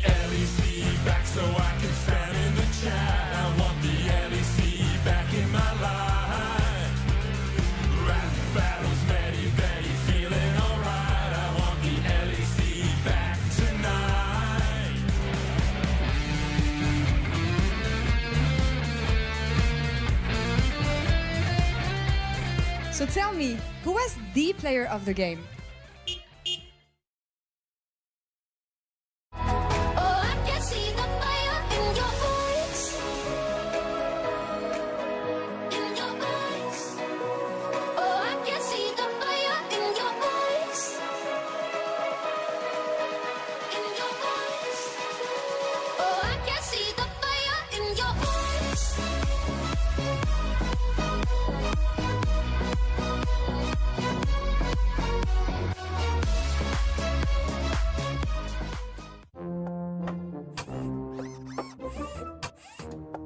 You don't have a chance against me. I can calculate 90 trillion moves in advance. Not fair. Not fair. Red Bull gives you wings.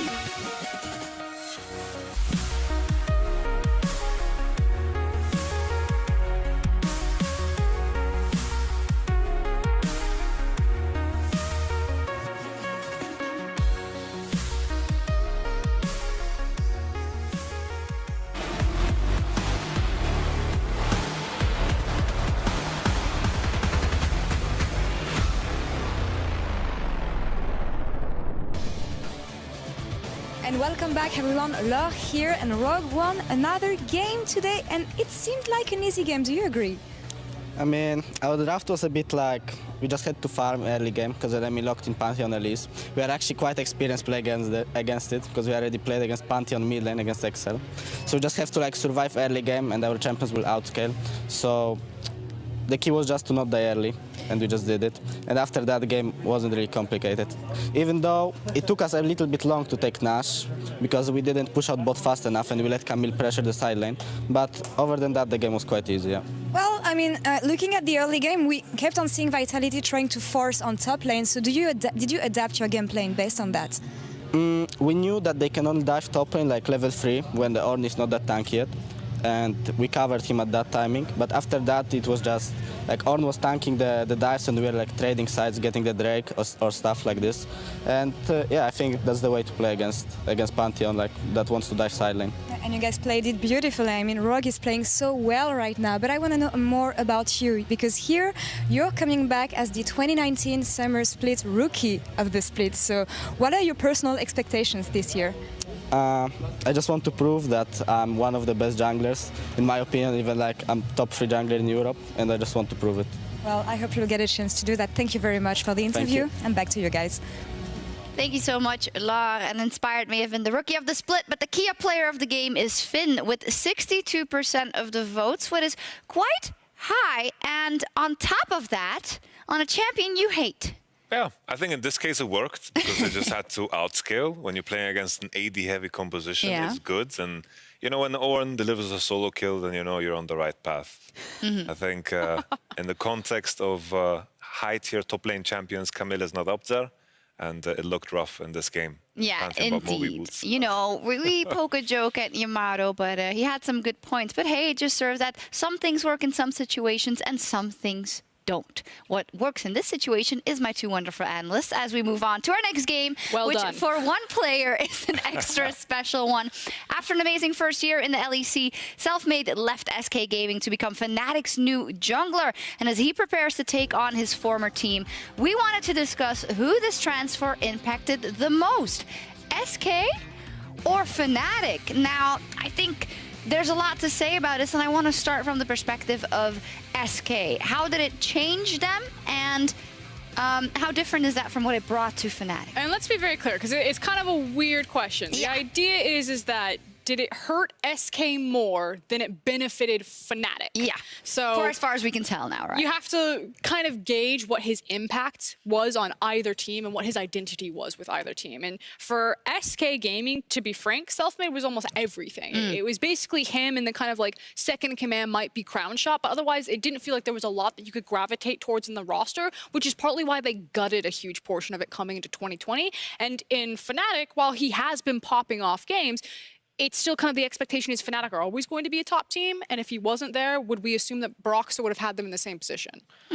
What I'm curious about as well is the context of the meta, because 2019 was a very jungle-heavy meta where junglers had a lot of impact, they could get very, very fed, and that's where Selfmade definitely, like always, he was shining. Now coming into 2020, I don't think he would have a similar impact on this SK Gaming lineup, because junglers, they dictate some parts of the early game, but then they fall off. So I think this was the perfect time to make the move after an impressive 2019. And it's funny because when you actually look at the guy that replaced him, Trick coming in, Trick has had a very quiet impact on SK Gaming. I feel like a lot of people watch it, they feel like Trick's not really doing anything, but the fact of the matter is that he kind of like looks at what teams are doing when people are going for these monster objectives, and then he's just like, you can't take this, we'll zone you off, and he goes back to hard farming, like gets a free dragon, but I think he had super low damage on like his Rek'Sai game, and it's mostly just kind of about his control and his pathing, so it's hard to say, like SK, Selfmade's SK automatically looks so much flashier. Like that was a team that made it into playoffs in their first split, and it was entirely off the back. I don't know if Trick's SK do the same thing, so I'm already leaning towards losing SK or losing Selfmade on SK was probably like the bigger difference maker. Yeah, and it is hard to say, and we're not trying to spread the gospel here. Of course, we also realize that the meta has changed, that there's different things you have to get used to when you're working with more rookies on your team. Trick apparently does a lot of calling for SK Gaming as well, so that has to be taken into account. But let's look at now Fnatic and what they've gained. And you asked the question, hey, well, would they have been in the same position with Broxah? In terms of wins and losses, probably, right? Because that Fnatic team would just have still been at the top of the table. But now let's look at their ceiling. Has that changed for you with Selfmade in the lineup? I think, you know, the ceiling that Fnatic reached before was definitely, like, they reached a point where they just need to play through bot lane. They couldn't figure out how to play through the mid 2v2. They couldn't figure out how to play through the 2v2 top lane either.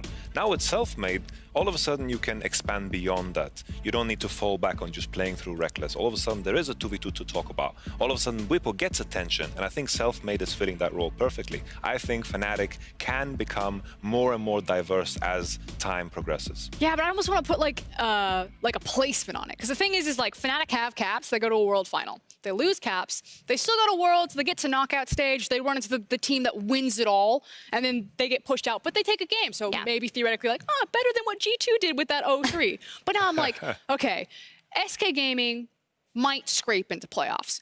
But if Selfmade and Nemesis can take Fnatic back to a world final, then before when I was like, I think Selfmade on SK, that was like the bigger loss. Now if it's like world final potential with like you said, that potential ceiling, I'm like, no, Fnatic taking Selfmade's much bigger now. Yeah, of course. If you're going to put it in that regard, then making it to a world final would always be bigger. But I think that is kind of what I want to take away from this, is the fact that we don't know yet for Fnatic. And there is a part of me that is inclined to say that a mix-up was good in the end. A mix-up is good for this team. We heard it yesterday with Whippo. The honeymoon phase is there. We're learning new things from each other. He's taking the lead. Selfmade is making us do all these plays. So that must be a good thing after all. I think definitely with the jungle role, you're always defined based off of what your teammates give you. Yeah. Right? He's on a team now with a lot of great players. Honeymoon Fate's fantastic. We're worried about the personalities. But the bottom line is he's working with very strong laners, aggressive laners. And I think a jungler has so much more to explore. I think on SK, he was covering for weaknesses. Now he can definitely highlight strengths. And I think this just changes the whole mindset for a jungler. So it isn't about SK or Fnatic. In the end, it's about what can Selfmade get out of all of this. Yes. Yeah. We basically saw that yesterday. Like, Cadril cast that game, kind of walks through Selfmade's decision-making. Whippo then gets on PGL with you, and he's literally like, yeah, it was Selfmade that was calling all of that. And again, Broxah, super talented jungler, but we never really credited Broxah with the same creativity that I think we saw out of Selfmade in that one game. And yeah, it's limited tape, but if that's the potential where Fnatic already looking so much more cohesive, that they have that mid-jungle synergy, that they have that top jungle synergy, I'm like, damn, Fnatic are looking on fire right now with Selfmade. Looking exciting. Let's see if Selfmade can make a statement with his new team as we leave it up to our casters for picks and bans. What? You know, Trevor, you were right. Drakus and I were really condescending. We should have known that given that you are, I don't know, hundreds of thousands of years old, just like the Elder Dragon, you probably would have understood the Drakes a little easier than we did to explain. For years, I've been doing segments telling you how much I love dragons, and the thing that you go to is the age. That is ridiculous. Honestly, like, when I look at that and I look at you, like, it's uncanny. You know, like, well, yeah, because it actually is me. If this doesn't make sense to you at all, and maybe you don't know the dragons or the souls or how they work in 2020, go check out the explanation that we did at the start of this week. Go check out LOL Esports VODs, and I'm not going to be funny. I know the old man jokes happen a lot. Like, my knees actually do hurt. It's so silly. Welcome back to the caster desk. I am a quick shot, joined by Vedius once again for the penultimate game of the week. It is Fnatic taking on SK, or as you're going to hear throughout the course of this game, effectively Selfmade versus his old team. Bragging rights are on the line. So let's see what he can do. We're jumping into picks and bans, and the question is, what will the priority be? SK, of course, are on the blue side for this matchup, and the first ban that's going to come out is the set. So clearly, this champion is being respected. You can see the laugh on Whippo's face. He's like, that's a shame. We heard yesterday in PGL how much of a fan of the champion that he is, but it looks like SK actually just focusing on some of the power picks. Syndra also being taken off the board. I wonder if they will deny Selfmade the Gragas, or if they'll look to first pick it themselves. Well, Gragas is going to be taken away by Fnatic instead, removing that one from Trick. Hearing a lot of people talking about it, praising it. Heard the words OP busted several times in interviews that Law has been running on the show. And, I mean, this is going to be a very difficult game here for SK. Fnatic in their last two matches have obliterated everything that stood in front of them. And now they got the ability to counterpick at least one of the lanes on the SK Gaming side, and Aphelios is the final ban. So what raises in prio here? Senna, first pick? Senna definitely rises in priority. Actually, when I think of Crown Shot, I actually don't think that he's played a huge amount of Senna so far this split. But it wouldn't surprise me if that was the first pick. Jarvan is also something that's really high in terms of the priority list for many teams right now. Rumble going to be taken off the board for Fnatic.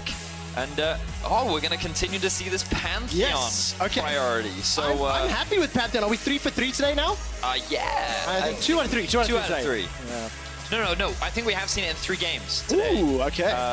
I don't know my picks and forget bans what open. happened in game 2, but in any case, the Pantheon can, of course, be flexed, but one of the disadvantages of Pantheon is like he is quite early game focused, and you want to try and play around him and utilize him and enable him.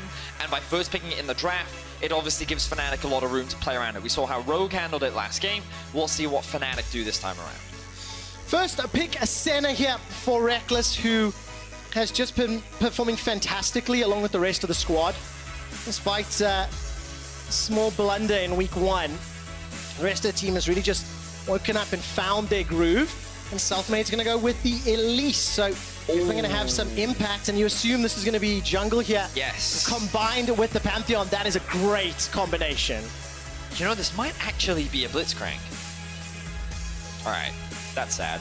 So I've been seeing a lot of Blitzcranks into Senna in solo queue because obviously she's pretty low in mobility, and when she casts things like her ult, she obviously stands still, but Blitzcrank can be a pretty effective pick into her, but for now we're not going to be able to see it. Instead, we're going to be seeing, once again, a very strong mid-jungle coming out with the Pantheon. The Taliyah, very similar in terms of what the Elise can do, but Taliyah has better scaling options into the late game because she's going to be building a lot more AP. Right now for Fnatic, by going for a very aggressive jungler in the Elise. Wow, okay, so Fnatic, like, they're going for one of those weird drafts where you have like a hyper early game jungler. Remember, Jarvan and Lee were both up and available, but instead they prioritized the Elise, very focused on ganking in the early game, trying to get lanes ahead, and then they have an Ornn top lane, and they have a Senna bot lane. So they kind of have 2 scaling picks that don't really fit with the Elise, which to me suggests that Fnatic really just wanted to deny the Elise Pantheon, and perhaps weren't expecting the Taliyah to come out. And what if overall the goal is to go for a little bit more of a scaling teamfight option? We'll find out in the next 2 picks, right? Yeah. And maybe Elise just shores up that weakness a little in the early game. It could also be that Fnatic have a strong mid laner in mind. They could have some kind of early game focused pick that they want to try and pair up with the Elise so they can try and match in the 2 versus 2. We'll have to wait and see. For now, supports are going to be the priority. They're taken off the board. I wouldn't be surprised if Fnatic actually look to first pick the Braum, forcing SK to be the ones to ban. Now, how nervous do you get if you're a Fnatic bot laner, let's say, and you look at Taliyah, Pantheon, got some globals in there already, the ability to jump in and join whatever fight is going to happen wherever Selfmade decides to play. It is something to consider, the amount of globals there and the ability to just, pick those fights when you want to. Yeah, for sure. SK deciding to ban away the Aatrox, so Fnatic not going to have that blind pick available to them. I think that we're likely going to see the Braum locked in right now for Fnatic. SK could then answer with a Rakan if they wanted to, maybe something like a Nautilus as well. But I think that we've seen Senna paired up with Braum often, and I think that it would make the most sense, especially considering that they are playing Ornn.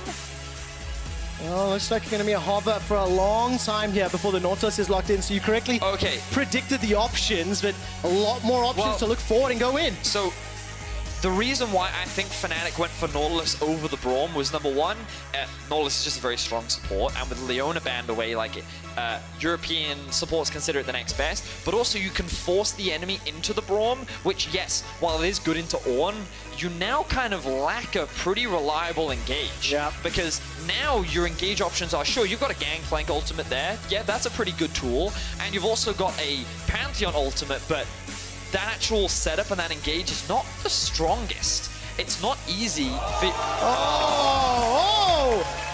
Okay, Wait, okay. Ornn mid. Ornn into Pantheon. Build all the armor. And there is the flex that we were not anticipating. Okay, I wasn't anticipating that at all. So zoom out. Bwipo, top, Rengar. Do you like it or not? I mean, well, no, but I mean, I trust Bwipo understands top lane matchups significantly better than I do.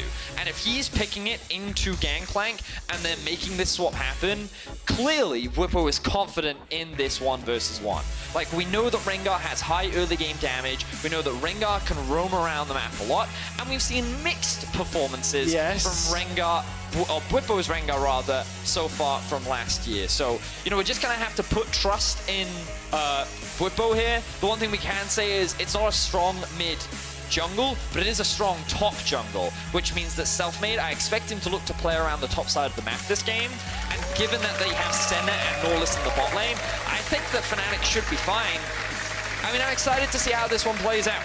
I'm very interested to see if Fnatic can keep up the tempo of their 2 previous wins, and that very last pick, Rengar, catching everybody off guard. Fnatic are looking good. They will be taking on SK Gaming, and Selfmade on the Elise taking on his former team.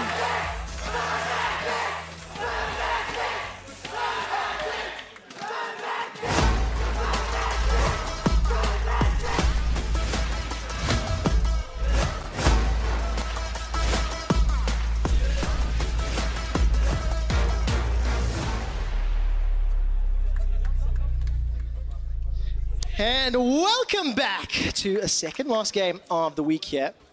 Little quick tidbit for you.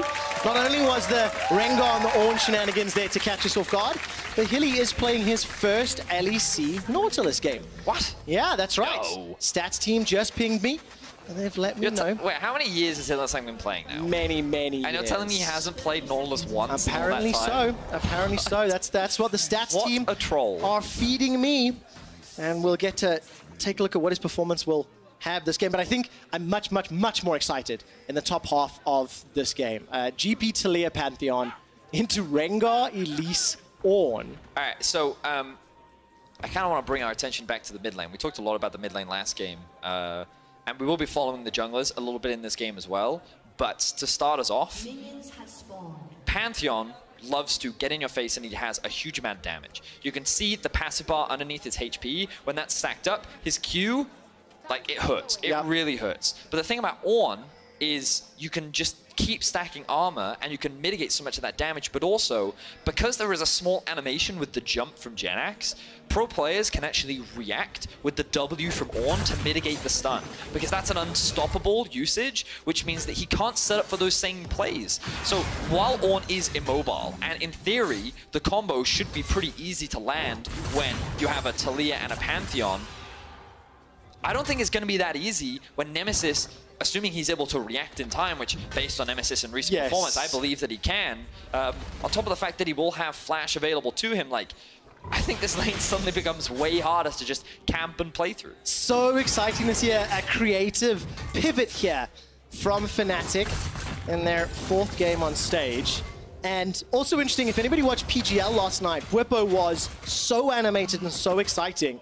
And he was talking a little bit about the team dynamic and how it's sort of shifted from last year to this year. Talking about how multiple people can play, you know, little carries a little bit more freely or more comfortably. And he talked specifically about Selfmade combining with Nemesis. Now I want to see what Selfmade can do with Bwipo in terms of this duo, and it's what you mentioned in the draft, Vedius. As it stands, Selfmade's clearing his jungle, started bottom, moving top. So we're seeing both junglers kind of match. Trick is going to do a red into blue into Gromp, whereas Selfmade has done a blue into Gromp into red. So they've both taken, you know, very similar paths. What's surprising is that Selfmade is immediately pathing towards the bot side of the map. Taliyah's clear is pretty fast, and she also does pretty well against large camps too. Which means that there is the risk that she's done a full bot side clear and could look for a potential bot gank. So Selfmade is in a position where he can cover, and now he spotted Trick. Yeah, look at the mid lane and the bottom lane. They're both of them very extended. Selfmade gets the first ticks of damage onto Trick, and as Nemesis, Reckless, and Hilly are shoved all the way forward, if anything happens, if any altercation breaks out, they will be able to be the first people to move. But look at this. Let's look at the minimap real quickly. Top lane, pressure. Mid lane, pressure. Bot lane, pressure. This is like a jungler's dream. Selfmade can do literally whatever he wants, and he has the freedom to just invade on the enemy jungle, knowing that he's guaranteed to have that same level of safety, because his laners should always be able to move first. Yeah, absolutely the case. Sort of what you, again, were alluding to during the course of the draft. Selfmade now hopping over the wall. Well, he wants to, but there's no Krugs there. There we go, thank you. I literally turned my attention straight to Trick and didn't see. He's going to get spotted, So flash that's in. an engage from Hilly, and he's going to get caught up by the shove, and he's still going to be able to escape. I think the dredge line tagged the wall before the unraveled Earth. That's what it looked like to me, because he did that Spider-Man pull from I way was so long range. confused, but yeah, good spot there, quick shot. I thought that like, wait, is there a Tristana ult in the game somewhere? But no, you're right, he was able to land that hook onto the wall, so he didn't get knocked into the team of SK. That could have been very dire for Fnatic, but they were able to get away with their lives. If this were a legacy game, if we were shoutcasting like 5 years ago, we would then discuss dredge line mechanics. Would we? Yeah, for sure. Just like when the new GP came out, it would be barrel mechanics. And that was like a legitimate thing that we used to talk about. So on Hilly's first ever game, he's got it. I'm sorry, hold on. I actually did not see that because I was looking at Vedius. I literally did not. I was talking to Vedius. Let's talk knife mechanics, shall we? Let's talk knife mechanics. What did he do? When one knife goes into the back, right, the other one swiftly follows, and it turns out that a pirate can't handle it. So, Bwipo, he just murdered Sakre live on air, right? Like, it's... I hear the sirens in the background, quick shot. He wasn't expecting that. But here we are, the mid lane game. All right, Nemesis does get caught out, doesn't flash quickly enough, and Trick is able to respond for SK. Very good setup there, combining with Genax's stun. I think Nemesis's Bellows Breath, I believe it was on cooldown. He wasn't able to escape. Okay, look. So, well, I missed this. Here we are. So, again, knife mechanics, right? So he knifes the barrel first, and he has the full stack of his passive, right? There's one knife, there's the bowler. Oh my Second knife, word. third knife, right? Like, it's a 3-knife attack. What can you do, right? Anyway, back to the mid lane. You can see that Nemesis, I'm not sure if his Bellows Breath was on cooldown or not, but he wasn't able to use it in time regardless, which meant that the stun comes through, the knockback comes through, and this was the combo that we were talking about between the Taliyah and the Pantheon. Devastating if that initial stun comes through, because there's very little that you can do to get out of that situation. All so right. 1-for-1 trade overall, SK with a slight gold lead for now. Yeah, let's take a look at the items really quick. Bwipo, double Dorans in the top lane, triple Dorans, a crown shot down in the bottom lane, and Nemesis has access to call the Forge Guard. Level 5 for Trick, level 4 for Selfmade. I'm just trying to track where they're going to be heading next. But I'm glad to see SK with a successful kill in the mid lane. Nemesis on that Ornn was theoretically going to become a real problem for Pantheon, and you see how easily he was controlling the wave. So I want to see just how often or what Nemesis can do as the minutes play out. So one thing we haven't talked about yet is Gangplank's impact in games. And the thing that makes his ultimate very obnoxious for a lot of AD carries, as we see Sakre very afraid. Cue the Jaws Bwipo. music. I just want to know, Chris, if Bwipo kills Sakre a few more times like that, we need to see an edit with the Jaws shock. Dun dun dun dun dun dun dun dun. Not this time, Bwipo. Yeah, I mean, they're full health, quick shot. I don't think he's going to kill him just yet. He did it 80% health a second ago. Yeah, I mean, for sure, but that 100%, 80%. Significant Okay, difference. okay, But anyway, I I accept got to that. get this Gangplank point in, because I'm probably not going to get a chance later this game. Gangplank ulti makes AD carries' lives very difficult because he creates this huge zone, which means that AD carries, if they're in the wrong position, either get chunked out or they get zoned from the fight. Senna is a pretty unique case because her range scales throughout the game. When you get into these late game team fights, she can actually stand on the other side of the Gangplank ultimate and still hit the opposition. Oh, really nicely done from Hilly. Now they just used the Hex Smash over the wall, but to his death, Trick was waiting in the wings. And Crown Shot is able to pick up the kill. Now, Sakre chose not to use his Gangplank ultimate there, which means that they will have... Well, he's actually going to use it for top lane because he has to. But great gank that we're seeing once again from Trick. He makes a successful play in the mid lane. He makes another play happen in the bot lane. And he punishes the fact that Hylissang did not have his flash available. So great stuff that we're seeing from Trick in the early game. Yeah, absolutely. And now with the Gangplank ult down and the fact that Trick showed in the bottom lane, Selfmade and Fnatic are going to move in to secure themselves the Dragon. And this is sort of the story of the game coming into it. Looking at the at 15 stats, kills plus assists at 15. Selfmade was second best of the junglers to 7th for Trick, but he started off really well. The combination CC with the shove from Taliyah is just working out exceptionally well, and it's giving them some tools to play with as we move forward in the game. Yeah. I'm kind of thinking about like scaling, right? Right. This is a bit of a weird one because Ornn is mid lane. Bit of trading back and forth. Nemesis just does not care. But when I think about Senna in the late game, really strong AD carry, right? Rengar, I think his ability to one-shot champions in the late game does like definitely become relevant. And you kind of look at Crown Shot and like, I don't think Braum is necessarily going to be enough to stop it. He does have exhaust, so that could be an influence factor, but it's a weird one for me, Quick Shot. I can't say with conviction that I think Fnatic for sure have the strongest scaling comp. Dun. Flash away from Crown Shot. But that already gives you an indication. Does this help your conviction at all? Like, so this is the thing, though. Like, I kind of think on paper that Fnatic should have a better scaling comp, but you kind of look at SK with the Gangplank, and they have Talia as well, both very relevant in the late game. I'm really interested to see how this game progresses, because right now SK kind of seem to be the driving force in making a lot more of the plays happen than moving around the map. And I wonder at what point Fnatic will start to look to be more aggressive. But then I've got a follow-up question, because now you're just talking sort of champions on paper. What about ease of execution? You know, how does it work when both of these teams scale? Because they're going to be quite interesting to play out. I obviously see the Ornn Nautilus engages, but at least Rengar are going to be quite interesting. Yeah, but I mean, so this is the thing, right? Rengar in teamfights kind of wants to flank and dive onto the backline, and he wants to just one-shot the enemy AD carry. But what's interesting is when we look at the animation coming out from Bwipo, it doesn't suggest that he's necessarily going for like the full lethality one-shot build that you often see from your solo queue Rengars. He's picked himself up a little bit of lifesteal. He also has himself the Kindle gem, so he has that early cooldown reduction in health. And what I think Bwipo as a player loves to do when he's playing on this Rengar is he loves to look for roams with his ultimate and have it available as often as possible. And we'll see how often he makes these plays happen as we see another play happen in the mid lane. We do indeed. Tower First Blood was picked up by SK Gaming. Hylissang, I think, predicting the flash didn't work out. Now Trick manages to arrive, throws down the threaded volley, as well as Unraveled Earth. They're not going to be able to find the CC. The Rift Herald continued to siege with the help of Crown Shot and Limit, and they attack at the inner turret as well. And Fnatic finally take down the top turret. So big advantage to SK. 1,600 gold in the lead as we've gone past the 10-minute mark, and I'm liking their decision-making in the early game. It's working out. Yeah, I think SK are being proactive right now. Their carries are scaling well. You can actually see Crown Shot has an 1,100 gold advantage, largely because he did get that kill onto Hylissang, but also all of this plate gold and all this tower gold has been funneled into him. I think that means that Mist Fortune is going to hit a much stronger spike in the mid game because Reckless is still going to be stacking up his Mana Mune, and he hasn't completed his lethality item yet. So I honestly feel that in the mid game, Fnatic kind of have a damage trough, and they kind of have to wait.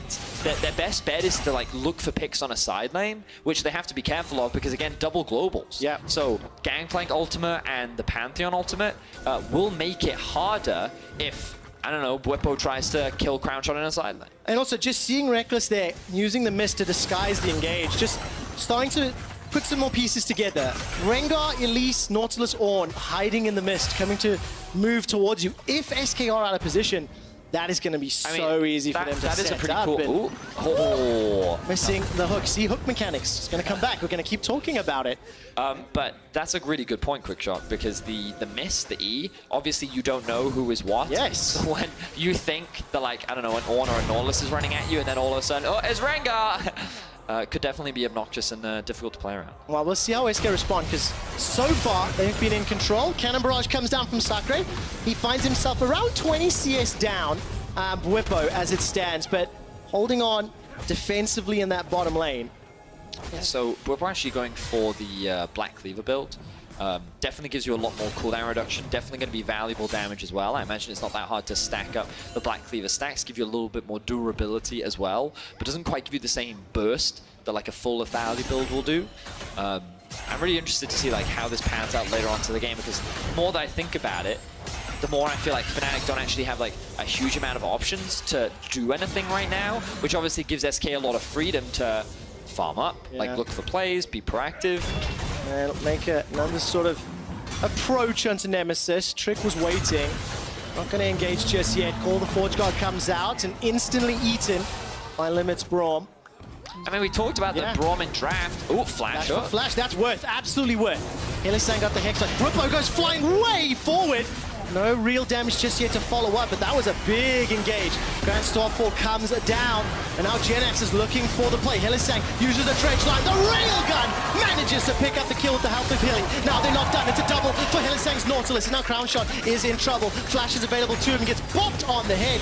Bowler down, and Selfmade takes out his former teammates. And SK overextend, thinking that they were in a position to siege onto the tower, but the re-engage comes in from Hylissang and Nemesis. Beautifully set up to allow Fnatic to get the collapse, and it results in a one-team fight for Fnatic. I'm going to allow them to pick up the second Drake as well. Just when I started getting some hope here for SK, Fnatic managed to find a team fight, really. That was initiated by SK. They put themselves in that position. Yeah, so we'll see on the replay now. Good Brawn block, because Crownshot did not have Flash, which means that he would have died if that ultimate came through from Nemesis. Then, of course, the Flash for Flash initiation. Then Bwipo decides to go in. He's like, hey, let's see how much damage I can do, draw some aggro. He can, of course, just remove that CC if he wants to with his W. This is when SK think, okay, we're actually in a prime position. But notice the thinning of their wave, and then this hook comes out from Hylissang. Great hook onto Trick, who doesn't have the Flash. Nemesis is able to land the Q and knock up onto two members. And then Crownshot, while it was a good ultimate, he now realizes that he's isolated from his team, and he does not have his Flash. So as we hit 15 minutes, the game is now bang on even, and there's two Drakes to Fnatic. Map is opened up as well, so a couple more corridors to play through. So Bwipo and Selfmade going to be a little bit happier. The second Rift Herald is up, and Thrill of the Hunt is thrown down. Bwipo's just the threat of Thrill of the Hunt is enough to force SK back. It's not going to stop the Herald just yet, and Fnatic, maybe they're talking about it, maybe they're thinking about it. The target's going to be Genax. Gets caught out, gets jumped on. Bwipo doesn't go for more, but I think without Ornn being there by Nemesis, maybe they don't want to go more for the fight. I think they just didn't want to engage onto Genax because his E could have just soaked up all that damage, and then you're overcommitting onto a target that you physically can't kill, and then that could give SK the opportunity to re-engage. So I think it was wise of Fnatic to not overforce that. The goal is still even, and the Rift Herald, I imagine that SK will look to try and use it to break open that mid tower so they can gain a little bit more control over the map. Let's talk a little bit about what this means for the next few minutes. Oh, they're going to use the top. Right, that's fine, solid. Because Fnatic, as I mentioned, they've sort of speed run the last two games that they have played. Win time 20:59, first Baron 23:49. Just to set some expectations on how dominant their last two victories have been. This early game did not go quite as swimmingly as maybe they would hope. But they're in a good position. They've got a good team comp to accelerate if they can, again, find those team fights. I mean, I think that their snowballing power is much weaker with the comp that they've drafted for themselves. Okay. But I think it does go to show like how strong Fnatic has been so far this split. We're going to see another engage come out from SK. All right, Grand Starfall onto Nemesis. He's taking some damage, but simply not enough. Not a huge amount there committed from SK. But Bwipo throws down the ultimate. He's able to respond in time. Sakre held onto his teleport and his cannon barrage. So a hopeful attempt, but didn't really commit too much more. But it's good to see SK trying to be as proactive as possible. They know that their comp is stronger at this point in the game. They know they can force fights. All right, Call of the Forge God is available for Nemesis. They don't want to go under the tower because there's no minions to work with. Selfmade's going to step forward and put some wards down. And it's still 2 minutes till the next Drake, so just trying to put some vision down. The observers are highlighting all of the Fnatic wards around this exposed red buff, and it's just a masterclass in some control here. Fnatic, they push out, deal with the threat, and go straight back to the side lanes. So when we're in these kind of neutral states, I like to think about next steps for both teams, right? And like, what are their potential options? One of the big things that I'm looking at is itemization, because that's a big indicator of when teams can and can't do something. And we'll see the Trinity Force has now been completed for Sakre. One of the problems that Sakre has is that he is 2 levels behind Bwipo, and with not having level 11, he doesn't have his ulti available. Oh, sorry, he does have it upgraded, exactly. Which means that SK is probably going to want to wait for that point, and Crownshot is sitting on his pickaxe, which means he probably wants to wait for Infinity Edge as well. So I think SK is waiting for a few more items before they try and force any more fights. Meanwhile, for Fnatic, I think that they're just kind of scaling a lot more. You can see that it looks like Bwipo is working towards, I think, the Bloodthirster right now, unless he's going to use that lifesteal item for a different component. We'll have to wait and see. To me, it looks like a Bloodthirster right now, getting that extra shield, that extra bit of burst damage. But it feels like right now, Dragon will be the next point of contention. Are Fnatic in the power trough? You mentioned that maybe in the mid-game. It feels like they are to me, largely because of Senna, given that she doesn't have any completed item yet, really. Right. Still scaling up towards the Mirror Mana. Yeah, whereas like Misfortune feels much stronger right now to me. Yeah. But like the thing that throws me a curveball is like, I can't really evaluate like how much damage this Rengar brings to a team fight. We're gonna get a chance, I think, because it looks like Whippo is making his way around for a potential flank, hasn't done. The engage is here. That's a massive engage from Fnatic. The Braum will stop the Ornn Horn. Limit forced to flash away, but it's Whippo that goes down. He's caught in between 5. Fnatic couldn't make the damage stick, and it simply was not enough. The power trough that Vedius was talking about may have just been demonstrated on screen. So this is one of the concerns I had for Rengar, is if you're relying on him to be a mid-game damage, and SK just shut him down, then what do you do? As Reckless is in trouble. He will flash over the wall. Selfmade's running for his life inside the enemy jungle. Now the tower is going to be defended for now, and SK Gaming will use the control from mid to peel down to Dragon. So well-played team fight from SK overall. It did cost them a lot of flashes and a lot of summoner spells, so it's not going to go as cleanly for them the next time around, but we see Whippo TPing back in. All right, it is. It's so much damage on the Jinax. He's starting to go low. Whippo steps forward. He's not going to be able to find a kill just yet. Knocked backwards. Finally takes one down. Jinax is sent packing. The cocoon from Selfmade is not going to be able enough damage to follow on to Trick, but here comes Nemesis. The bellows breath over the wall, and the knife cat sinks in another. Fnatic with the secondary fight take it all. And Fnatic crush SK once again.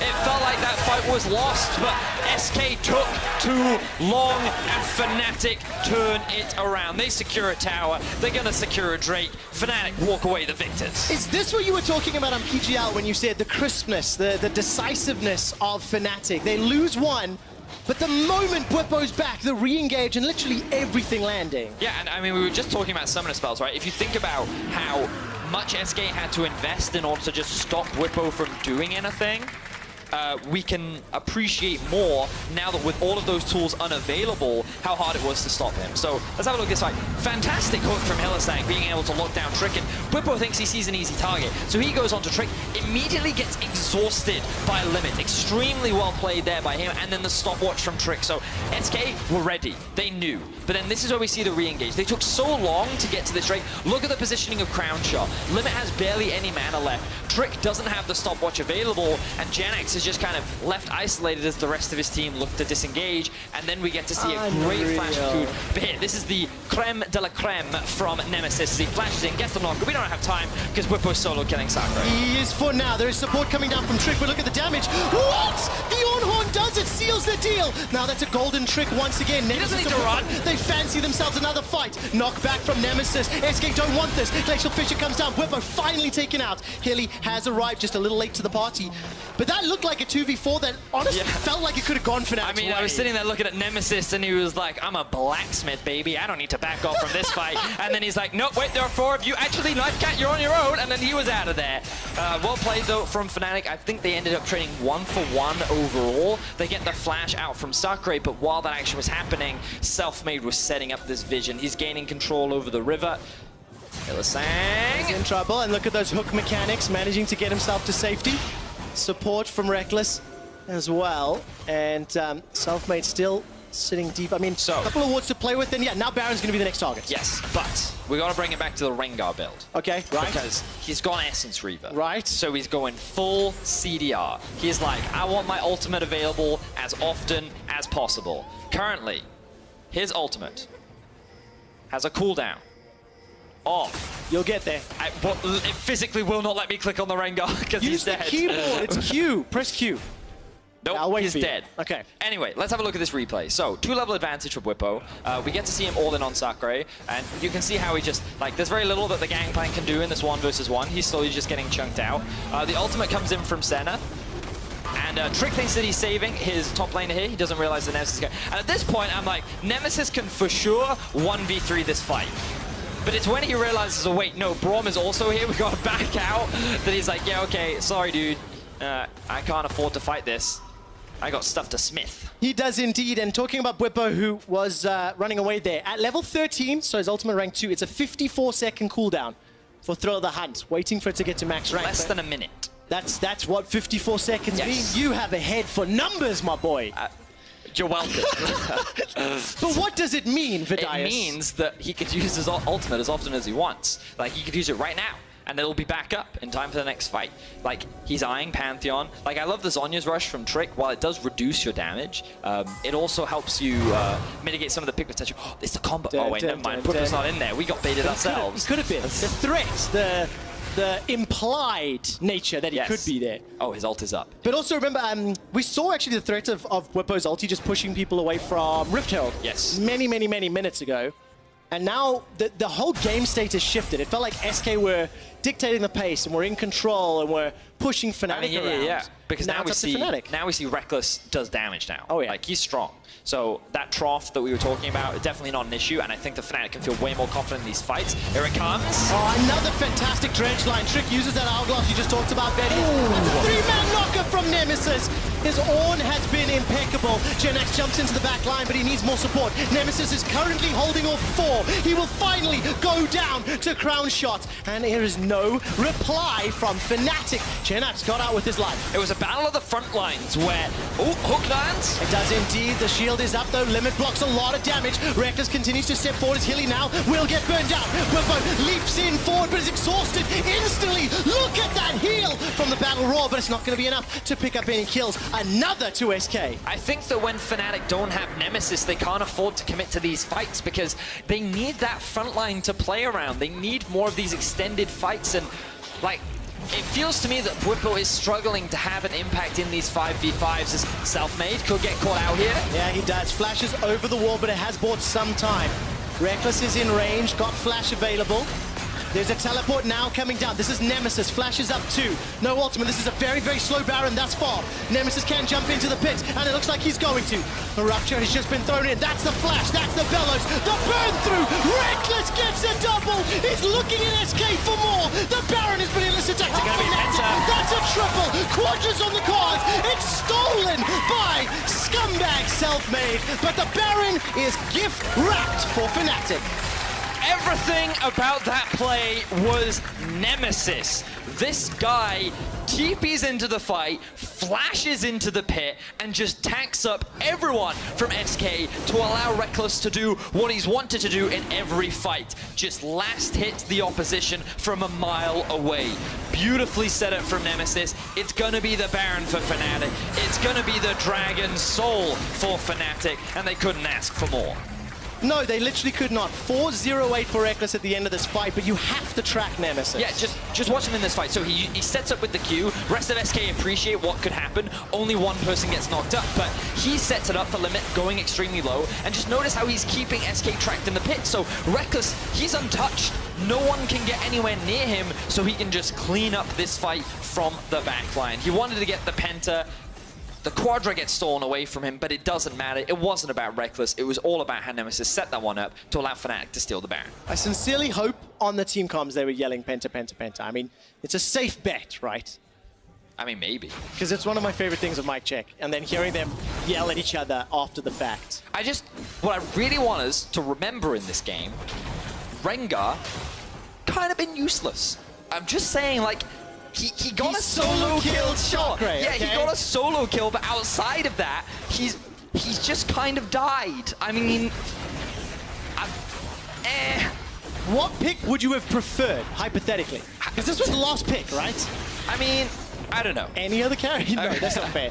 No, it's just like, because it's like, I think we spoke at length about this, right? Like the damage trough that Fnatic found themselves in, and it made these fights difficult, but like, what we're seeing now is like, honestly, the skill gap between Fnatic and SK and how like they just seem to be more experienced team fighters. Like they're winning these fights 3v5 pretty much every single time, right? And it just goes to show how well Nemesis is playing.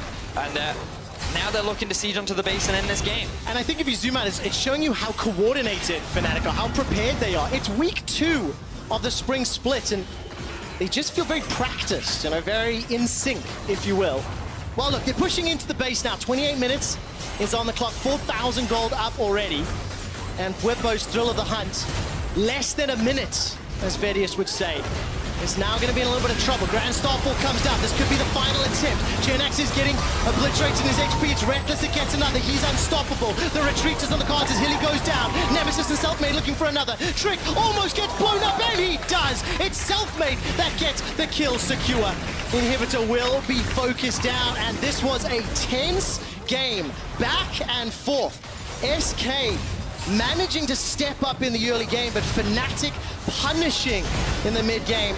Whippo on the knife cat. Not going to be able to pick up the final kill as it's Reckless. 6-0 and 10. 7-0-10 to finish out the game. Fnatic will take down SK.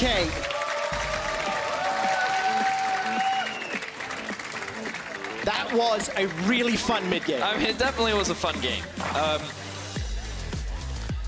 We need to ask Fnatic the logic behind the Rengar pick, because I'm still personally, like in the 1v1, we could definitely see why he picked it into a gangplank. We could 100% see that. And like, he played the lane very well. He put Sakri very far behind. But in the team fights, it felt very difficult for him to have that same impact. Yeah. And I felt like all the praise needs to go to how Nemesis executed and how Hylissang were able to find these engages. And then when Reckless was free to just keep those last hits up, when Fnatic could find those extended fights, that was when Fnatic was able to come out on top. I agree, and I think I want to change the question. Instead of asking Fnatic, I just want to ask Whippo. Like, yeah, I mean, we just want to ask Whippo. I'm not convinced by this Rengar, bro. I can see it was a little useless, Whippo. It was, I mean... I think we will have a follow-up at some point. But I think my biggest takeaway from this one as well is looking a little bit at what SK were able to do during the course of the early game, some of the plays they were able to coordinate. I mean, SK were definitely fairly proactive. impressed by what they did. I mean, yeah, it's definitely a good sign for them to be a lot more proactive like that. I think the biggest issue for them was they didn't appreciate how important their summoner spells were. Yeah. And like, trying to go for these extended, drawn-out fights was just not in their favor. So they ended up getting punished when they'd win the initial fight, and then they went for a Drake. They won the initial fight, and then they went for a Baron. And it was because they thought that, like, oh, we should be that much stronger that we can go for these things, but they spent so much in the initial fight to just get a few kills that it then wasn't enough in the follow-up fight to be able to maintain that power. Can I just give a little bit more praise to Nemesis? Up until the final team fight at the bottom inhibitor, Nemesis on Ornn had the highest damage dealt to champions. And only after the final inhibitor fight was it Reckless and Senna that overtook him. Nemesis is one of the options for Kia Player of the Game at LEC on Twitter. I love that Whippo's not on the list. Reckless and Hilly. Whippo's Knife Cat did not deserve to be there, and I think this has to be Nemesis Ornn. It's a no-brainer for me. We're not flaming the Rengar pick. No. It's very much just okay, he got a solo kill. He got a solo kill in lane, and like when we look at like the overall comp that Fnatic was trying to get, I don't fully understand what the Rengar's role was in this comp. So obviously, like, there's an opportunity for us to learn here, and hopefully we get to hear from Whippo and he can explain it to us a little bit more. Maybe it's just the threat combined with Senna. I mean, for sure. Like, he definitely did some strong things with the Rengar, but when it came to those 5v5s, like, Exhaust, Braum was like enough to pretty much shut him down every time. So. Well, Fnatic end the week with a win. Coming up next, it's time for the biggest game so far this split, the undefeated Origin and G2 clashing in our match of the week. Do not miss it. Come right back. When I look at Origin, I see a bunch of washed up players, so... I think Origin is such a scary team this split, mainly because all our players haven't won a championship before. And we just want to prove that we can win. I'm just kinda want to prove that we are the better team, we are the best, and they cannot match with us.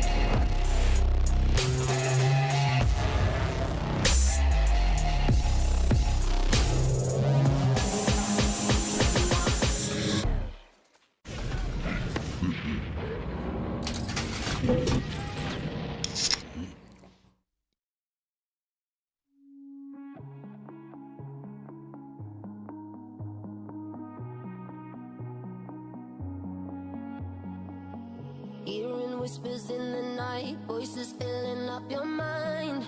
You're like a ghost of you. You've been drowning in the rain, slowly saving up the pain. So deep inside of you, see the colors of the sky slowly turn from black and white. A rising hope, bright as gold. And now there's nothing left to lose, so we're breaking all the rules. And they don't know what we know. 'Cause I can hear the thunder from afar, a lightning in the dark. I can feel the fire come alive, so calm before the storm, so dark before the dawn. Oh, I can see the fire in your eyes, in your eyes. Oh, I can see the fire in your eyes, in your eyes. Oh, I can see the fire in your eyes.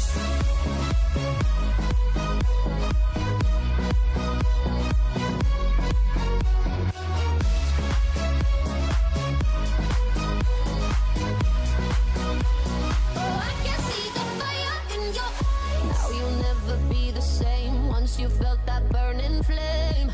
You're chasing stars alive. What was broken's left behind. Watch it crumble in the light. Nothing can stop you now. See the colors of the sky slowly turn from black and white. Rising hope, bright as gold.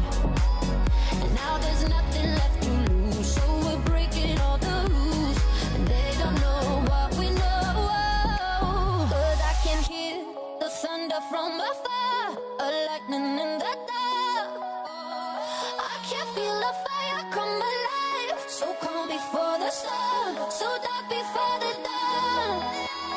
Oh, I can see the fire in your eyes, in your eyes. Oh, I can see the fire in your eyes, in your eyes. Oh, I can see the fire in your eyes.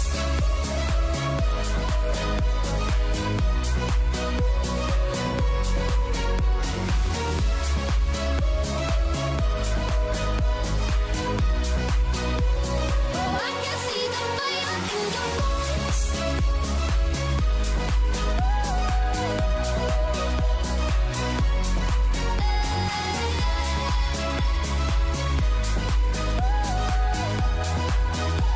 Oh, I can see the fire in your eyes.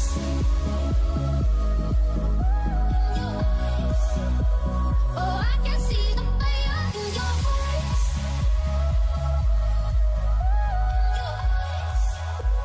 Oh, I can see the fire in your eyes.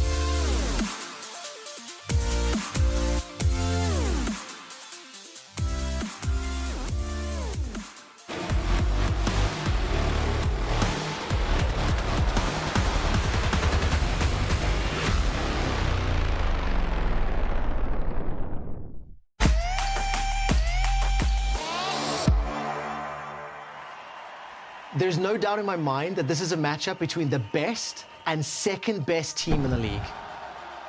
I realized after joining Origin, I'm not afraid of G2 anymore. He should be.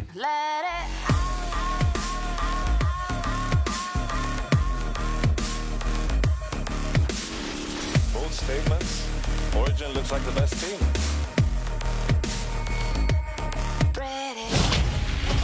Job, but has he overstayed as well? Crown shot, still laying down a bit of damage. E goes the wrong way. Now with the Eden Yang goes. He's still alive. G2. And on anyone, look at the dawn in shadow. What you gonna do when they come for you? I'm pretty sure that everyone who plays against us can never feel safe. We are Chaos. Origin versus G2 is no longer the David versus Goliath matchup that we used to have. Upset was not touched in that fight. 9K damage. That is so not okay. I think me and Upset will show them what a true world-class bot lane is. Dreams, he just walks the entire way with the hook. How did he hit them? Away by the counter barrage. He stays alive long enough. Alfari in the 1v2. This is Xerxes might be because he knows that body slam flash. That's gonna be first blood. This is why Xerxes is one of the best junglers in the LEC. You are going to do great things in 2020. We as G2 are the best team that Euro has ever seen, and if people are not scared of us, then we should remind them.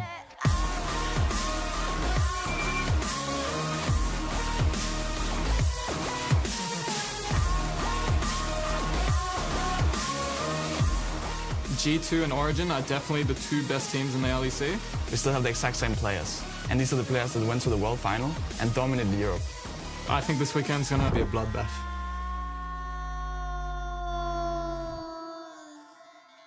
Welcome back to the LEC studio for our match of the week, Origin versus G2 Esports. They are the only undefeated teams left, and after this game, we'll know who's the #1 in the LEC. I've seen the video a couple of times. I've heard the storylines a couple of times. I don't know what to expect still, but I am definitely very, very hyped. The level these two teams have been playing at, what they've been showing, this has to be a banger. I think it's just the perfect matchup, you know, because there's two big question marks for me. You know, G2 haven't really been challenged against a team that is very, very disciplined.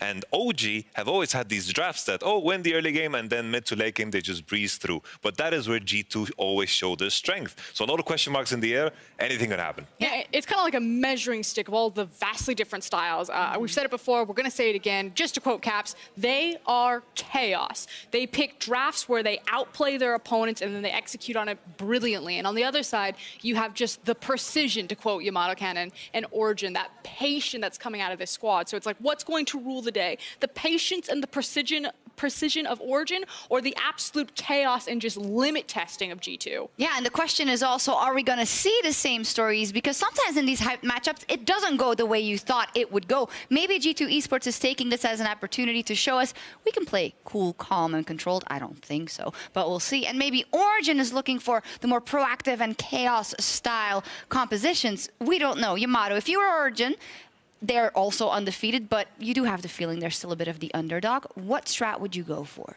Well, it's tough to say. I think always when you prepare against G2, it's better to prepare something in your own arsenal because they can just throw anything at you. Trying to prepare for every scenario against G2 will just drive you to insanity. I've been there too many times. Yeah, I 100% agree. It's about focusing on yourself. And so kind of like the expectations that we have looking for this draft, we were just talking about a couple of champions that we think are super high priority. And I think the first one does start with that jungle matchup of the Gragas. Origin were one of the first teams, and to be fair, they were also one of the first teams that played in week 1, so maybe they just got to the punch first, that showed a super high priority on Gragas. It has been a blue side priority pick for them.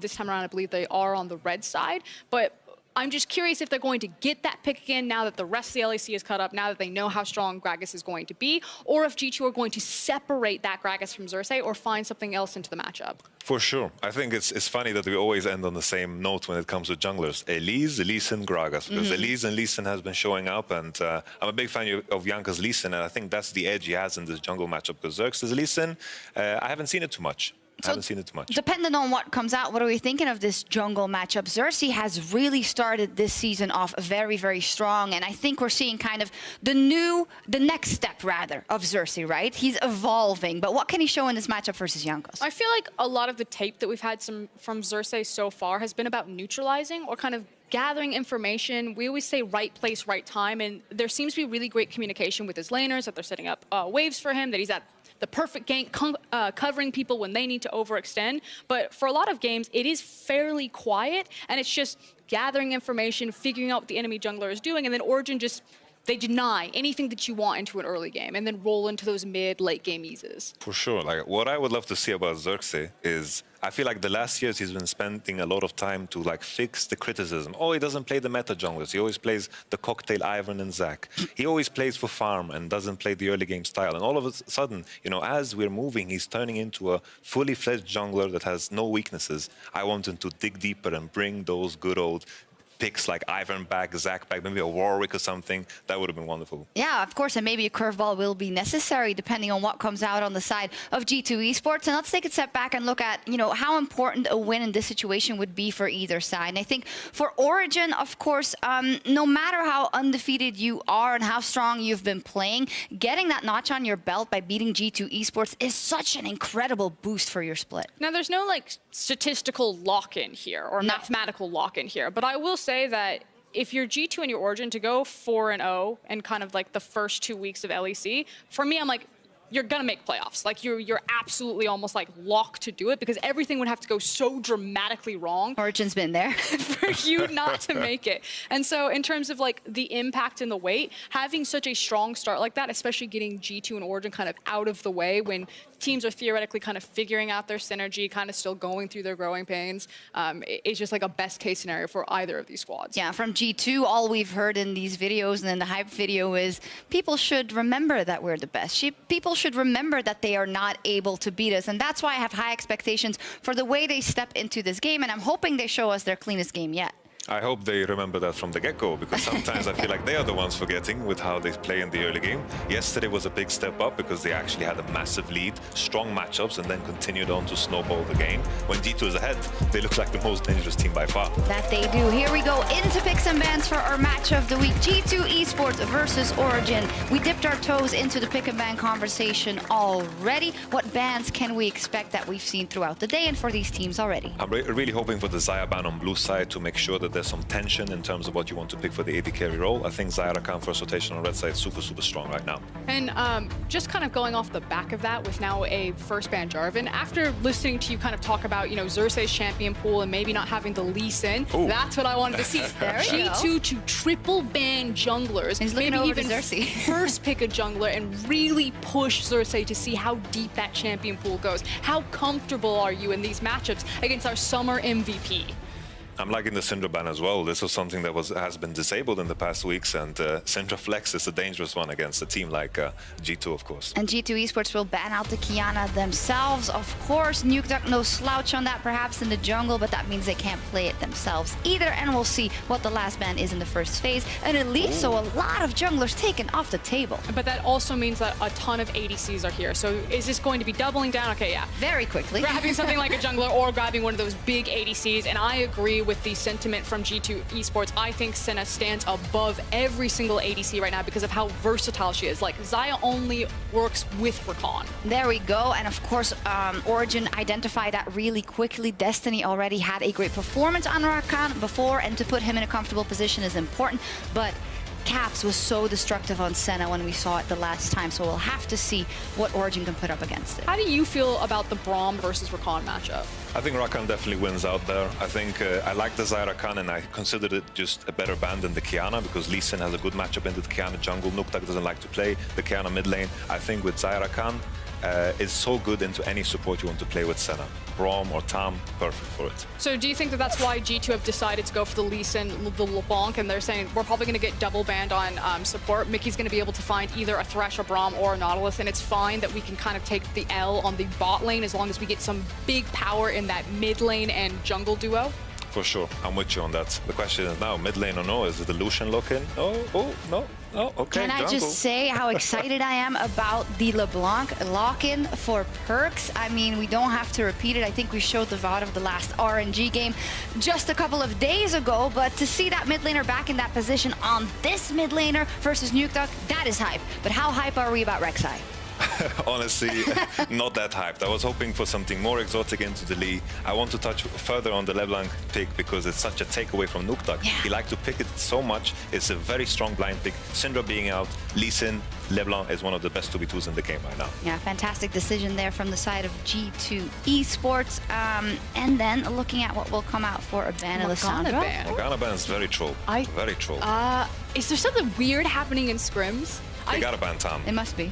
So here's the thing, like, I know that when Sona Top, and people have been joking about it, one of the strategies that's being played with Sona Top is like a pseudo funnel with like a jungle. And I'm not saying that they're playing Morgana funnel, but the last time we did see Morgana, it usually is in tandem with funnel. And maybe that's just a basic Morgana support ban and they want to play something with big hard CC, like maybe they're like, they have the Rakan, you might as well take this one away.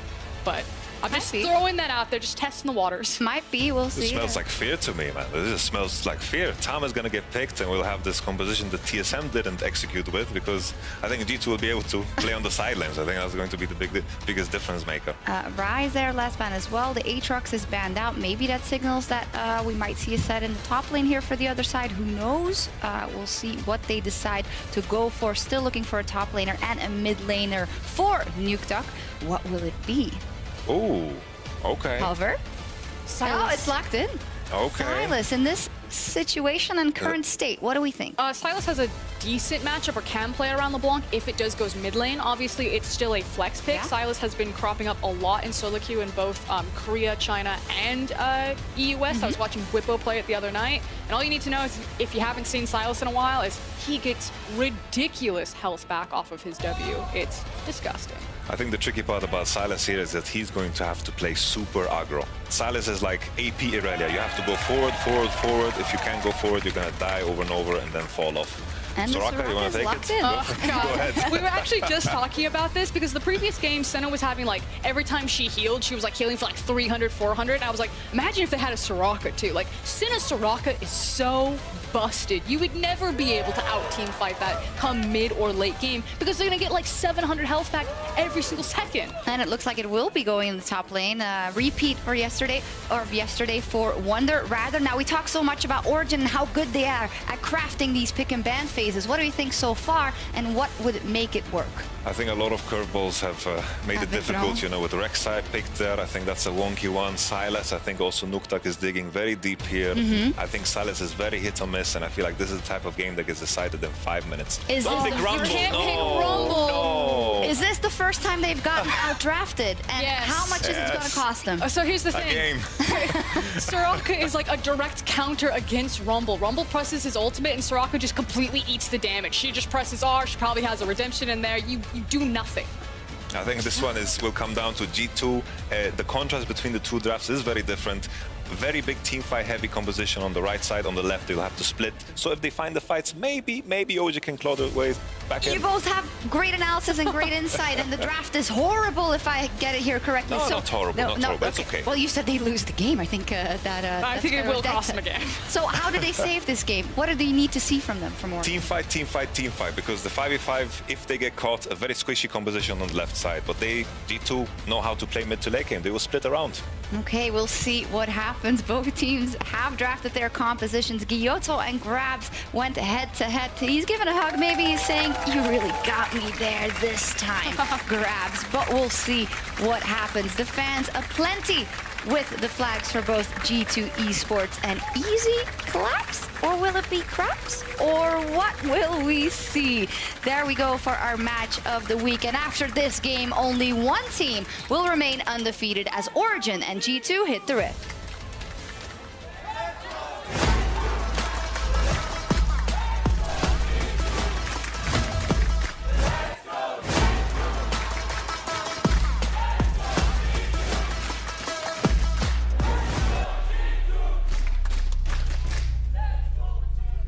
Welcome to the match of the week between the two undefeated teams, G2 Esports taking on Origin. Wonder did say he was going to play Soraka just a day later than his tweet would suggest. Sona. He said he was going to play Sona, and then he said autocorrect, I meant Soraka. And now he's locked it in for the second time. Very strong opinions from the analyst desk. They believe that G2 have hard won the draft. And I'm excited to see how this plays out because, like, I've heard it too, Frosk. I've heard that Soraka, pretty strong counter into Rumble. It makes the lane matchup very difficult.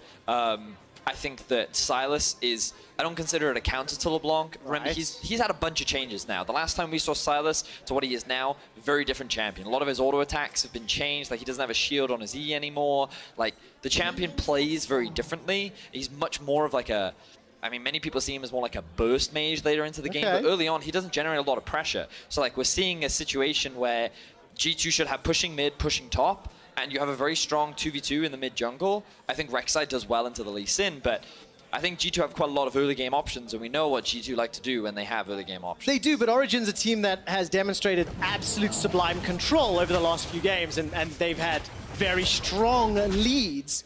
I want to talk just about the stylistic differences before we get into all the action. In terms of kills, 19.7 per game for G2 in terms of deaths. Third lowest, Origin actually, they've only conceded 10 deaths across the 3 previous games.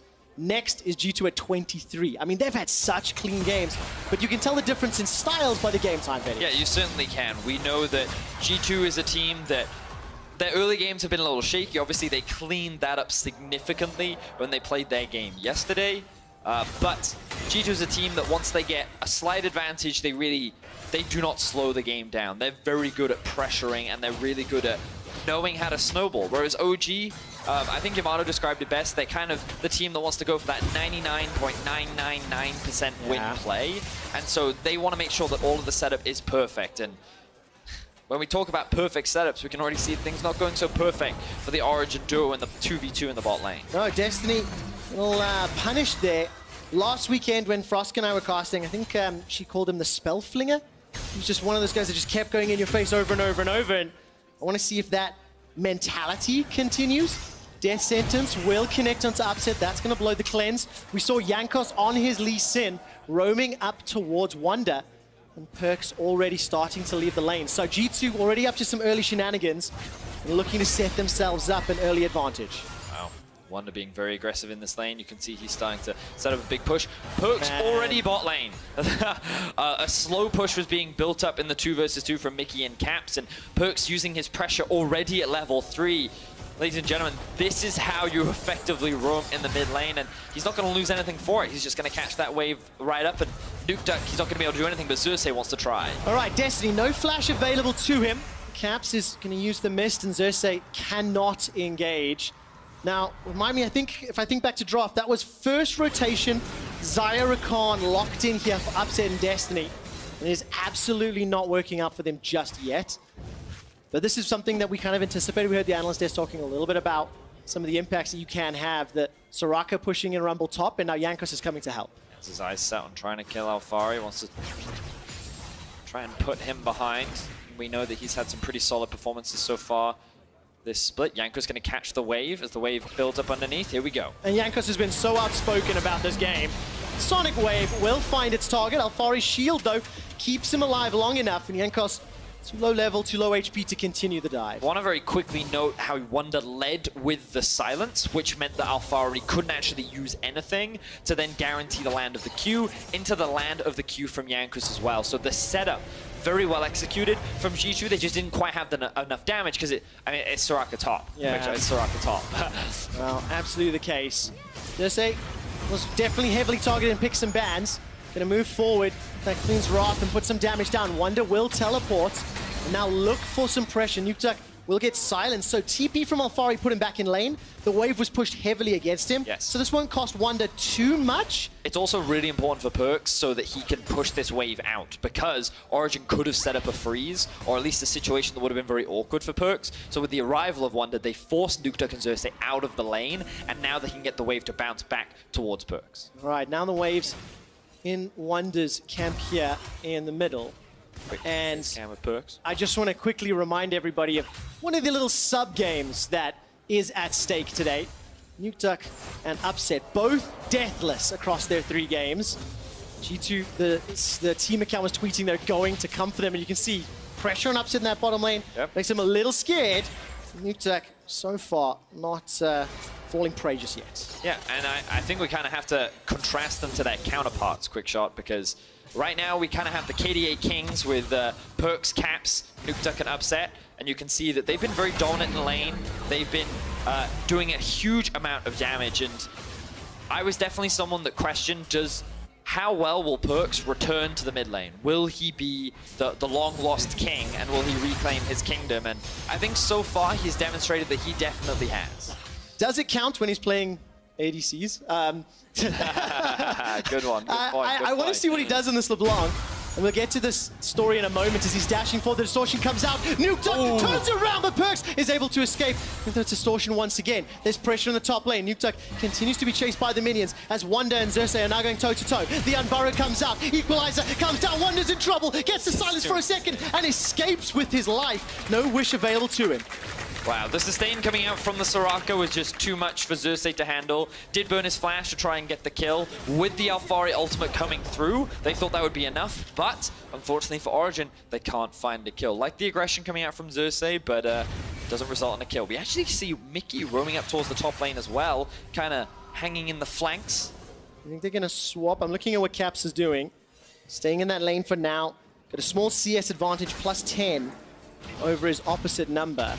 And Xerxes, despite having, what, 3 or 4 junglers banned away and then, falling back to this Rek'Sai, he's shown up a couple times and is relieving some pressure, trying to set up some plays for OG. You know, it's also funny because we were just talking about like, oh, Perks returning to the mid lane. He's playing so well. And then just as he's about to get a kill into Nuke Duck, he misses his E, nearly gets solo killed himself. Bit of a fumble there, but you can see it was a very high pressure situation and both mid laners end up just retreating off the back of it. I'm going to take a gamble. What is the most memorable Perks LeBlanc game that you've ever seen? I mean, I cast it because it was G2 versus RNG Game 5. Shocks just talked about it. It was a match history before the show as well. And you and I, when they were beating RNG at Worlds, and it was such a big surprise, we literally jumped up and hugged each other. And if I remember correctly, Kobe was in between us, and it was just like, he didn't really know what to do, and he was just awkwardly standing there. No, I think Azael cast that one. Was it Azael was with us? But what I want to see is, can Perks have the same level of mechanical play? Because he literally 1v9 that game. It was mental. And he started off fairly well so far. But Nuke Duck and Upset still deathless. The cleanse has now come off cooldown for Upset. And something that we heard the analysts talk about was Soraka counterpick to Rumble. Well, right now, Alphari doing very well in the lane. You've got to remember a couple of things that obviously have happened. Wonder using his TP into the mid lane. On top of the fact that Alphari did get his jungler to help try and set up a dive. But that has resulted in Alphari having a whole level advantage over Wonder in the 1v1 right now, as we see a bit of a trading happening in the bot lane. And it looks like Caps was able to sidestep one of the engages there. Nuke Duck is going to continue to dash forward. He's got that hijack from Perks. Alphari steps forward, starts to overheat, and will burn through Wonder. A lot of damage coming up, but a lot of damage traded back. Alphari, plus 15 CS. The action's not done yet. The junglers are going to meet in the mid lane. Xerxes' passive will spot out Jankos, and there's the engage from Perks. He comes away worse, though, as he's chunked.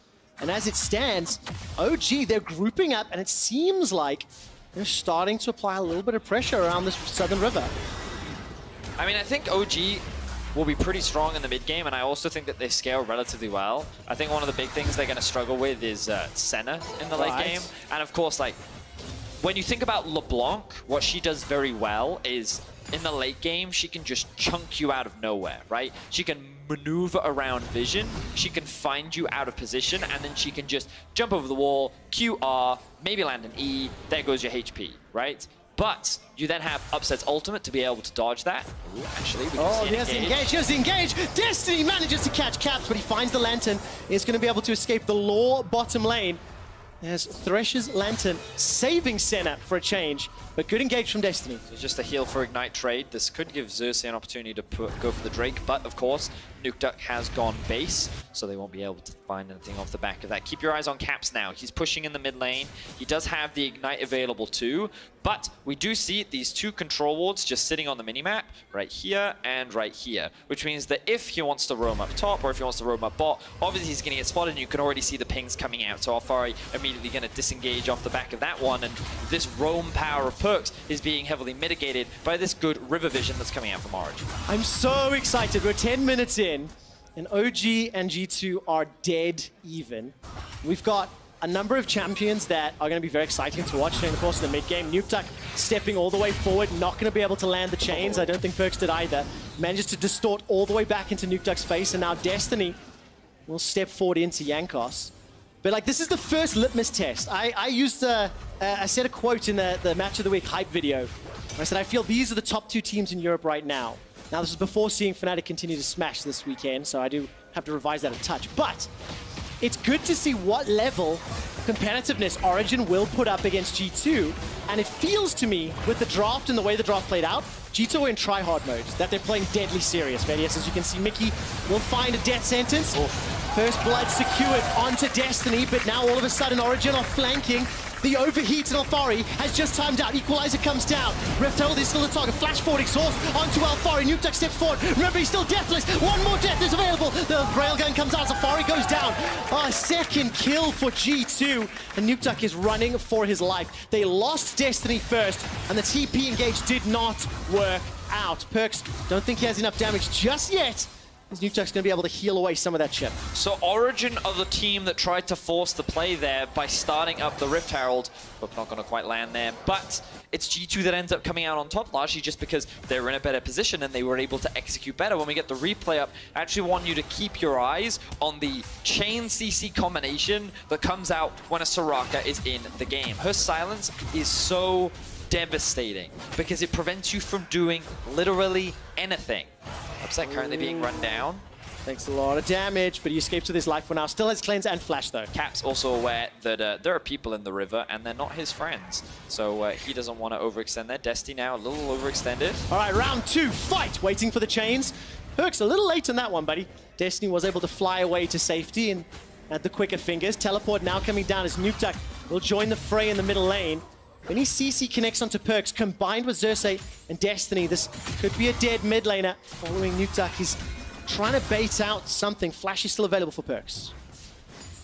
Whew. So, G2 find themselves with a bit of a gold advantage early on, and here's the replay that we were looking for. So notice here, the hook initially lands and the silence follow-up. There's nothing that he can do. He thinks he's normally safe in this situation, but of course, that chain CC prevents him from doing so. Now, Alfari TP's onto a control ward, and you're thinking, oh, this flank is perfect. Here comes the Rumble ultimate. But notice how Caps just zones away the Xayah, and Xerxes can't get anywhere near because Perks is keeping him off the back of the fight. So initially, while it looks like a good flank, the problem is OG can't actually collapse. So it ends up just being Alfari running into a 1 versus 5. Yeah, not able to do much more. So G2 come away with a 1,000 gold lead. The Herald was not secured during the course of it. And while we were watching that replay, Origin did get into a little bit of a scuffle in the mid lane. Let's take a quick status of the CS differences. Alfari plus 25 over Wonder's Soraka, and then vice versa for Perks. He's currently up about 13. Wonder now under a little bit of threat, but if you look at the minimap, support from G2 coming down. So the tension is still very, very high as we're now moving into this mid-game. No towers have fallen yet, but we've swapped lanes, Vedius. The man, Drake can be started up. Rift Herald would normally be traded by Origin. We heard Gyoto talk about it in his interview yesterday where he's like, if we're conceding a Drake, normally we're trading it for something somewhere else on the map. And this is the first time we're seeing Origin not have that same level of control that they've had in the past. They're going to have to give this Drake up completely uncontested. There's nothing that they get off the back of it. And G2, they're sitting very comfortably right now. Okay, set some expectations for me then in these next few minutes. First Dragon down at 14.5. No towers yet. We've got Australia lanes. So what do either team want to do to unlock an advantage? Well, for G2, I think they're happy just scaling. Normally you'd say this about Origin, but when you think about the late game power, I think Senna's really strong. I think Soraka's going to heavily outscale what the Rumble will offer in these team fights. And of course, he will be rushing the Morellonomicon to try and mitigate some of that healing, but things like the silence are very powerful in the late game. And LeBlanc's damage is going to be very obnoxious to deal with later into the game. Now, Wonder oversteps a little bit. He does. The silence not out just yet. As Overheat comes down, Equalizer starts to burn Wonder. Flame Spitter comes out once again. Wish is still available, has now been used. Alfari throws everything at Wonder, and it pushes him away, but it's not enough for the kill. While that was going on, there's an engage up in the top lane. Nukta running for his life for now. The Herald is the focus as the distortion comes forward.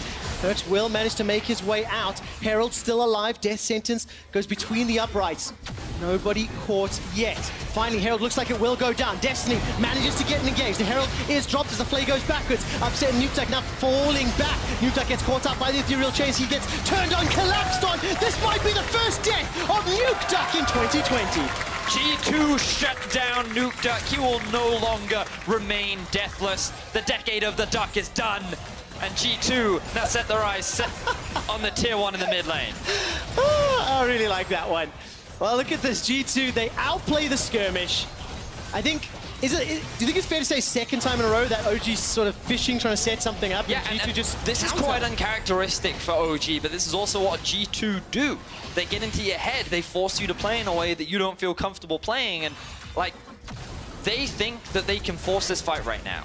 Oh, Destiny, he messes up his execution. He can't catch Caps out. Perks is uncontested, and Mickey's the one that takes the brunt of the damage.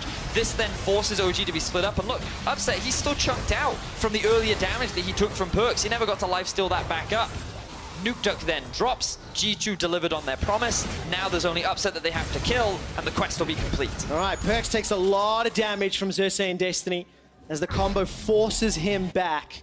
4 kills to 0. 2,000 gold up, correction, 3,000 gold up actually, as well as a Mountain Drake. G2 Esports sitting very, very comfortably, very happy. If we know these players, they continue to accelerate ahead. Their next objective will be to hunt Upset down and do everything they can to manage to pick up yet another kill. Now, Origin will likely be able to get this tower. You can see the positioning and control they have over the top side of the map means that G2's not going to be able to respond in time. But because G2 do have the Herald and Destiny is going to die, ouchies. G2 can now use this as an opportunity to push into the tier 1 in the top lane with the Herald that they have. I want to see them clear up the topside river, which Mickey is doing right now.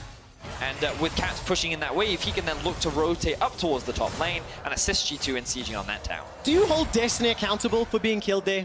You know, the tower's being pushed top, and G2 obviously some information. His AD carry already backed off, and I mean, he doesn't have his flash available to him, but I feel like that Destiny is not having the same performance that he's had so far in this split, but of course he is going up against arguably the best support in Europe. Definitely the case, and Nuke Duck is under so much pressure. The rest of Origin arrive very, very late. Nuke Duck's stolen ultimate, gets fired down, and now G2 are on the retreat. Xerxes gets the knock-up once again. The Equalizer burns through so many members of G2 Esports. Caps gets saved by the Wish once again. That was really nicely done from Wonder, who's teleported into the back line. Gets bitten in the face by Xerxes Rek'Sai. Perks comes over the wall, throws out the signal of Malice, and it is full of Malice. As Upset will concede his first death. No, he won't. He manages to pick up a kill. He's on the way back. Perks is hunting Perks and running. He wants to make it happen. The feathers fly, and Upset is still not yet done. Calls the feathers back! Upset, you beauty! Look at the smile on Perks' face. He knows, but can Upset get out of this one? Oh, I don't think so. It's a 2v1, and he's used everything. G2 go hunting, 9 kills to 3. And they are just on a tear. The Deathless are no more as G2 deliver on their promise and find the kills onto Nuke Duck and Upset. You can see that the damage being delivered by Upset is definitely nothing to laugh at, but this fight was chaotic, and that is just G2's playground. G2, they use the pressure that they have in top lane and mid lane to move into the topside jungle to get some vision control. OG uses this as an opportunity to force the fight. Soraka isn't there yet, and they think that G2 is out of position. They start off by committing to Yankos, but then Perks is utilizing the mobility of LeBlanc to zone away the backline, preventing the follow-up from happening, and this is when Wonder joins the fight. He's forced to back away immediately after getting substantial damage onto Xerxes, and as the rest try to follow onto Alfari, who has their eyes set on Wonder, that is when Caps and Mickey are able to start cleaning up on the backside of the fight. Beautifully played by G2, and again, just utilizing the tools of their composition. High mobility, high disengage, and overall being very obnoxious. Such great heads-up play from Upset to position himself in a way that multiple feathers will tag. And just the display of mechanical ability is beautiful this game. OG, unfortunately, just being a little bit outclassed. Caps 4-0-4 as it stands. Now Nukeduck is jumping onto Wonder. Jankos is waiting nearby. And here comes Alfari. Equalizer comes down, that's a decent engage.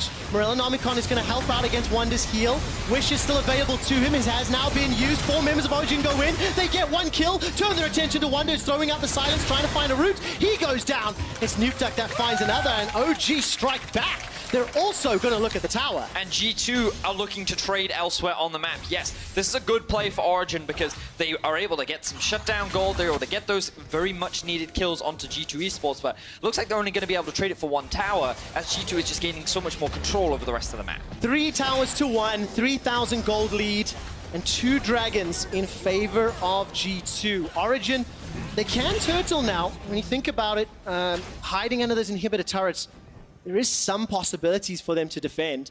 It'll take a little while before Senna can have nice long range and try to harass down those towers, but... Well, you say that.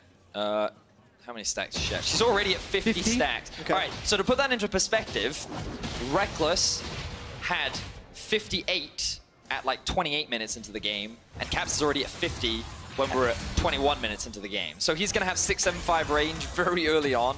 But we're having a look back at this replay. You can see the ridiculous amount of sustain that comes out from Wonder, but this is where the Morellonomicon is really valuable, cutting that healing in half. Like, that was a 446 heal after the Grievous wounds have been applied. Imagine if they weren't quick shot. Like, I don't know if that 4-man would have been enough to actually get those kills. So how do Origin then defend this? What do they need to do? Find a few more of those picks, obviously. I mean, one of the problems that Origin now finds themselves in is, like, I think G2's comp outscales them. I think in the late game, especially with the damage that comes out from perks, being 2 levels ahead and very strong, on top of the fact that there's the healing that consistently comes out from Soraka, like, OG needs to try and keep being proactive, looking for these picks. Otherwise, the game is just kind of slowly going to get harder and harder for them to play, which is kind of the opposite of what we expected, because this is how Origin normally like to play. They're the ones that have always drafted the superior scaling comp, and then they buy their time. But G2, even though they're drafting scaling, they don't slow the game down, and this is what makes them challenging. They are just naturally a proactive team. They always look for opportunities. All right, taking a look at the bottom there. All right, bounce back to the distortion. I missed that one live. Perks literally looked into the eyes of Origin, and he's like, come on, come at me. And then he just taunts them by immediately dashing back. This man, he loves to toy with the mental of his opponents. He does. G2 don't look to defeat their opponents, they look to obliterate them. I mean, it was funny because in the chat at the beginning, you know, before we get into the game, they were typing in the chat and they were saying like, hey, please don't mute all chat. You know, they're saying like they want to be involved in the banter. They want Origin to be able to read some of the things that they're saying. I don't know what they are saying. I hope we get some cool clips in Pro View, but I'm sure the G2 players have some spicy words for this game. So we're a bit surprised by how this draft took shape and then played out. And coming into the game, it was one of the big points you highlighted, that for Origin, the draft is going to be important. Yeah. You know, we got 23 minutes of gameplay. It feels like G2 are in, you know, fair amount of control here. So do you think G2 OG got in their own heads a little bit, like changed up their own style, try to... You know, no, I think that they kind of drafted in response to what G2 was doing. And like, when you kind of look at their comp on paper, it wasn't terrible, because I think that Silas is challenging for LeBlanc to deal with, because the amount of healing that you get from the Kingslayer is very, very strong. And like, now we see the results of it because of the impact that Perks has been having around the rest of the map. But I think what Nukeduck struggled with was he wasn't expecting his bot lane to honestly get crushed in the 2 versus 2. And the top side of the map, Origin were investing all of their resources, but it wasn't paying out massively. And admittedly, Alfari is 2 levels ahead, and you can see that while there is a mid lane discrepancy, that same discrepancy exists in the top side of the map. 70 CS difference for opposite members. The difference is, even though Wonder is level 12, like, he only needs to have points in his healing, right? He's got 4 points, and when he hits 13, that healing is going to be maxed, and that means that that's his job. He runs around, he heals, he silences, heals, silences, and the damage comes from perks and caps. As long as they stay alive, then G2 will win all the fights. Oh, a little bit of shenanigans afoot in the mid lane. No CC connecting yet, but all 5 members of both sides have now started to group up. Perks, does he dance in the face of death once again? Distorts in, chains procs, not going to do a double over. Flash and Ignite was available to him. Infernal Drake has just spawned as well. G2 have got control of the mid lane, and they're going to peel back to the river.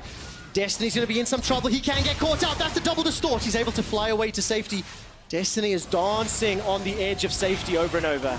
G2 once again utilizing pressure very well, showcasing that they too understand how to manage their waves and manipulate the map, and it's just a matter of using mid lane pressure. They didn't need the wave in bot lane because they knew that OG wouldn't be able to overextend because Origin had no control over the river. And then with that pressure, they forced OG out of their jungle, and then they converted into a Drake. Just like very clean League of Legends, not too over-eager, but it could have resulted in kills. And like, we're 25.5 minutes in, G2 have a 4K gold lead. Like, there's a reason why this team made it to the World Finals, why they won MSI, back-to-back champions domestically. Like, yes, they made that roster swap, but like, Perkz was a world-class mid laner before he moved to AD carry. And I know I'm projecting a little bit, but I really feel like, in comparison to the last 2 games you've seen, G2 are just a little bit more try-hard today. Oh, they're always more try-hard against, like... They're very focused, and they're not as loose. I mean, we heard it from Jankos, right? I think when G2 hit anything that they... Oh my god, the damage. That's so much damage in that set. When they hit something that they don't like, they take it personally, you know? And when Jankos heard, like, when the G2 players heard that they were being compared to be on the same bar as Origin, they were like, okay, we were in the World Finals against FPX. Let's just rewind this and remind them like why we were there. And of course, they haven't won yet, but in the position that they're currently in and the way that they've played this game, it feels like the Origin have been playing to G2's game and not the other way around. Was it Jankos that said they're a bunch of washed-up players? That is the player that said that, yes. Was pretty much where he stood. And look, you know, putting his money where his mouth is. 2-2-5 on this Lee Sin. Has been able to respond to everything. And now Perkz is now waiting. level 16, Trevor. Okay, and the rest of G2, they've started a 2-man Baron. Jankos and Caps are there. Perkz goes toe-to-toe with Nuke Duck, and he comes off way better. Cersei's level 10. Distorted into the wall. We'll ignore that one for now. Cersei is in so much trouble. Look, all of OG are struggling as Perkz a slow Baron, Trevor. What does it mean, Vedius? It's slow, real slow. Yeah, they're looking for something. I'm trying to get you to help set me up. Here we go. Origin, 5-man. They're grouping up towards the Baron. Only 2 people are on it right now. They're using the sustain from Caps. But Perkz is level 16. He's looking for the flank. Keep your eyes on Perkz. Oh, Destiny got caught up by the death sentence. That means the engaged tool is reduced. Equalizer is up and available. Alphari stepping forward. He has thrown it down inside the pit. Manages to not take out anybody just yet. Nuke Duck escaping with his life. The exhaust reduces his damage. Now Perkz is flanking on the backside. Destiny manages to predict it. Gets the knockup, but he goes down. Perkz still gets a kill as Nuke Duck forces Perkz' clone away for now.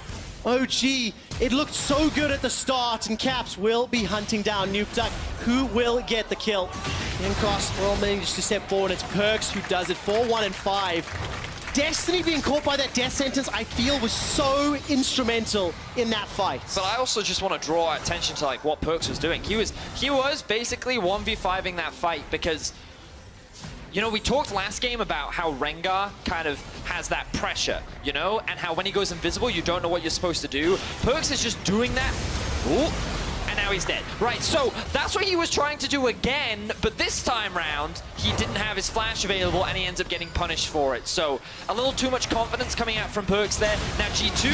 Oh, they're going to push all the way forward. Wonder's going to get burned down. No wish available to him. Xerxes kills Jankos. G2 overextend, maybe a little over-aggressive.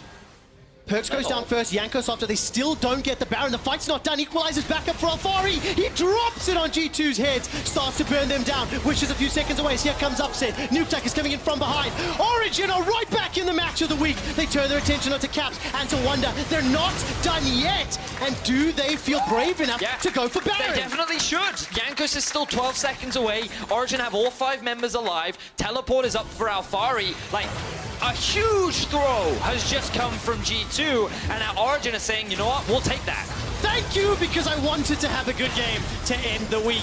And Origin punished G2's decision-making. You cannot say that more accurately. G2 put themselves in a position where they could get collapsed on. Perkz and Mickey stepped all the way forward. And now OG even up the gold. They have Baron on 5 of their members. And they escape with their lives. G2, man, they're trolling. Like, they had a 1-team fight, quick shot. Like, this was the initial fight that I thought was well played. You talked about it. A good hook onto Destiny, right? But then we see what Perkz is doing. Notice how Origin now always have in the back of their mind, Perkz is here, Perkz is here, Perkz is here, Perkz is here. They want to commit, but Upset can't. He has to deal with the fact that someone is flanking him, and he gets a couple hits off onto Mickey. That doesn't mean much, and immediately they're on the disengage. Great knockup from Destiny, but then the heal comes out, and he's able to disengage. Ooh, now we see the chase coming in from Origin. Oh, whoa! Where did that burst come from? What? I couldn't even see the animation, and Alfari is blown up where he stands. Destiny gets kicked backwards by Yankos' Lee Sin, and despite the feathers flying, Upset cannot help his team out. 2 quick kills to G2. Perkz goes caps lock, and he just shuts down Alfari. The Rumble disappeared, man! Like, I was not expecting that damage to come out. Of course, the death cap is now completed. G2 are going to convert this into the Dragon Solo. Just as we're counting G2 out, just as we're criticizing for that throw, they immediately come back into the game. It's like they're playing with their food, quick shot. I need to see it in slow-mo because Alfari was just melted. Fourth Dragon they picked up by G2, and now they're going to siege on. The 2 Baron buffs removed from OG. How much will this impact? In 5 seconds before Alfari comes back up. No TP available. Dirks dashes over the wall. And just to throw out 2 Sigils. The tower starts to get chipped away from as Cap steps in. Destiny again gets chunked out. And Perkz is so confident with those distortions just over and over and over. He's got some vision to play with as well. It's just a fantastic performance on the return to LeBlanc. I mean, yeah, for sure. But like, what a chaotic game we've been seeing. You know, Origin have really been on the back foot for the majority of the game. Alfari has kind of been the saving grace for Origin in a lot of these fights. He's been outputting a lot of damage because Upset honestly can't. He's always keeping his eyes out for Perkz, but you can see Upset, he's level 16 now. He's got 3.5 items completed, and let's have a look at how this happened. So Alfari walks into the brush, gets hooked up, chains into QR, dead. QR secondary proc of the first E. Yep. Just gone. Yeah, so I mean, you're right. So the sigils obviously proc each other, and then the E procs the final proc. So that was more than enough damage to get the kill. Now Origin, of course, do still get something back. The Baron buff, hook lands. Their sentence comes out. No further engaged, though, because it's only wandering caps that are nearby. 2 quick towers picked up by Origin. They haven't yet conceded this game. But the fact, it is a Mountain Rift, Fire Rift as well. The fact that Perkz is going to be able to run through the jungle and try find additional opportunities to jump in the backline, this could be even more problematic. We saw it a few moments ago as Upset was trying to retreat. Baron is now timed out, and Elder's 4 minutes away, and Baron 3 minutes. I mean, this game suddenly became a lot more tense. After that G2 throw, it feels like the momentum is not heavily in their favor. And when you look at the map state, it feels like G2's definitely still in the driver's seat. But we talked about it briefly earlier, and I want to draw attention to it again. Upset. Level 16 is a big deal. He now has 3.5 items completed. I'm thinking he's about to... There it is, the Phantom Dancer. Now done for him. Like, Origin should feel pretty strong right now. Alfari just hit level 17. I would not count Origin out just yet. Yeah, but contrasted, Wonder level 14. Perkz 17 to NukeDuck's 14. There's so much displaced power. Upset survives. And Vedius almost felt the pain of that one if you could have seen his face. It hurts so much. But as long as Perkz can keep doing that, then G2 can just continue to siege. The tower is being chipped away from, and NukeDuck steps forward. Xerxes below half health. He gets away from the chains. Upset is in trouble. He's forced to use the ulti, forced to flash. Goes golden, but Destiny's dead. Upset's caught behind enemy lines. It's 2 more kills. Do G2 go for the win right now? They can take out the inhibitor, and they've got some minions to play with. Ladies and gentlemen, if you did not bend the knee, you have to now, because the king has come to reclaim his kingdom. Perkz on LeBlanc has dominated this game, and G2 are looking to dominate Origin. They're gonna pick up a few more kills under the turret. 6-1 and 9 for Cap. 6-2 and 8 for Perkz on his LeBlanc. They're gonna wait for some more minions to come in. It has been a mostly clean game. One play around that Baron, but you've got to give credit to how G2 have, played the majority of the game. I mean, for sure. Like, for the majority of this, it was G2's control. They played this extremely well, and like, you get to see what a great late game LeBlanc player looks like. And it's good to see that Perkz hasn't lost his stuff because he's been so instrumental in a lot of these late game fights. Origin is respawning. Trevor, I think we're about to see the final team fight of the game. Let's see if Origin can still hold out onto hope. I got a better question. Let's see how many G2 want to hunt. Big ult. There's the engage from the quickness as well as the equalizer. Wish is not available. And Alfari's already used that ulti. A silence goes down to Nukeduck. He simply cannot get involved. That's going to be a dead Xerxes. He tried to use the ulti and Nukeduck is just forced away. The amount of CC from the Soraka is so frustrating to deal with. Death Sentence catches one more on Alfari, and exactly as expected, G2 are looking to style on OG and send a statement. Undefeated 4-0. The undisputable best team in Europe remains unchallenged in 2020.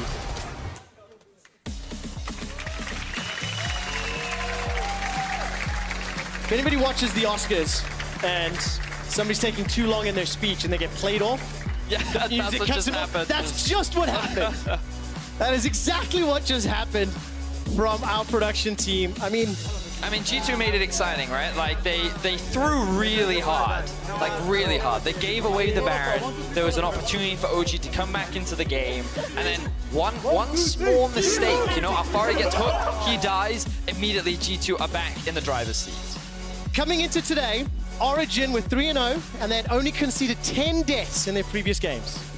They conceded 21 deaths in a single game against G2.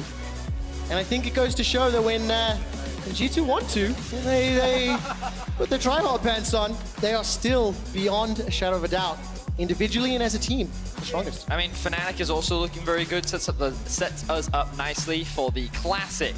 I would say the El Clasico in Europe now. I agree with that. G2 and Fnatic. That's going to be happening in week 3. Definitely going to be a matchup worth watching, as we can see that both teams seem to be informed. But Origin, I think, what can we say? Nukeduck, I think, kind of got, like, his impact was minimal on the Silas. A lot of debate around whether he was able to, whether the pick was good and how much of an impact he could have. I think that we saw Alfari, like, doing Alfari things, trying very hard to try and turn these fights in his favor and upset kind of him versus Perkz was pretty much what a lot of these team fights were, but it was consistently Perkz that was coming out on top. And he's one of the key player of the game suggestions over at LEC. Yankos and Caps round out the 3. And at the end of the day, just a fantastic performance again. G2 4-0, OG 3-1. And he's not on the list, but massive shout out to Mickey this game. 2-1 and 18. 20 of the 21 kills is what he was involved with on a Thresh. So he set up a lot of the plays, and also he's a player that I've been very critical of during the World Championship, end of last split, and last week. And it's great to see him kind of performing to the level that so many expect of him as they put him as the best support in Europe and one of the best supports in the world. Yeah, fantastic performance. Grabs taking a walk out. There was some big words from Grabs before the game, and his team absolutely delivered. So fantastic performance to end the week. 4-0 in total. It's going to give us a lot of interesting things to talk about when you contrast yesterday's games to today's. We won't have time to talk about it today because right now Perkz is standing by with Law.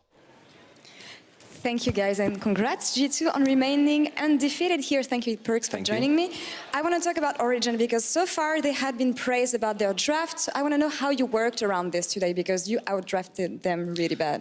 Well, I do think that they are praised because of the drafts, because they always pick Gragas. So they always get a Gragas on their team for some reason, and we never get Gragas on our team. So I think that's one of the reasons why the drafts are really good first 3 games. I think as soon as Gragas is out of the equation, the drafts are like a bit harder to do. So yeah, I think we got a good draft this time around. So from what you saw, are you saying that maybe Xerxes champion pool may become an issue for Origin? I don't think it's necessarily Xerxes champion pool. I just think Gragas is really busted right now. And Xerxes can play more champions, right? It's just like Gragas being so OP and Predator being insanely broken.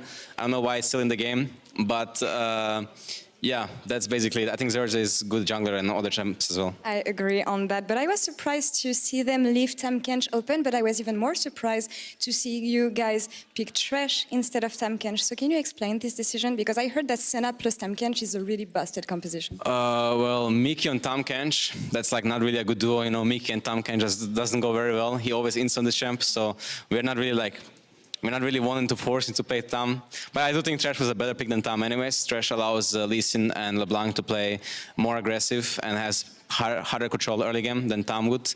So I think our draft was really good, yeah. I see, and I mean, it worked, so obviously it was a good draft. But one thing that surprised me with you is that so far, you had pretty slow early games, and then the 20-minute marks hits, and then you steamroll over teams. And here, you had a really fast early game, but the rest mid-game was kind of slow. So can you explain that?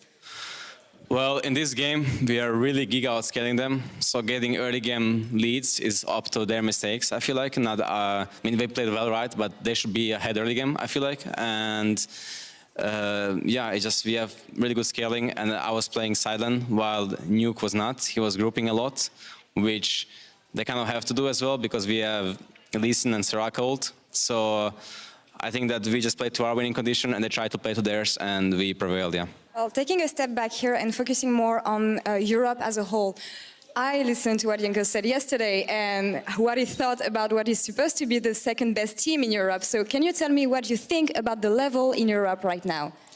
I think Europe is quite strong, the top teams at least. Even like the mid-tier teams, they have potential. And it's not really settled who is really good right now, but I think Fnatic will always be good as long as they have like the main core they have, right? So Fnatic is, I think, the second best team in Europe, not Origin, right? And I thought so before playing them, and even when they played against each other. But so playing against Fnatic next week will be really hype because those games are always hype, right?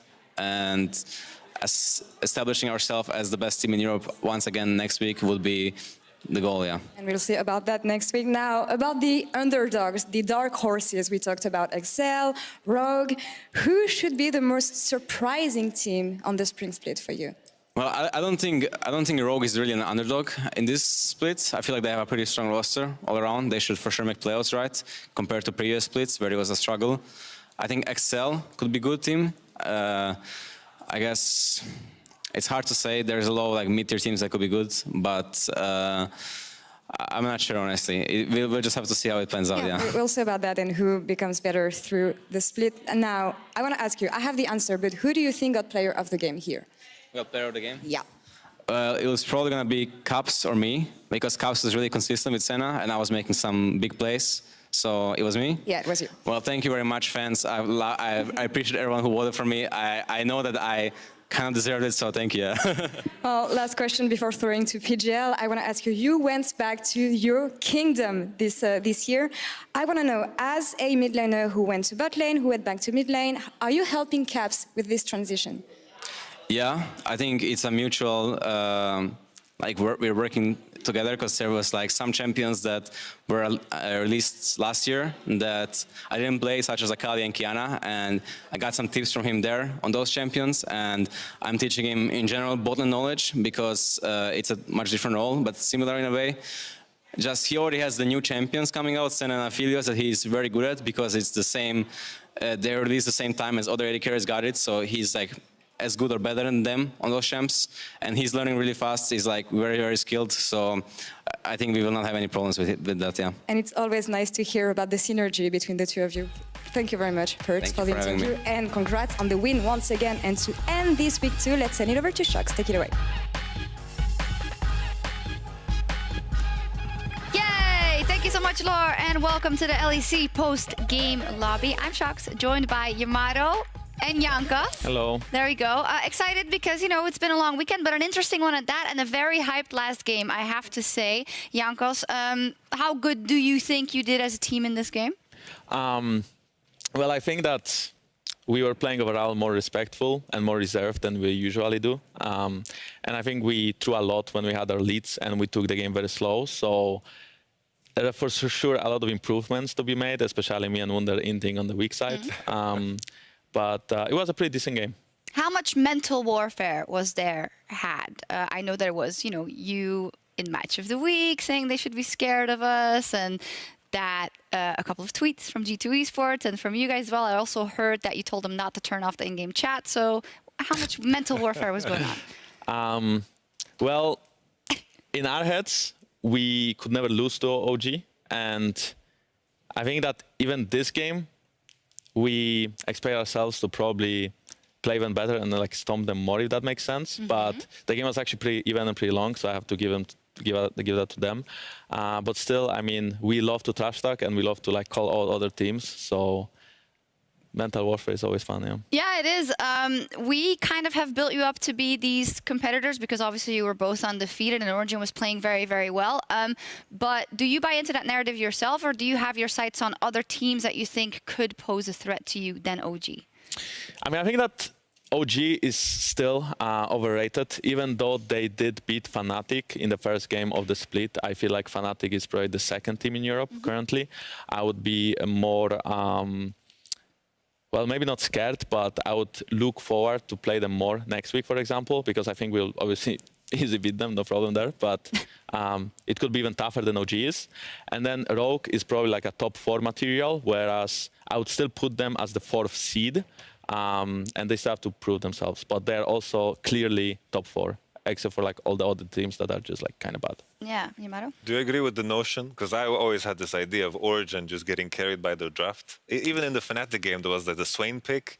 You guys banned Gragas today. Is that the kind of the knife you have to stick into them? I mean, I think that the Gragas overall works for pretty much every team right now. As we all know, jungle is useless role. You know, it doesn't really impact the lanes or anything. So what you do is you pick Gragas and you bring the CC to the team, and then you also have Predator, which Wunder really hates because he cannot not overextend. So I appreciate if Wunder would learn how to play against Predator, but up until then, we will probably be forced to think about Gragas, yes. At what point in this draft did you realize that you were heavily outdrafting them? Because that was what was echoed on the desk here. I mean, probably after 3 first bans, we knew it's over. I mean, it's hard to say, right? I feel like we had a really good idea about picking Lee Sin LeBlanc. For some reason, they banned the Lee's, which I don't necessarily agree with. And then, you know, obviously, first picking Senna. Senna is such a broken champion. And not banning Thresh for 5. I think there's like some mistakes that they have done. And I feel like all the other teams that played them so far gave them their comfort picks. And, you know, OG was left unpunished. And even in that game, I felt like they played the map pretty well, right? They didn't get called when they shouldn't have, and they knew how to rotate, and they, you know, punished me and Wunder when we were inting. So I still feel like their play is like kind of solid, but most of the time their drafts they were getting away with too much.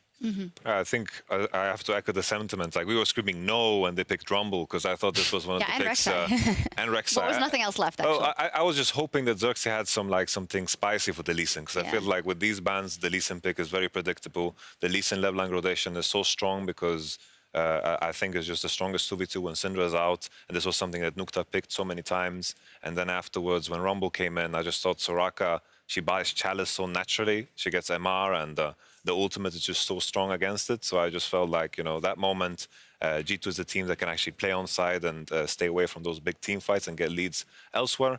And then I just thought G2 have it in the bank. Yeah, Jankos, how happy are you with Grabs and his picks and bans so far? I know there's like more people in the team now. There's been some additions as well on the analyst side of things to help Duffman out. So how confident are you in the drafts for this split? Yeah, about the Grabs, right? It's still a hard subject, I guess. Okay. I think that so far he didn't really disappoint, right? He delivered, I would say. In no game, I felt like we have been outdrafted, except for scrims. In scrims happens a lot, but it seems like he takes the knowledge from scrims to a stage, and then, you know, if we disagree, we just like kind of step in as the players to try to make drafts actually playable for us. And I think, you know, we have like new analysts as well, and, you know, she's helping Duffman, and we still do our like reviews and stuff. So I think that the team is growing. You know, we hope to stay on the top. Oh wow, we even got a slow-mo of Grabs. Really? Well, wow, that's cool. Yamato, you were mentioning how Jankos would probably be amused by the fact that he used to be put on Braum duty, and now Wunder gets put on Soraka duty. So how much joy does that bring you, Jankos, that someone else gets to play? Actually, I have a message. I have a message for Riot Games. Okay. Please don't buff Sejuani. Just don't do it. Sejuani, at her current state, is actually a playable jungler. the thing why Sejuani was always OP was because when she stacks HP, she gets a lot of damage, and her passive was like insane. But all of this is nerfed. But then you buffed her HP, so she can rush Warmog and have a lot of damage and be like unkillable again. So if you buff her furthermore, I think she might be really OP. And I feel like she's not really friendly for the meta, so please don't do it. I think it's already set. I saw it already, so I guess it's going through or not. I don't know. Well, How does that work? maybe you they're just- like riffing it. Hopefully they will. I don't know. Junkus just doesn't want to play Sejuani anymore. We'll see. I do want to run through a little play with you as well. As said, you guys won. Good moments. Perks carrying a lot. Caps doing well. But here at Baron, there were some question marks because this was after you peeled off. And then these two guys just go on a little adventure. Do you remember That's this? the MVP of the game, actually. That guy right there, inting on LeBlanc, that's the MVP. That's your MVP to Europe. Good job. So I think that we obviously wanted to, stall them and take the Nashor for free. Yeah. I feel like so far the play has been like not too bad, but in the hindsight, we should have just based because they do have double TP. I mean, Rakan is up very soon. They do have TP on Sylas, so I think we made a mistake of trying to, obviously fight them here also. But also, Perk's kind of overstepping. Maybe without his overstep, we'll be able to like secure Nash before they get there. But Nashor with Senna, Lee Sin, Soraka is really, really slow. So in the hindsight, we made a mistake of staying around, and we shall base after getting 2 kills, set up the map again, maybe even play for Drake. That will be up in the next, 1:30, 2 minutes, and just snowball the game from there. We are really lucky that Alphari got one-shot by LeBlanc on the next play. So he kind of threw the game, a lovely mid laner, but he also carried the game right after. Yeah, because that seemed like it could have been worse than it was, but somehow you caught them out, which is good. Yeah, I mean, We'll I'm be not getting sure. yelled at, yeah. So it was kind of weird because I didn't expect LeBlanc to do so much damage, and he probably didn't neither. And then, he just got ulted, chained, and died instantly. And at that point, we kind of knew the game is probably in our hands again. Yeah, well, congratulations. Undefeated still. As a tagline to you being on PGL, we added teamwork. Wait, what was it? Work improvement team? Motivation. Motivation, work improvement team. Do you know what that's in reference to? Will you maybe help me out there? Yes, we will. It's actually the Origin tagline is kind of. Oh. Yeah. So the Origin was like the story of the week. Well, your match versus Origin is the match of the week, so we found it appropriate. And this way we could also talk about G2's work team motivation, work improvement, and team for 2020. Wow.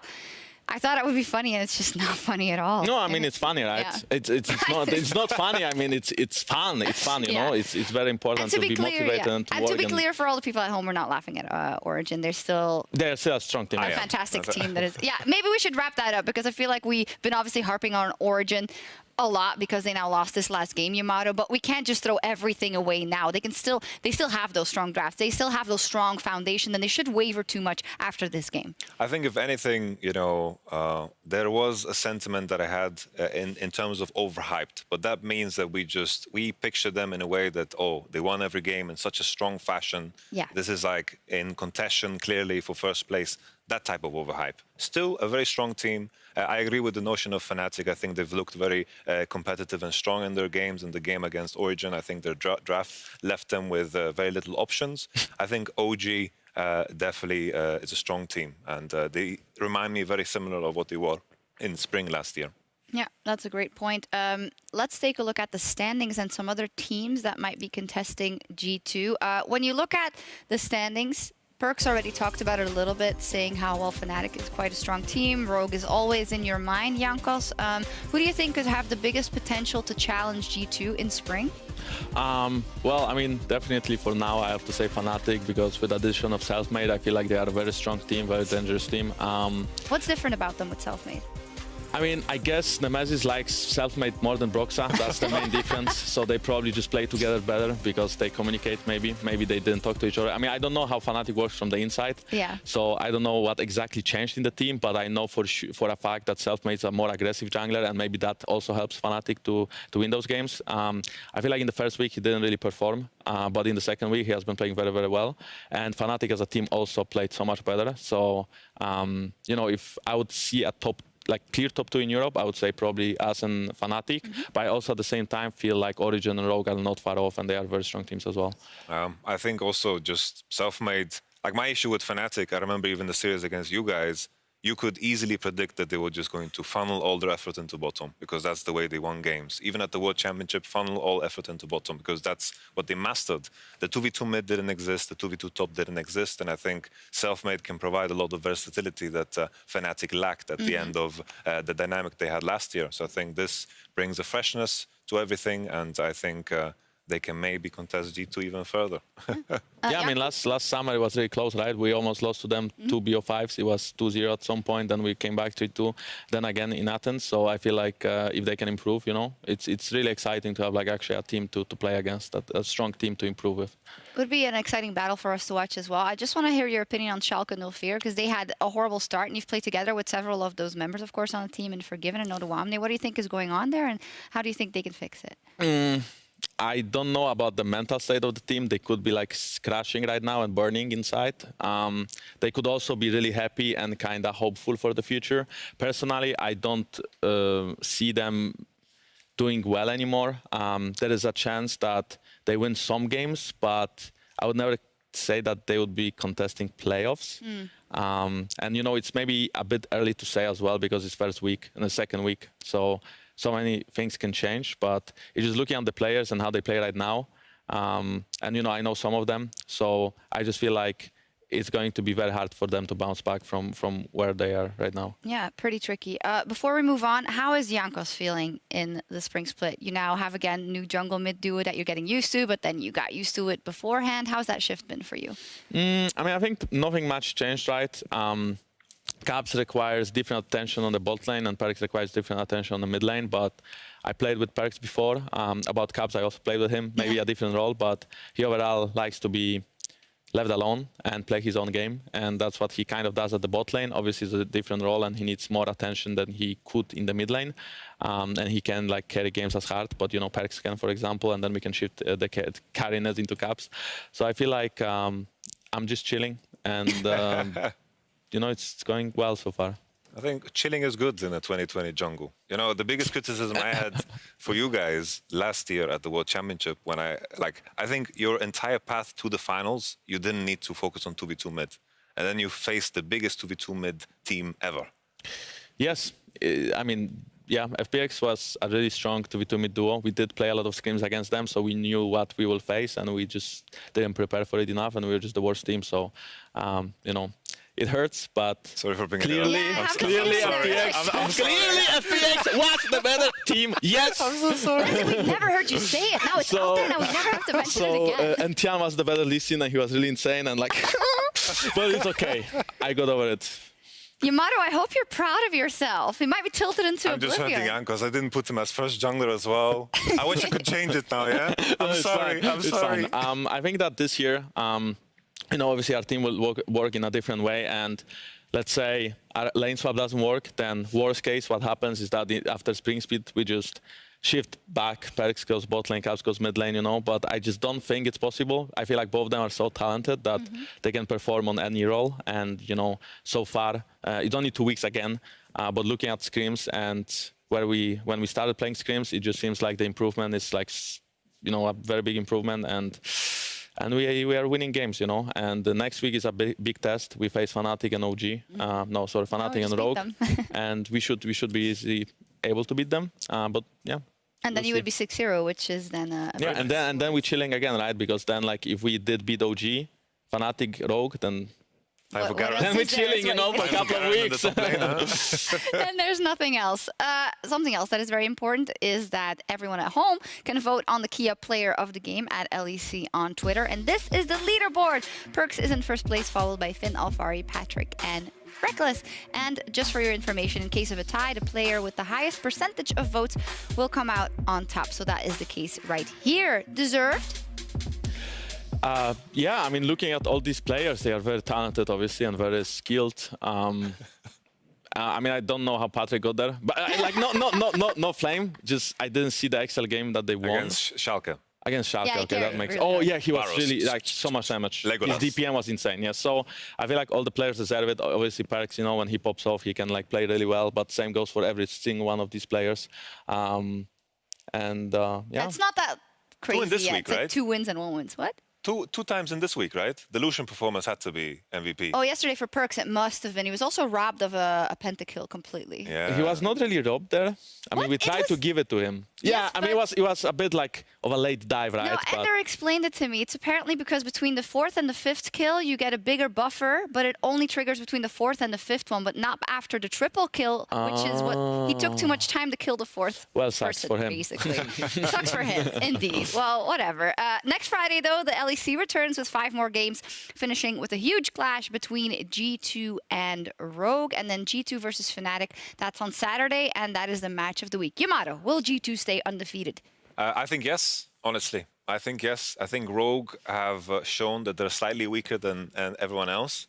I've always questioned G2 on their weaknesses, but they seem to deliver over and over again. This week, I think your early game improved massively. Last week, it was a bit of a cocktail against Mad Lions. So I'm hopeful. If you guys are improving, then who can stop you?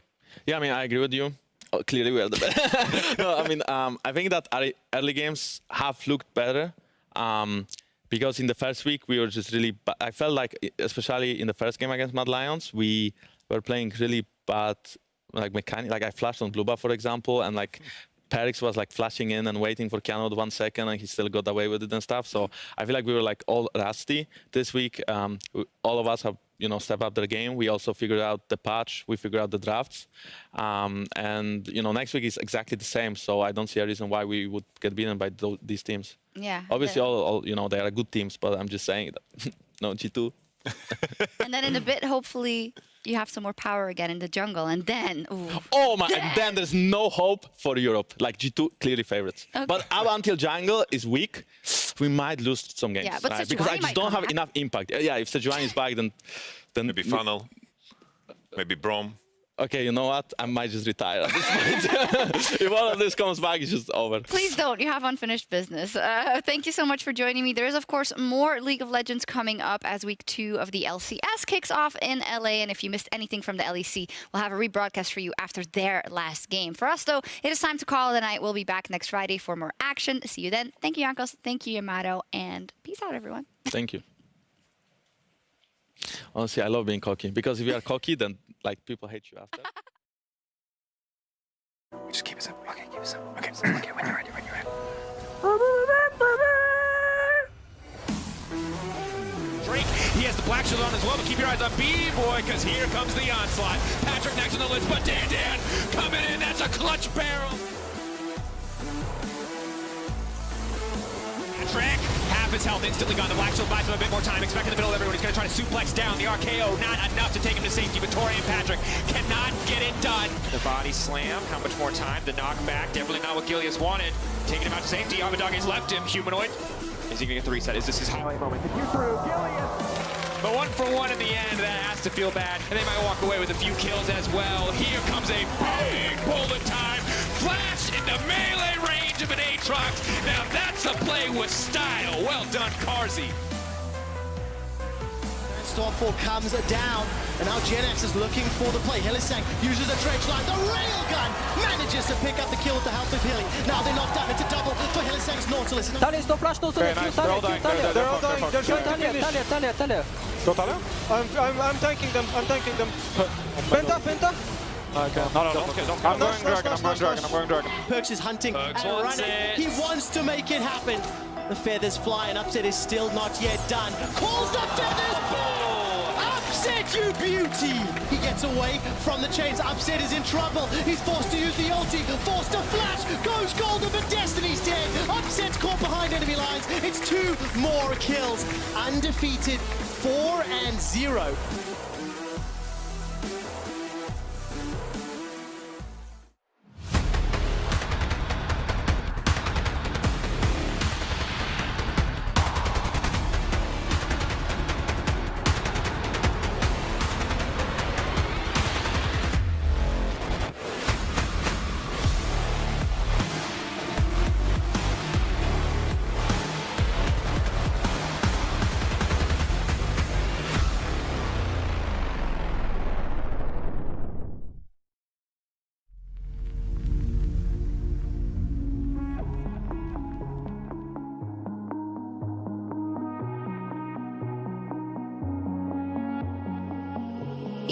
whispers in the night, voices filling up your mind. You're like a ghost of you. You've been drowning in the rain, slowly saving up the pain. So deep inside of you, see the colors of the sky slowly turn from black and white. A rising hope, bright as gold. And now there's nothing left to lose, so we're breaking all the rules, and they don't know what we know. 'Cause I can hear the thunder from afar, a lightning in the dark. I can feel a fire come alive, so calm before the storm, so dark before the dawn. Oh, I can see the fire in your eyes, in your eyes. Oh, I can see the fire in your eyes, in your eyes. Oh, I can see the fire in your eyes.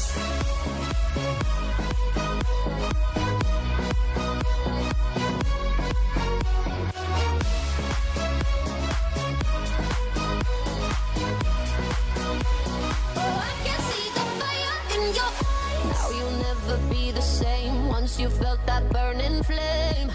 You're chasing stars alive. What was broken's left behind. Watch it crumble in the light.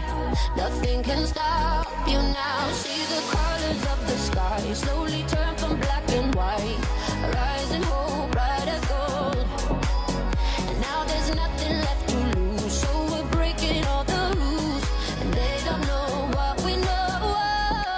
'Cause I can hear the thunder from afar, a lightning in the dark. I can feel the fire come alive, so calm before the storm, so dark before the dawn. Oh, I can see the fire in your eyes, in your eyes. Oh, I can see the fire in your eyes, in your eyes.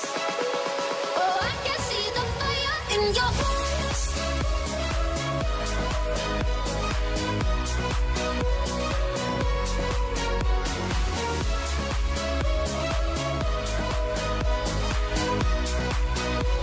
Oh, I can see the fire in your eyes.